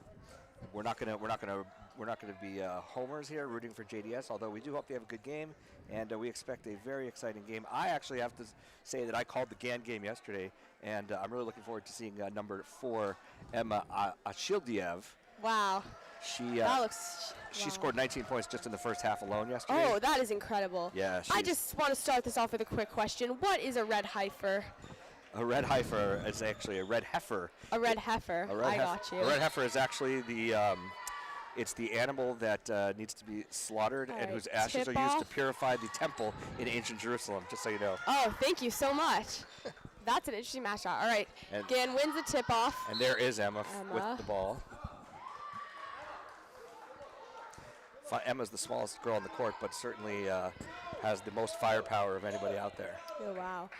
Yeah, I saw her participating in some of the contests last night. Looked like a really awesome ball player. Oh, there were contests. I didn't even know. Oh, yeah, there was like a 3-point. Really? That's pretty awesome. Did she not win it? Let's see. I think she got beat out by number 5 from Donna Klein. Oh, yeah. Emma. Ellie or Ellie. Oh, Ellie. Yeah, I thought it was Ellie Goulding, but it's Ellie Moulding. Ellie Moulding. Yeah. Wow. Ellie, drop the snap. You're really good. All right. Now we have Jordana Dauber with the ball. Just incredible. Oh, pass. Oh, turnover. We have number. She can't see her number. She has very long, luscious hair. Yep. But, 3-point, and that is just a total air ball. I have noticed that it can be problematic in calling these girls' games when the hair obscures the jersey number. Yeah, it's a challenge. It is. But you know what? I think it's worth it for her to have that very beautiful hair. Oh, Agreed. Great pass from Jordana to Gila. Beautiful give and go, and JDS with the first points of this semifinal. 2-0, 7:04 to go in the first quarter. Emma Childiev dribbles the ball for GAN. Wow, Tolly defending her. Let's see, go Tolly. Tolly who? Tolly Leffler. Oh, My okay. bad. Is that Eli and his brothers? Is that related to Eli? Yes, it is. She is part of the amazing Leffler dynasty. Yes, it is quite a dynasty. Yeah, just right. JDS legends here. Yep. See, you're gonna know all these players because you yep. hang with them. But just for our viewers out there, give us their full name, just so their parents can get a lot of nachas at home. You know. Of course, yeah. We got Jordana Dauber with the ball. Right now, her mom is one of the few standing in the audience. I just love seeing Sarah. Oh wow, turnover. GAN 35. That was Liv Gordon. Oh, rebound by Gila Safra. Incredible player right there. All right, Jordana dribbles the ball up the court. Her mom waiting. Wow. Just incredible. Jordana hits her first 3 of the game. Jordana Dauber. Jordana Dauber for a 3-pointer off the back of the board. I am sure there will be more to Emma's come. first 3. Wow, from very long range. No good, unfortunately. All right, Jordana with the ball again. Sarah Dauber clapping. Just an amazing Lions fan. Passes to Gila Safra. No good. No good. Kat Sauls with the rebound. Jordana. Oh, another layup by Jordana. Just 5 points already. 5 points already for Jordana. 5:48 to go in the first quarter. JDS 7-0 already has opened up a sizable lead in the first quarter of this semifinal game. A reminder that the winner will play in the final tomorrow morning over at the upper school at JDS. That's amazing. This is very exciting to see. The Lions are just doing great as per usual. They are just a force to be reckoned with. We had timeout now. Wow, Sarah Dauber and Andrew Dauber. Oh no, Andrew Dauber sits down, but it's okay. I'm guessing that would be her brother. That would be her dad. Her brother's Moses. Let's see if we can find Moses here. JDS super fan. I see him at every game. Unfortunately, no Moses right now, but Sarah Dauber just standing. Yesterday, she was actually sporting a Everybody Watches Women's Sports shirt, which was just incredible to see. And I do see Rabbi Mitch Malkus out here supporting JDS, the head of the entire school. That's an important guess right there. All right, Emma with the ball. Emma Achildiev with the ball. Yeah. Again, looking for their first points of the game here. All right, number 20. Moving it around. Number 12 takes the 3 and just no misses. Good. Oh, good rebound. work. Valiant effort to rebound by Kat Sauls. Good board by JDS. Those three-point rebounds are tough because they scatter deep. It's hard to often corral on the defensive side. Very true. Jordana with the ball. Jordana Dauber with the ball. Just a great player right there. Passes to Tali Leffler, number 5. Oh, I see an incredible JDS squad has just walked in. Wait, just kidding. That is actually the GAN squad that just unfortunately lost in a very close game. They all look the same, though, you know. Yeah, that one looks like Tyler Portnoy, 100%. These kids, they all have the Patrick Mahomes haircut these days. Very, very true. But shout out King Cut from GAN. It's okay. See your barber. All right, so who's going to the line here for us? All right, we have Gila Safra, number 15. Let's see if she gets this one. And first one is good. Very nice, Gila. Supported by her dad, Rabbi Safra, the head rabbi of B'nai Israel congregation. Oh, so she's got the divine help behind her. Exactly, and you are exactly right as she makes 2 of those. Let's see. Number 3 dribbles. There we go. Gann on the board for their first layup of the game. It's 9-2. Less than 5 minutes to go in the first quarter. Number 3 to 12. That shot was made by Sophia Offenheim. Great job, Sophia. If Sophia's parents are at home watching, we encourage them or her friends and family to drop us a note in the comments. Oh, yeah. That goes for anybody who's watching from the greater Boston area. Yeah. Oh, 3-point attempt by number 3. No clue who that is, but that's okay.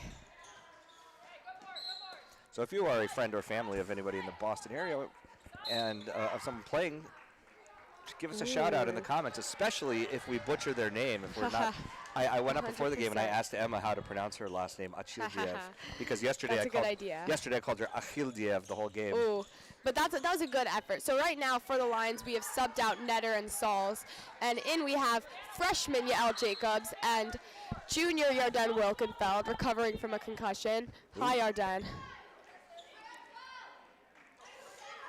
Was that concussion she suffered in one of the games?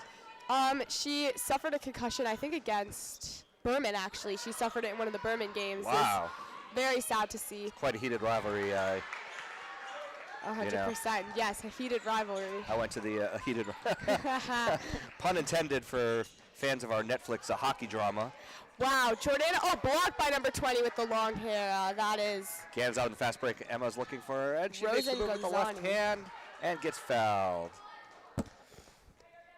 So we got 3:49 to go in the first quarter. JDS holding a 9-2 lead. Both teams are just feeling each other out, getting started. Let's see, we got Achildiev at the foul line. Let's see if she makes these.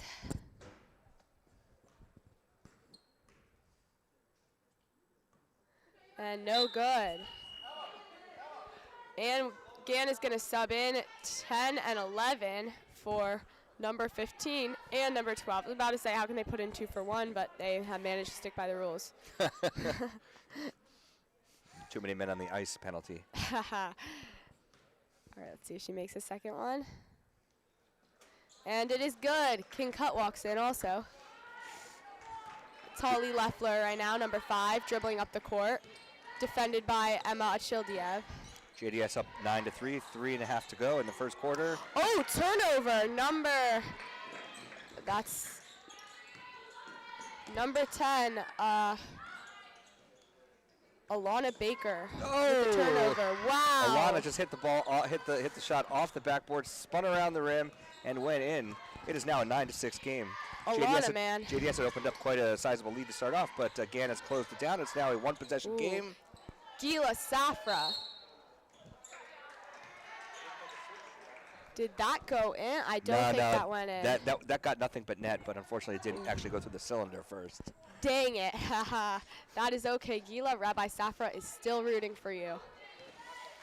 All right, Emma Achildiev dribbling it up the court. Nadiv Wilkenfeld walks in. Emma deep for 3, just misses. That would have tied the game. After a slow start, Gann is making a run. Just down by one possession, but they lose the ball there. back to JDS. 3:02 to go in the first quarter. Shout out Yael Jacobs. She is but a freshman and just looking good. Number 31.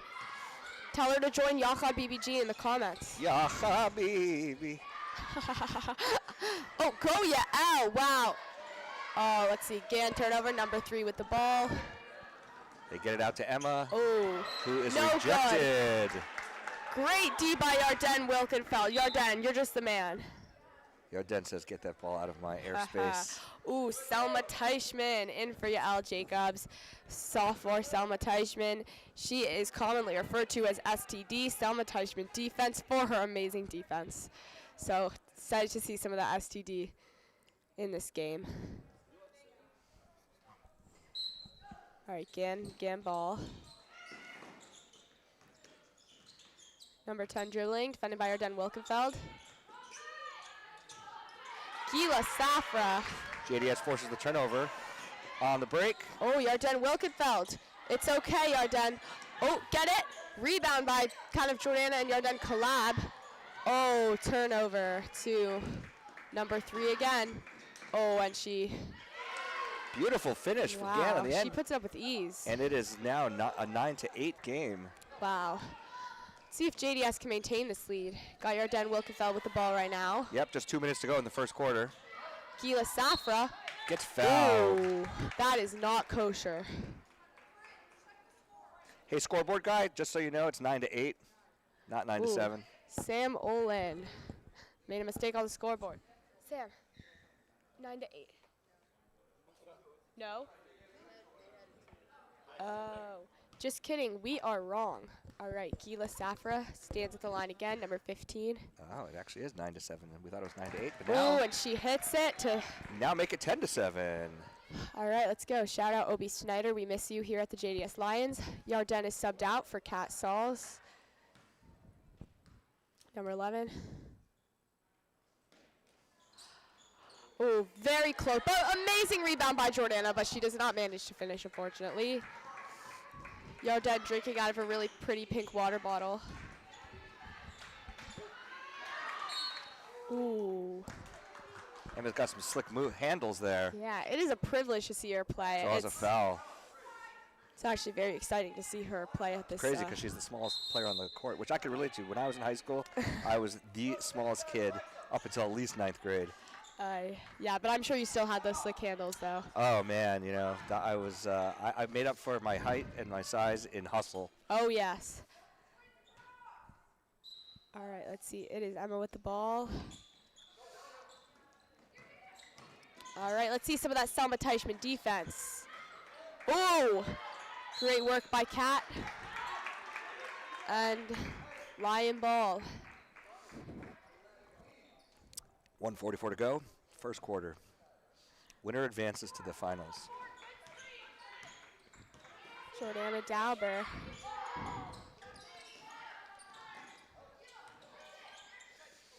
Oh, no shot by Gila Safra. Just an absolute air ball, but it's okay because she is still so cool. Ball back to JDS, though. Turnover by Gann. They can't capitalize. I don't know where the Heifers were going with that pass. Oh, okay,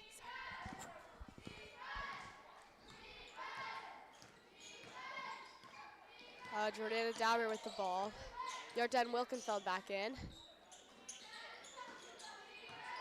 Oh, Yarden with those.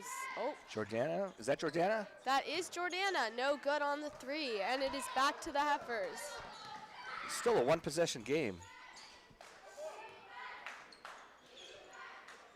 Ooh, from very far. Wow, she is incredible. There it is. I told you. Watch out for Emma Alchiev. Wow, from incredibly far range. Achildiev. I'm going to butcher that name, just so you know. You know what? It's okay. We now have a tie game with 44 seconds to go in the first quarter. All right, let's see. JDS opened up a 7-0 lead, but since then, Gann has been on a 10-3 run. We're all tied up at 10 now. All right, let's see. Yarden Wilkenfeld going to pass the ball in.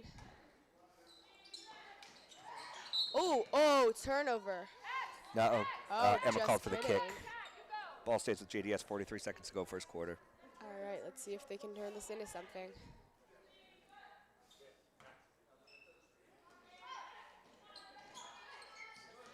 Ooh, Yarden to Blumenthal.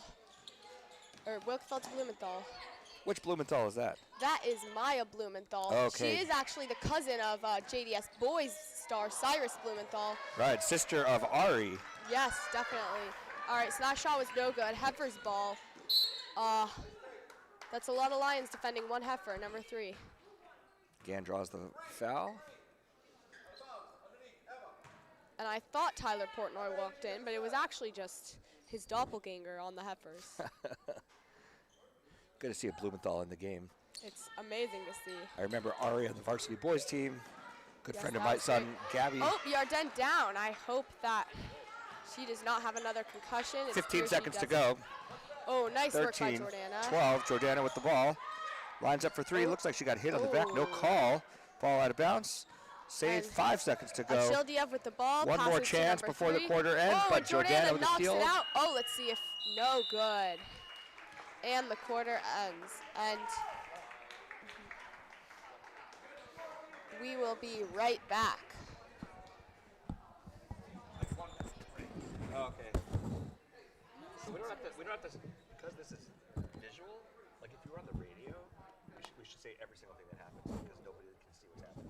The beauty of the visual medium of TV is that like we don't have to say every single thing like, oh, turnover here, rebound there, because people are seeing it.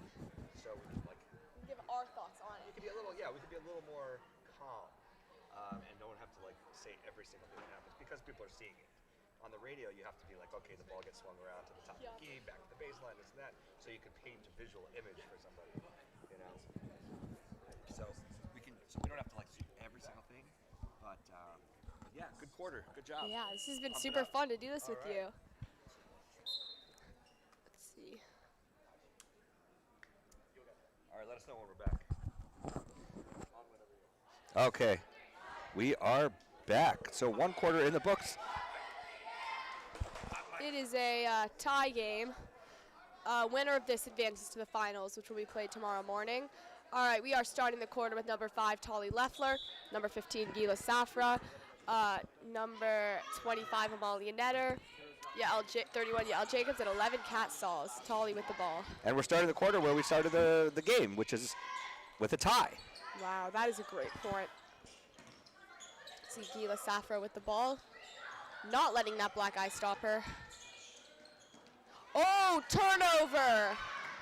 Wow, that is Emma Achildiev with the amazing finish. Beautiful finish with the left hand. She is just a great ball player. Gann has their first lead of the game. All right, let's see if the Lions can answer. Tali Leffler with the ball. Oh, shoots. No good. Rebound by number 20.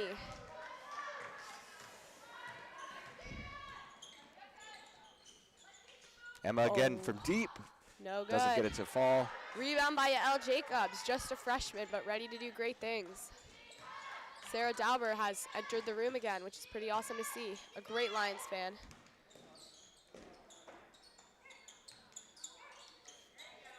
Ooh, great rebound by Yael. And Yael with the 2 points. All tied up again. 6:47 to go in the second quarter. Winner advances, loser goes home. Actually, not true. I think the loser plays for the third place spot. That is true. And no good by Achildiev. Yeah, Emma with Steph Curry, distance 3, can't get it to All fall. right. Number 12 on Gann for number 20, and Yael Jacobs out, Jordana Dauber in. Tali Leffler with the ball. Is again all tied up.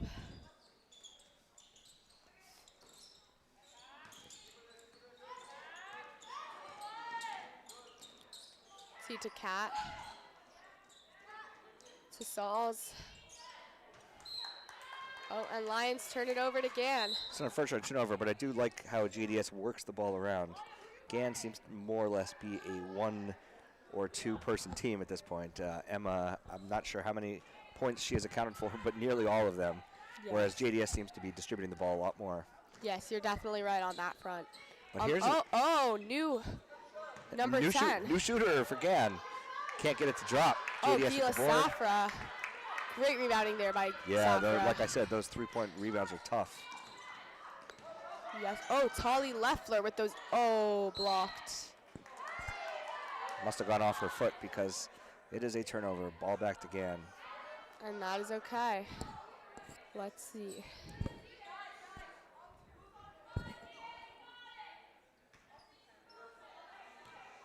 I think I even see the Dauber grandparents here supporting Jordana. This is really a sight to see the whole clan. It's really exciting. It's Naja City here. Oh, yeah.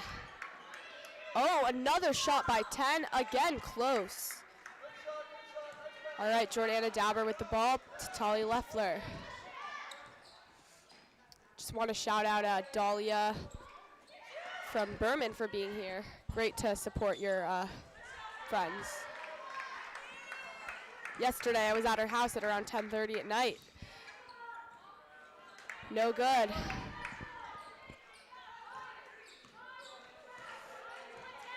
All right, Tali Leffler with the ball. Ooh, Emma fiercely defending.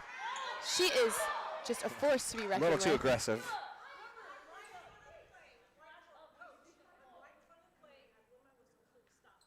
Ooh.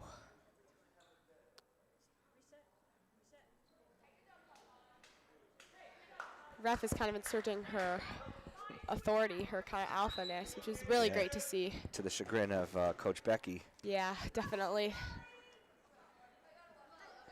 It is still tie game with 5 minutes left in the second quarter. All right, Maya Blumenthal with the ball to Kat Sauls, to Gila Safra. Gila Hannah Safra escapes. Oh. Can't get it to drop though after a amazing beautiful rebound by Kat, 3 by Jordana, and it is no good. Wow, Lions shots are not as falling. Very nice. Sarah Dauber on her feet. Not unusual. She's been on her feet for the whole game, but that is a great shot by Jordana Dauber to put the game at 14-12 Lions. Yeah, a couple of offensive rebounds were the key to that possession. And it's really great to see all that. Oh, an air ball by the Heifers. Good rebound by Maya. See Tali Leffler with the ball.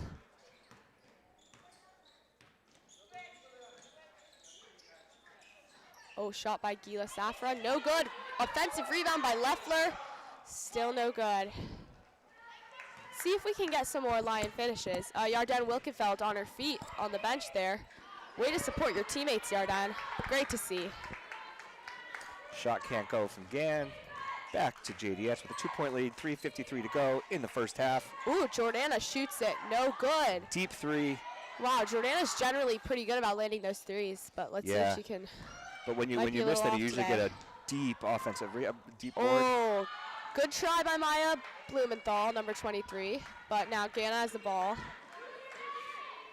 Oh, wow. Tie to number 11. Gann back on top. JDS going to have to pick up their transition defense. She was wide open. Yeah, Nobody Emma picked up the ball. Aselgri to tie up the game. 2 Emmas. No, actually, Gann is up by 1. That was a 3. Oh, I am just kidding. Wow. Oh, Jordana. Ooh. All right, JDS draws the foul, down by 1, 3:12 to go in the first half. Let's see. Hi, Yarden down there. Hi, Yarden.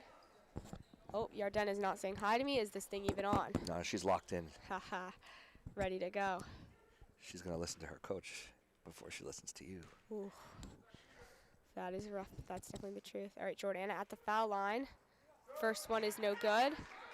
And yeah, number 1, Yarden Wilkenfeld, and number 32, Liana Lester, are going to sub in for Sauls and Blumenthal. On the JDS side. On the JDS side, yeah. First minutes for Lesser in the game here. She is a ginger.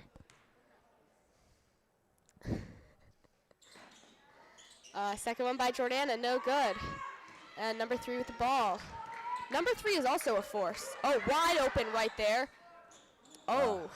We mentioned before the transition defense is a problem, and now JDS having a problem rebounding the ball, and wow. it ends up being 2 more points for Gann. They have opened up a 3-point lead with 2:53 to go in the first half. Wow. After being down 7-0. See how JDS responds. They are Jordana now with up the 3. 17-14. Wow, Jordana just cannot get these threes to fall today. Wow, Liana Lesser with the turnover. Oh no, and then it gets turned back over, but that's okay. It is the thought that counts. Oh, 3 attempt by number 20 is no good. Yarden Wilkenfeld with the ball. Yarden, you're so cool. JDS calls a timeout, down 14-17, 2.5 to go in the first half. Winner advances.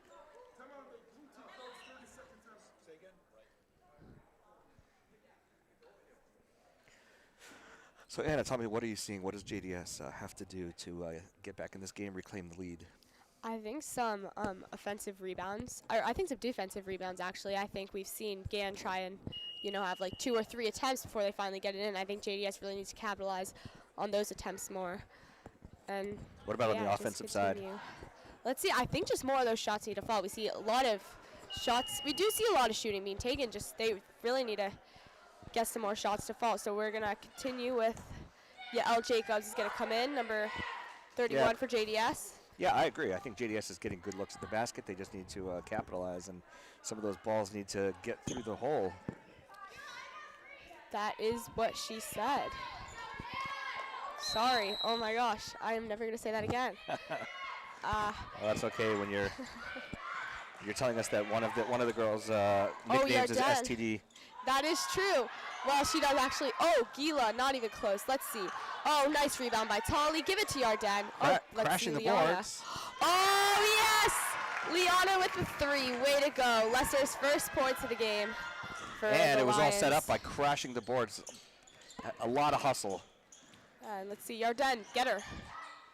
Oh. And now a big hustle play on defense. So JDS came out of the timeout with a lot of aggression, a lot of energy. They crashed the boards. They were able to get a 3 as a second chance opportunity. And then on the defensive side, they were able to stop penetration. So.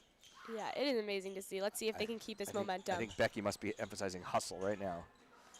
Ooh, you definitely good give love and go to on the see, Gann love side. to see it. Oh, great work. Freshman Yael Jacobs with the rebound. This is exactly the kind of opportunity I was talking about. Oh, no.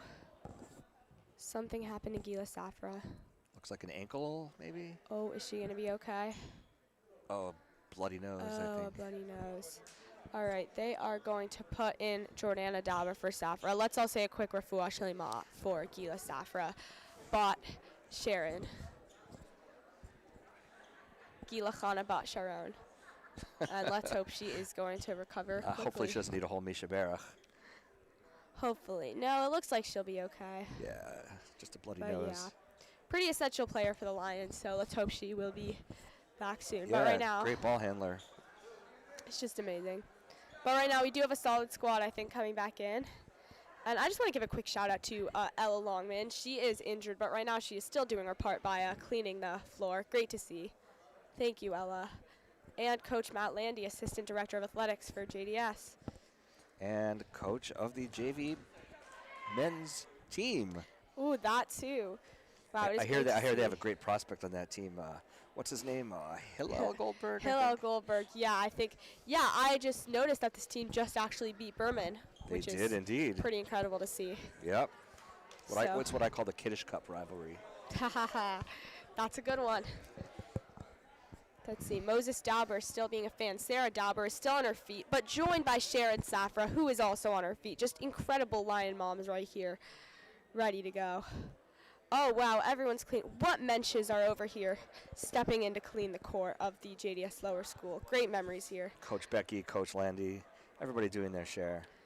Wow, even though she is the director of this tournament, she is not too good to be cleaning the court, and we really see that. So thank you She for is your... not above wiping the blood stains off the floor. Amazing. Well done, Becky.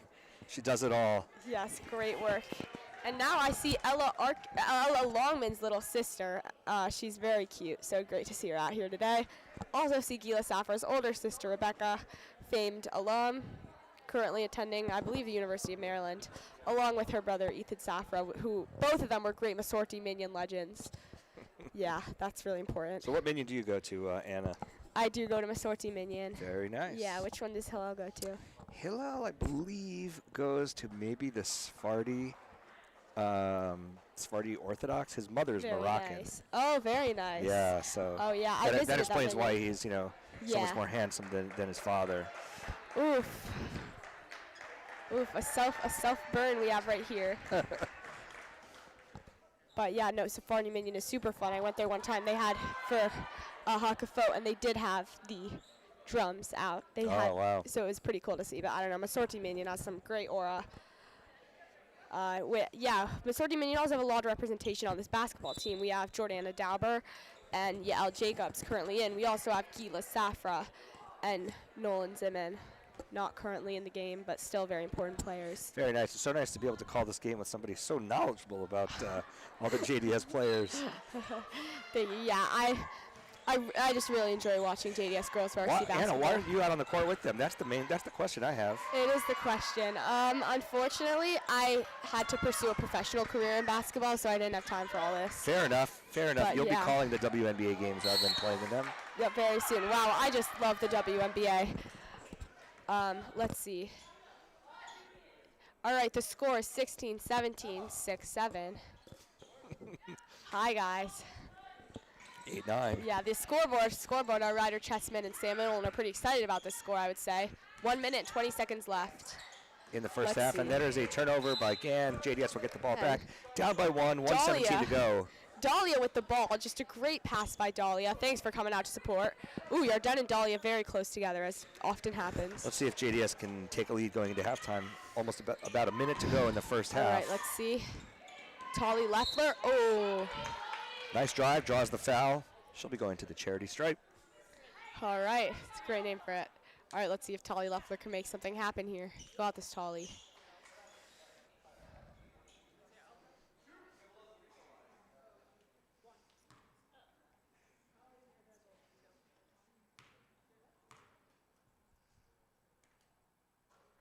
Oh, perfect. Way Boom, to and go. we are tied up at 17.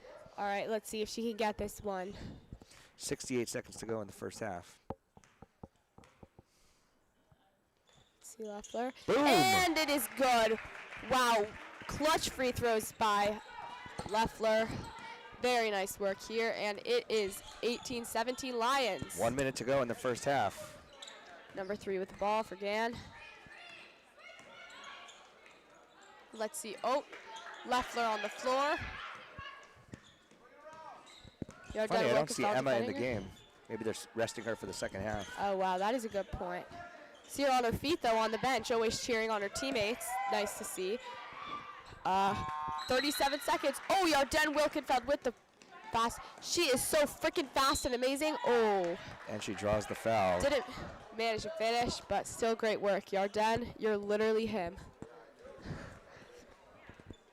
Can't stop playing on that play. They heard a buzzer, and I think they thought it was the end of the half. Yeah, I could see how that might have been confusing, for sure. Was it the shot clock? I don't even know if there's a shot clock in the girls' game. I'm not even sure what that was. I think in previous games of the upper school I've seen it, but I don't know. Refs are getting together to talk about it. Ooh. And Jacob Scheib is on his feet. He's about to step. Oh, he steps off the bleachers. I don't know where he's going, but still very cool to see. Now here I also see Selma Teichmann's mom. Also very incredible to see. And Yarden will take her throws. All right, let's go, Yarden.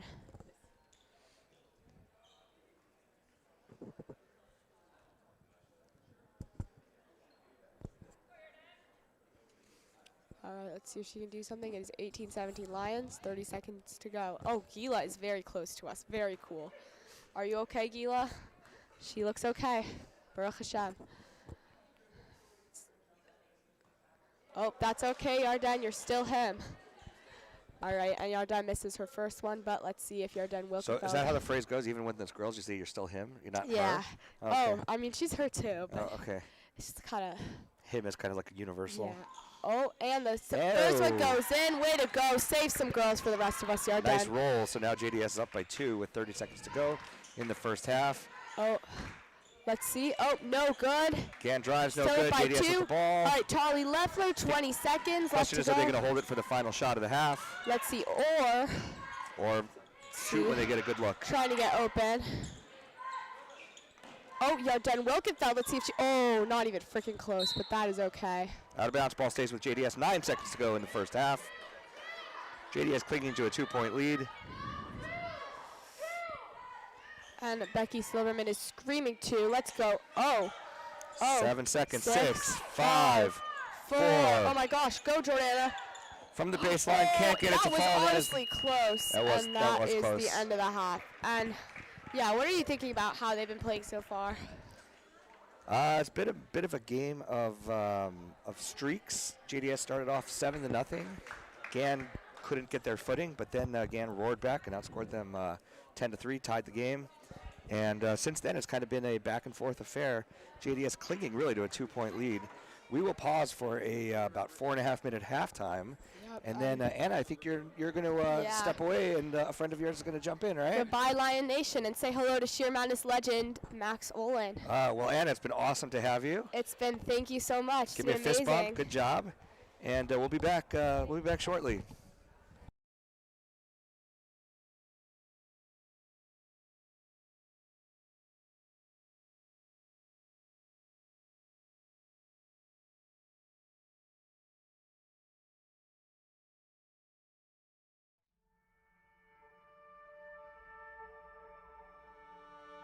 For 60 years, the Charles E. Smith Jewish Day School has been a place where students learn more, not just for college, but for life. And today, that tradition continues. Learning is so much fun at JDS.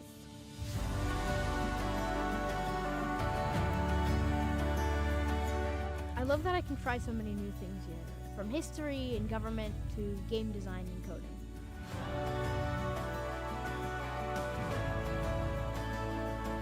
We don't just take notes and memorize, we ask questions, make connections, and discover new ideas every day. Learning more means thinking critically, questioning deeply, and discovering new passions. When I first came to JDS, I didn't know any English, but my teachers made me feel welcome. They really supported me, and I learned English so fast.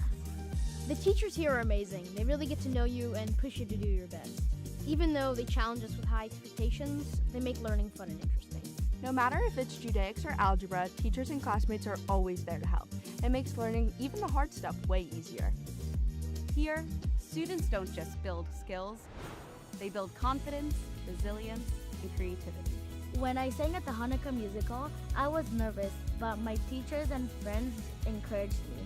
They helped me feel so confident. When I joined soccer, it was like an instant community. We connected right away, we worked as a team, and it really boosted my confidence in school, too. Starting Model UN at JDS taught me how to push for what I believe in, bring people together, and help other students find their voice and confidence. For 6 decades, JDS students have grown with purpose, with identity, and with community. The Shabbat spirit at JDS is so amazing. Singing, dancing together is so exciting. Through my Tanakh and Talmud classes, I've really learned to think critically. Not only do we deconstruct the literal meanings of the text, we also get to form our own opinions and perspectives about it. I love how Jewish life here lets me explore what being Jewish means to me, while connecting with so many different people. At JDS, community is more than friendship, it's family. For 60 years, we've been a home where students, parents, teachers, and alumni are connected for life. When I came from Israel, I was really nervous, but everyone was super nice. Now I have a lot of friends, and I love being here. I feel like JDS friendships last forever. My mom is hers from when she was a student here, and I'm making mine now. JDS is a community where everyone gets a chance to be celebrated. Whether it's a performance, a test grade, or just doing your own thing, we are all encouraged to do our best. Charles E. Smith Jewish Day School, celebrating 60 years of learning more. Join us and be part of the next 60. At JDS, At JDS, we learn more.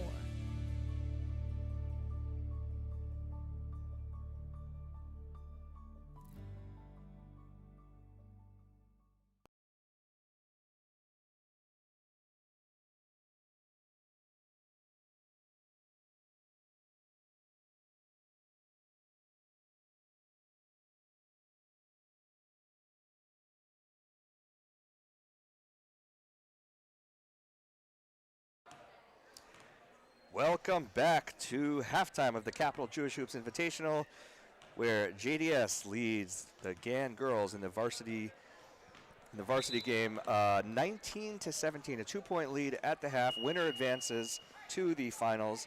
Stepping out of the broadcast booth was Anna Poland, but stepping in is Max Olin, the man, the legend. Max, welcome. Thanks for having me, Ari. I'm not sure if I can do as good of a job as the legendary Anna Poland, but I'm definitely going to try to live up to. Look, just try to live up to even a baseline of Anna. You'll be solid. I'll Tell do us about my yourself, best. Max. Where are you right now in life? Where am I? You may have seen me in such projects such as Disaster or Into the Woods or the 25th Annual Putnam County Spelling Bee. This is my first time doing an announcing gig. But All right, you're a junior at JDS. Yes, I am. Oh, okay. I'm not a novice. I have practiced several times. All right. And here we go. All right. Gan down by 2. They get the opening possession, and they cannot in and out. capitalize. All right, Dabo with the rebound. So we have 2 8-minute quarters to determine the victor and who will play for the championship. Tali Lafta with the hoop in the harm. Excellent drive. And one for Tali with the left hand. Beautiful. JDS takes a 4-point lead, and they're going to the charity stripe to extend it to 5.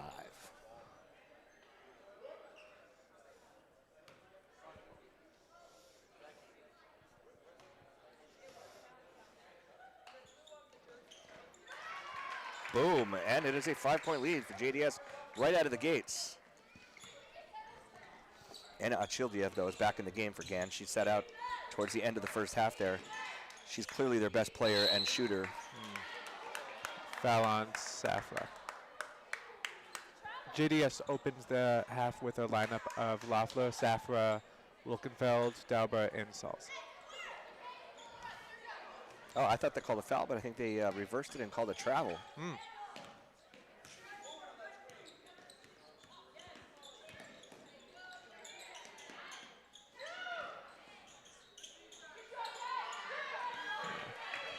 Gan comes away with the rebound. Gan's really pushing it up the floor, too. Yep. Gets it. And at the shot, Gan has reduced the lead to 3. Yep, good offensive board and a putback by the girls from GAN. I don't think anybody's going to be running away with this game, Max. No, it's going to be a nail-biter. That's for sure. Ooh, the no-look pass. Good effort. And JDS comes back with it. Yeah, that's all hustle. Boom. Nothing but net for Jordana. Jordana finding her stroke opens up a 6-point lead for JDS. Just a minute and a half into the second half. JDS extending their 2-point lead to 6. Gan with the step back.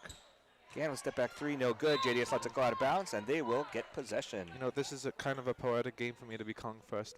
Both of my cousins go to GAN, and actually my younger cousin is actually on the girls' JV team. Really? Oh, Yeah. so it's good. So we're not total homers for JDS then. We have some emotional attachment to the GAN school. Yep. The hope is that she makes varsity and she comes over here so I can call her play. That would be amazing. Yeah.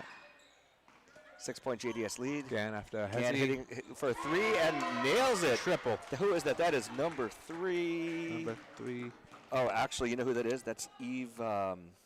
That's Eve Menzen. Eve Menzen. It says on our listing here number 5, but from yesterday I remember she wears a different jersey to what she's listed. But JDS Cat Sauls responds with a 3 of its own. 6-point lead is still keeping Gannon at an arm's length. JDS really that was a putting the pressure. 2-pointer. That was a 2-pointer, so it's a 5-point lead for JDS. Ball remains on GAN's side, but you gotta love the pressure that JDS is putting on this GAN team. Yeah, when JDS hustles, good things happen. They get boards, they get fouled. It's not just about points. Yep. Can't win if the other team's more physical than you. That is true.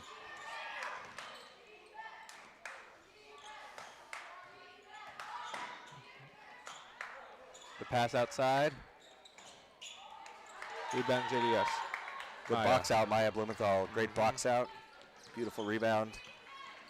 See if JDS can extend their 5-point lead. Good pass.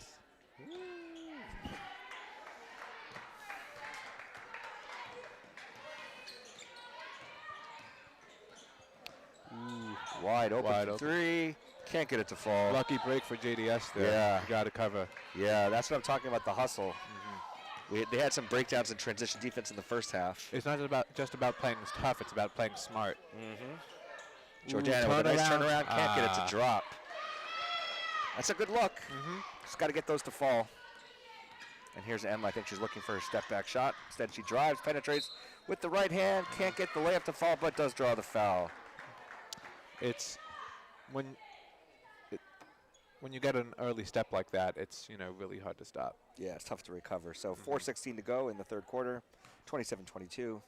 Emma Achildiev is at the line for two.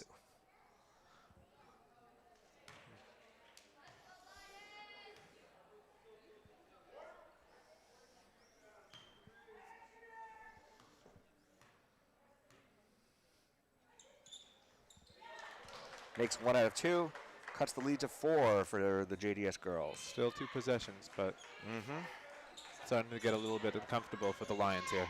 Oh yeah, this is anybody's game at this point. Absolutely.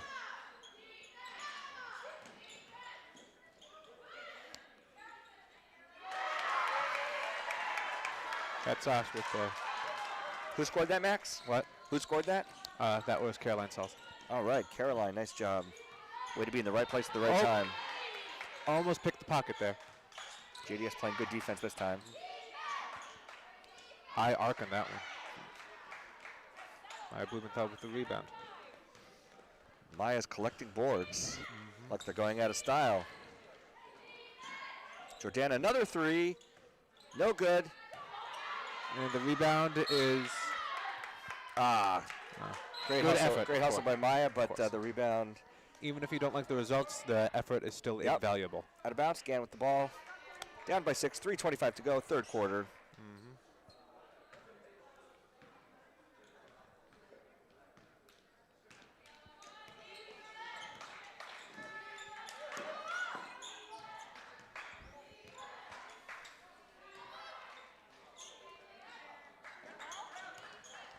Again, trying to make something happen. Oh, And that's is some great blocked by defense. a wall of Lions. That was good metaphor there, Max. That was an absolute wall of Lions. Give and go. JDS beautiful. Oh, can't capitalize on it. And Gann Ball out does of the bounds. exact same thing to JDS on the other side. Yeah. Turnabout is fair play.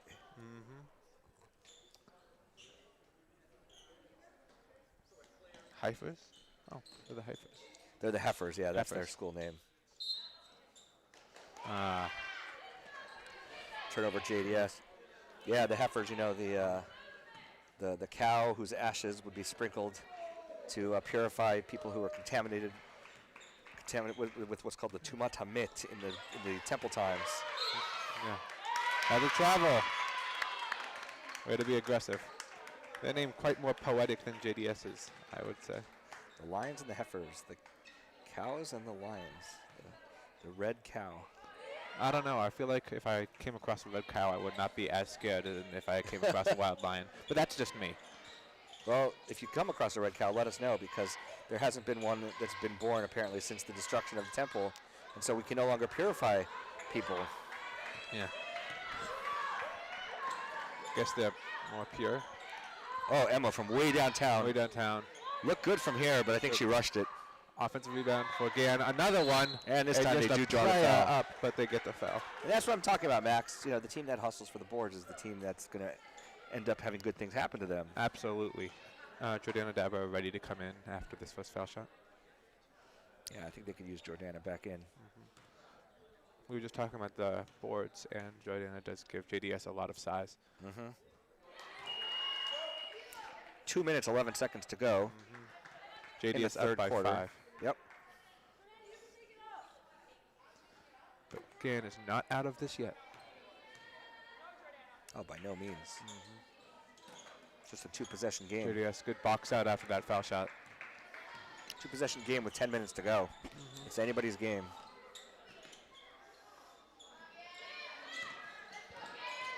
Also trying to make something happen here.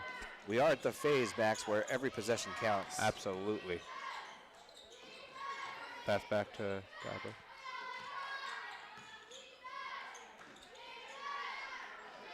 Blumenthal from the corner. Can't get it to fall. No, Good but the rebounds are amazing. Yes! There you go, 2 rebounds. Yep. That's what we were just saying. Rebounds win those games. Yep, the rebound, the hustle pays off. Saul's holding strong against the attacker. Woo! Excellent shot. JDS from 7-point Gan. lead, shaved to 4 just with one stroke. That was Emma Assel-Green with the triple.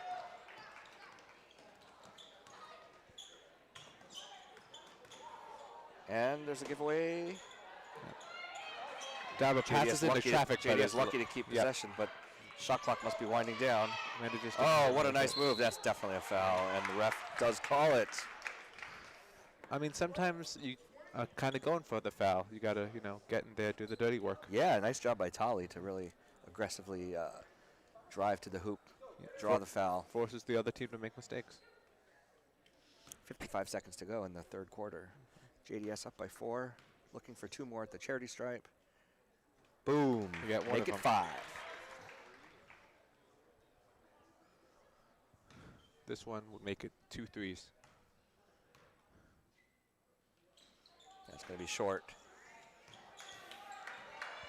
See it from here, Max. A little short. Yeah. Oh, that's a travel. That was a, good call by the Stripes. Yeah. And that's something else you can see from here. That was a walk. Maybe the NBA, they let you get away with that. They got replay there. We'll see.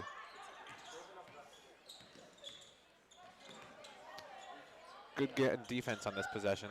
But it leaves Daba wide open. Just as you say that, they give up a wide open layup. But JDS can't capitalize. But they keep getting those boards. These are just 2 physical teams duking it out. Yeah. Really, who's going to finish at the rim? That's the question. Which team is going to finish at the rim? Good old-fashioned bully ball.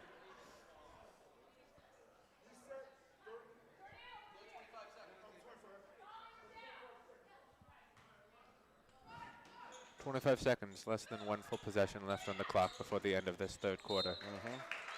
But a JDS turnover, so again, we'll have a chance to cut it down to 1 possession. Yep, make it a 1-possession game. If you're JDS, you really want to stop here. You 20 seconds. Emma from way downtown. Oh, gets it to go. On any other occasion, I would have said that was not the shot because you're giving the ball back. But you know what? If it works, it works. No, she's the Larry Bird, to use a Boston analogy, since Gan's from Boston.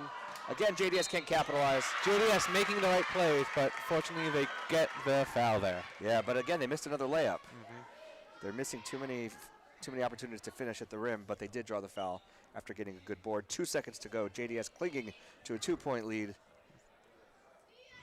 8 minutes and 2 seconds to go to determine who moves on to the finals. That miss there could have some big implications in this fourth quarter. Every free throw matters. Absolutely. Every possession matters now. There we go. Gan has 2 seconds left. I doubt they'll do anything. Not enough time for a heave. There seemed to be a problem with the clock, but it's the end of the quarter. Yeah. Whoever is, this Sam Olin guy is, he might not be good at this job. Whoever's his older brother must be really embarrassed right now. It would be. Ryder Chessman's great, but I don't know, the Sam Olin guy, are we sure he's supposed to be there? Is that Olin guy related to this Olin guy? Maybe. When he does a good job, he is. When he forgets to run the clock with 2 seconds to go, you've never seen him before in your life. Anyway, let's set the scene. 8 minutes to go. JDS clinging to a 3-point lead over the girls from Gan. Winner advances on to the finals of the first Capital Jewish Hoops Invitational. The loser will play for 3rd place. Max, what does JDS need to do to not only hold on to this lead, but expand it and move on? I mean, JDS is doing a very good job of keeping on.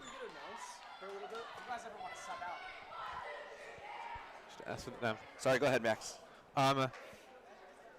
JDS has done a good job as keeping up with Gan's style of, being super duper physical. And JDS is getting all these good looks, but they are just they're getting these really easy layups, but they're just being unlucky enough that they're not falling. Sometimes, you can't get those shots to fall. So the solution to that is, to the line more. Yep. You know, get easier shots. And Also, if they're not fouling, they eventually will. You know, as long as you're getting the good blatant looks. foul on Gan right there. As long as you're getting the good looks, they will eventually drop. Absolutely. So JDF starts the fourth quarter by drawing a foul. Also, just drives, but does not manage to get the ball in the hoop, but we do get a foul call. Nice drive to the hoop by Tali. And back to the free throw line she goes.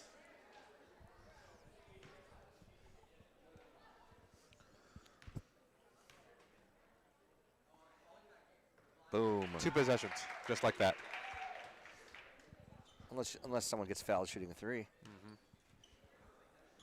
And one at the three-point line. I trust our team not to do that. Now it doesn't matter. it's absolutely 2 possessions, but still 7:46 to go. It's anybody's game. Absolutely. 35-30 JDS. Emma Shieldiev is taking the ball up the court. JDS is hounding her carefully because JDS is up by 5. It feels like it should be more, but JDS's luck is currently not on the line side. That's not taking anything away from Gan. This Gan team has been playing phenomenal.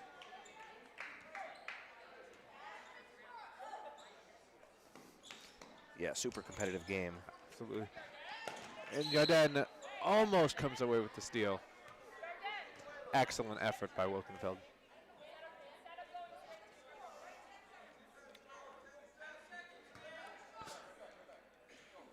You know, I was speaking with Wilkenfeld's brother earlier today, and he was very excited. And GDS comes with a steal. This time it works. Safra up. See, these fouls, it's baby steps, but they're steps nonetheless. Yeah, they keep pushing the action to the rim, and good things are happening. They're getting to the line. They're getting offensive rebounds. JDS is playing aggressive basketball, and it's paying off for them. This is part of how you win games, and it's working. 6-point lead, 7:15 to go, fourth quarter. And a miss, but Jordana Daba grabs the rebound. That's what aggression looks like. That is what being aggressive. And they get another foul. And that's got to be the third or fourth foul of the quarter, and which it's means only they been will shoot 45 seconds. Yeah, which means they'll soon be shooting.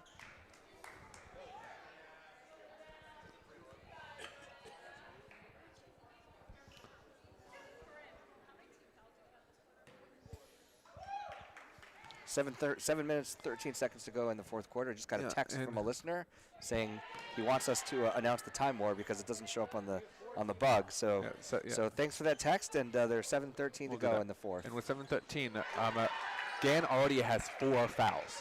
Wow. 45 seconds. That's a foul per 12 and a half seconds. Well, and that just goes to what we were saying, which is that JDS is pushing the action. They're driving, they're slashing, they're dishing. Absolutely. They're drawing those fouls. That must kicked ball by Gan.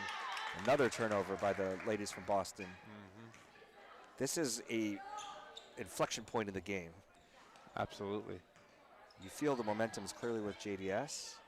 If they can. And Gan definitely knows it too, the way they've been playing. Yeah, so they're feeling a little bit more desperate. The next 2 minutes, I think, are going to define how the rest of this game goes. Wilkenfeld wide open for 3.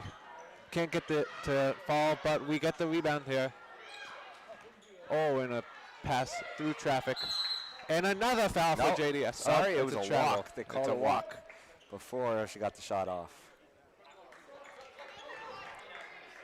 Like the intentions from JDS, but doesn't end the way they may want it to. 6:40 left in the game. Winner goes to the next round. Loser doesn't go home immediately, but they're done.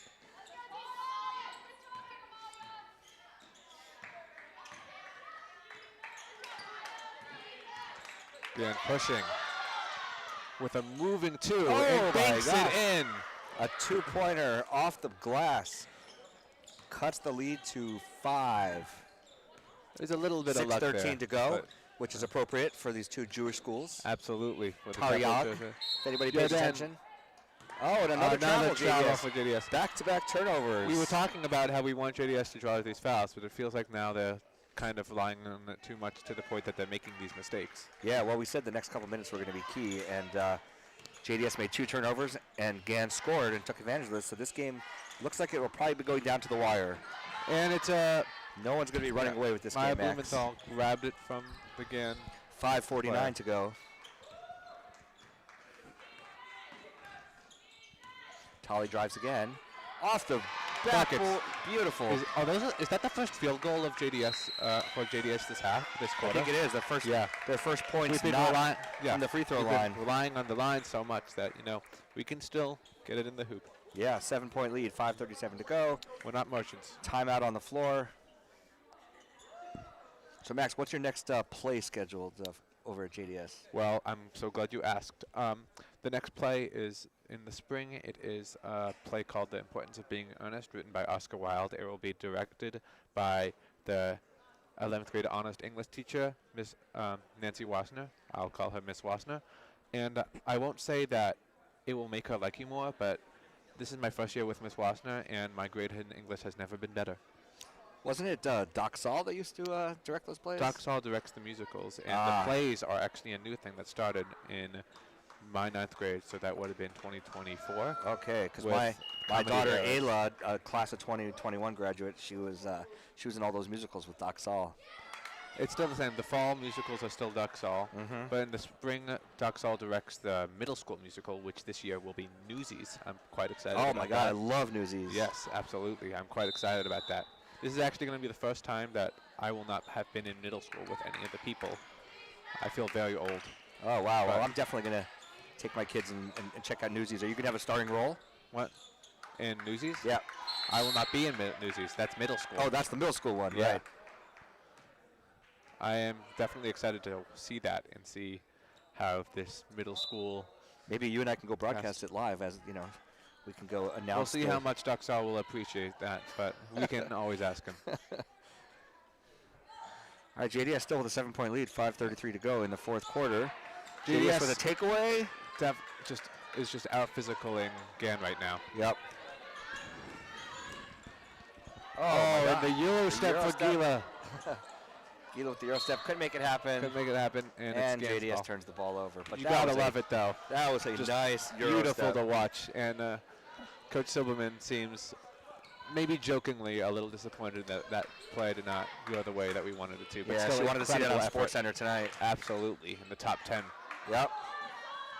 Again, great hustle. Still on the has an defensive effort, and side. it goes to JDS's direction. Oh, wow. The effort.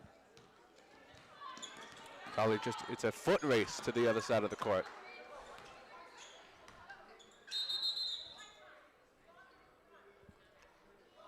In another error by Sam. Oh, I'm kidding. Another error by the scoreboard operator, Max's younger brother. Yeah.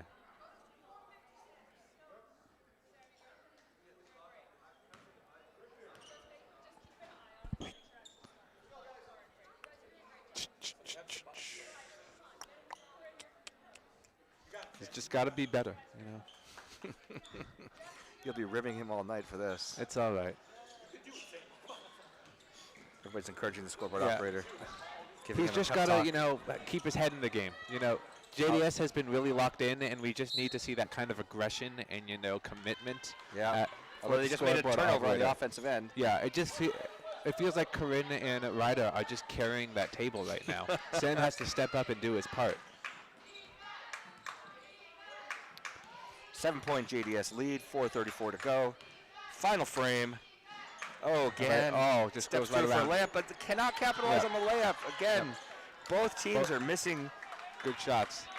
Easy shots. They can't finish. The rim is just a little bit cooler today as it has been in other games. And wide open is Gila Safra. And another layup missed. But an excellent vision by Jordana Jordana with Daba, a beautiful right pass. Right in traffic. Sees the eye of the storm. You almost want to know if anybody wants this game. Oh, whoa. Step back. I'm not as surprised that one missed, given it was a moving three. Yeah, but, she rushed it too. Yeah. It's still 4 minutes left. It's not desperation mode for Gann When yet. Emma has time to set up, she just doesn't miss that. Whoa! if we're not looking at the, finally something goes in, and it is Gan. On the fast break, JDS didn't If you hustle. don't look at whether or not shots go in, both teams are actually shooting excellently. They're taking good shots. They're just bouncing out. Just the percentage is low. Well, but that was a clear example there of JDS not hustling back on defense and giving up an easy transition bucket.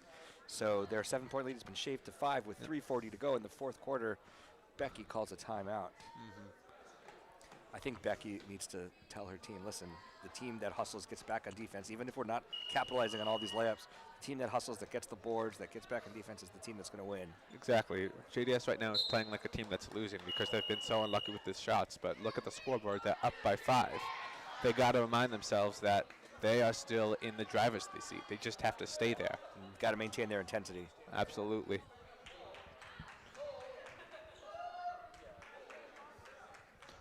Can Sam Olin unpause this timer correctly? Is the real question, though. Sam, we're all counting on you. You got this. JDS gets it in. They are full court pressing. And the timer is working. Timer is working like a charm. Jordana. Ooh! There's a finish. There we go. That's what we like to see.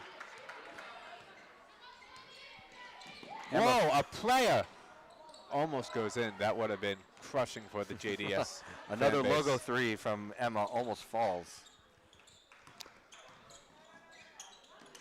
Jordana thinks about it. Jordana thought about it. That was a good job not to shoot that.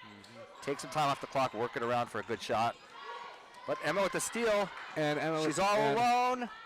And finishes with the left. No foul. It is a 5-point lead for JDS. How quickly things change. You know, you're about to go up 7 or 8, and then boom, it's 5, just like that. And careless foul by JDS crew, giving the ball back to Gan. Yep, 2:49 to go in the fourth. Can't afford to make those with so little time left. Yeah, it's just a 2-possession game, Max. We could be headed for a very exciting finish here. Emma's looking for that shot. Trying to get in his zone. Decides to pass it, and it is rebounded by JDS. That's a big rebound, but Gan is not going to let him go past that half-court line with ease. Full court press. Jordana breaks it, but That commits the turnover and does. It does. 2:26 to go in the fourth. JDS clinging to a 5-point lead. It's just a 2-possession game, Max. I'm not sure who that. I'm not sure was that. I'm not sure if that passed it to Gila or Yarden. It was kind of in the middle there. Well, either way. And it's a hoop and harm. This is now a 1-possession game. This is Gan making a run. Cut it to 3, and they can cut it to 2 at the line with an and 1. JDS has been kind of careless the last 2 or 3 minutes. Absolutely. They have to lock back in.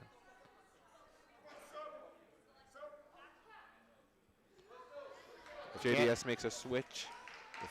If Gan is going to implement a full court press, then JDS is going to have to get through it. Freshman having meaningful minutes in the end of this game.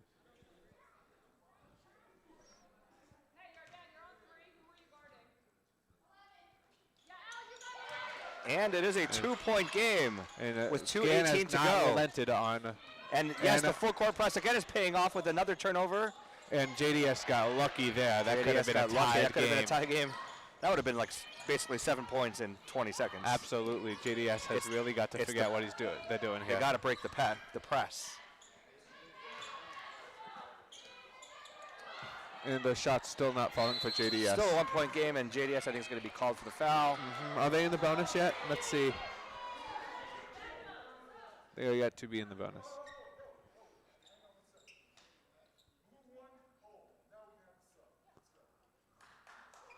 Yeah, JDS called for that foul. Possession goes back to Gan with a chance to tie or take the lead. 1:56 to go. We are sub 2 minutes. This game has gotten super exciting. Down to the wire here. If you're Gan, you just want to keep on pushing. You know that you have all the momentum right now. Emma looking for her shot, commits a turnover. Instead, turns it over. Called for a carry. The JDS bench is quite loud right now. 1:48 to go. Final frame. JDS Dabber at point. Holding on to a 2-point lead. And she's going to go all the Jordana's gonna way. go coast to coast, but can't finish. But we JDS get gets the a rebound. board. Find Swings it someone. out. Safra. And it's good. Could be the dagger. Who hit that, Max? That's Gila Safra. Gila, maybe with the dagger 3, puts JDS up by 5. Maybe with the nail in the coffin. 25 to go. From this game, we know that Gan is not easily taken away from the games. And they get a rebound. And JDS gets a rebound. Fighting for the Gan board. At some point, Gan's going to have to start fouling. A point score here probably puts the game away for JDS. Dabber for 3. And there it is! A double dagger. This is is this the biggest lead that JDS has had all night with 8? It could be, and there's only 56 seconds to go in the game. What a time for back-to-back threes. Yes. Gan is now in desperation. Miscommunication from Gan. Number 3 did not see it coming. I think she was talking to somebody in the crowd and didn't anticipate a pass. If number 5, number 3, that's Eve Minton, did not noticing the pass. Over these past 3 minutes, we've thought that Gan has had all the momentum, but now they seem just as flustered as JDS was looking. Absolute roller coaster the last minute and a half of this game. What an excellent time for JDS to wake up. JDS has... Yeah, better late than never, I guess, my friend. Yeah, JDS has really been in total control of this Gan's last minute start with thinking about back-to-back fouling at this triples. point because there's only Dabber, 35 seconds to 10 go. points. And now we're at 10 points, 31 seconds to go. I think now it's going to be, it's pretty much insurmountable. JDS has scored, 8 straight points on something like that. a minute and a half. A player. From a deep 3. Oh, but you cannot deny her talent. Just being able to make those insane shots. She's one of the best players on the floor today. 14 seconds to go. Interesting stat. Gan had 4 fouls in the first 45 seconds, and that's their first one in the since that time. Wow. Yeah. So it's been 7 minutes since the last foul after committing 4 in the first 45. Yeah, they played well Yeah. in that stretch. They just kind of fell apart in the last minute. But give credit to JDS for hitting those clutch shots. Absolutely. 14 seconds to go. JDS up by 7. Looks like JDS is going to advance to the finals, barring some sort of miracle. Makes the second one. Make it 8 points. Emma with the ball, probably going to look for another logo 3. Instead, she's taking it all the way for Easy. a 2-point finish. 6 points to go. Technically a 2-possession game. And they're going to want to foul, but instead... They're not going to get there. And instead, Maya will shoot a 3. Game is over. JDS comes away with it 50-44. 50-44 is the final score. JDS beats the girls from Boston. It looked like a nail biter, but JDS caught fire in the final 90 seconds to 120 seconds. Yeah, that was anybody's game with a minute or so to go. Absolutely. And JDS hit a couple of dagger 3s. Good on them. It's good to see the local team advance to the finals of their own tournament that they're hosting tomorrow. Really well played game by Gan. Yeah. Good sportsmanship. Everybody's in the these are two handshake very line good now. teams, right? Yeah, A lot of everybody's in the discipline handshake on both line. sides. They're chatting, they're schmoozing. You know, at the end of the day, this game is just all about Who knows? getting to make some new friends from around the country. Absolutely. Who knows? Maybe next year Gan will come away with it with my younger cousin on that team. Yeah, when someone from the Olin family is involved. Plus, I want to take a look and see that that Emma's only in 9th grade. Yeah. So I just am looking here on the score sheet here, and amazingly, Emma was only a freshman. So wow, if this tournament goes on the next few years, 4 years from now, imagine what kind of damage she could be doing. Yeah. In any event, Gan's got a lot of future hope for the future. Yeah. In any event, listen, Max, thanks for joining me. I want to just mention to our listeners that tomorrow, come back for the final. The finals will be 10:30 a.m. Eastern time. The boys, followed by a noon tip-off for the girls' final. It will be streamed again live on YouTube. Right? And all right, for Max Olin, I'm Ari Goldberg. Thanks for joining us. We'll see you tomorrow. For Ari Goldberg, I'm Max Olin. Thank you so much. I just said that, bro.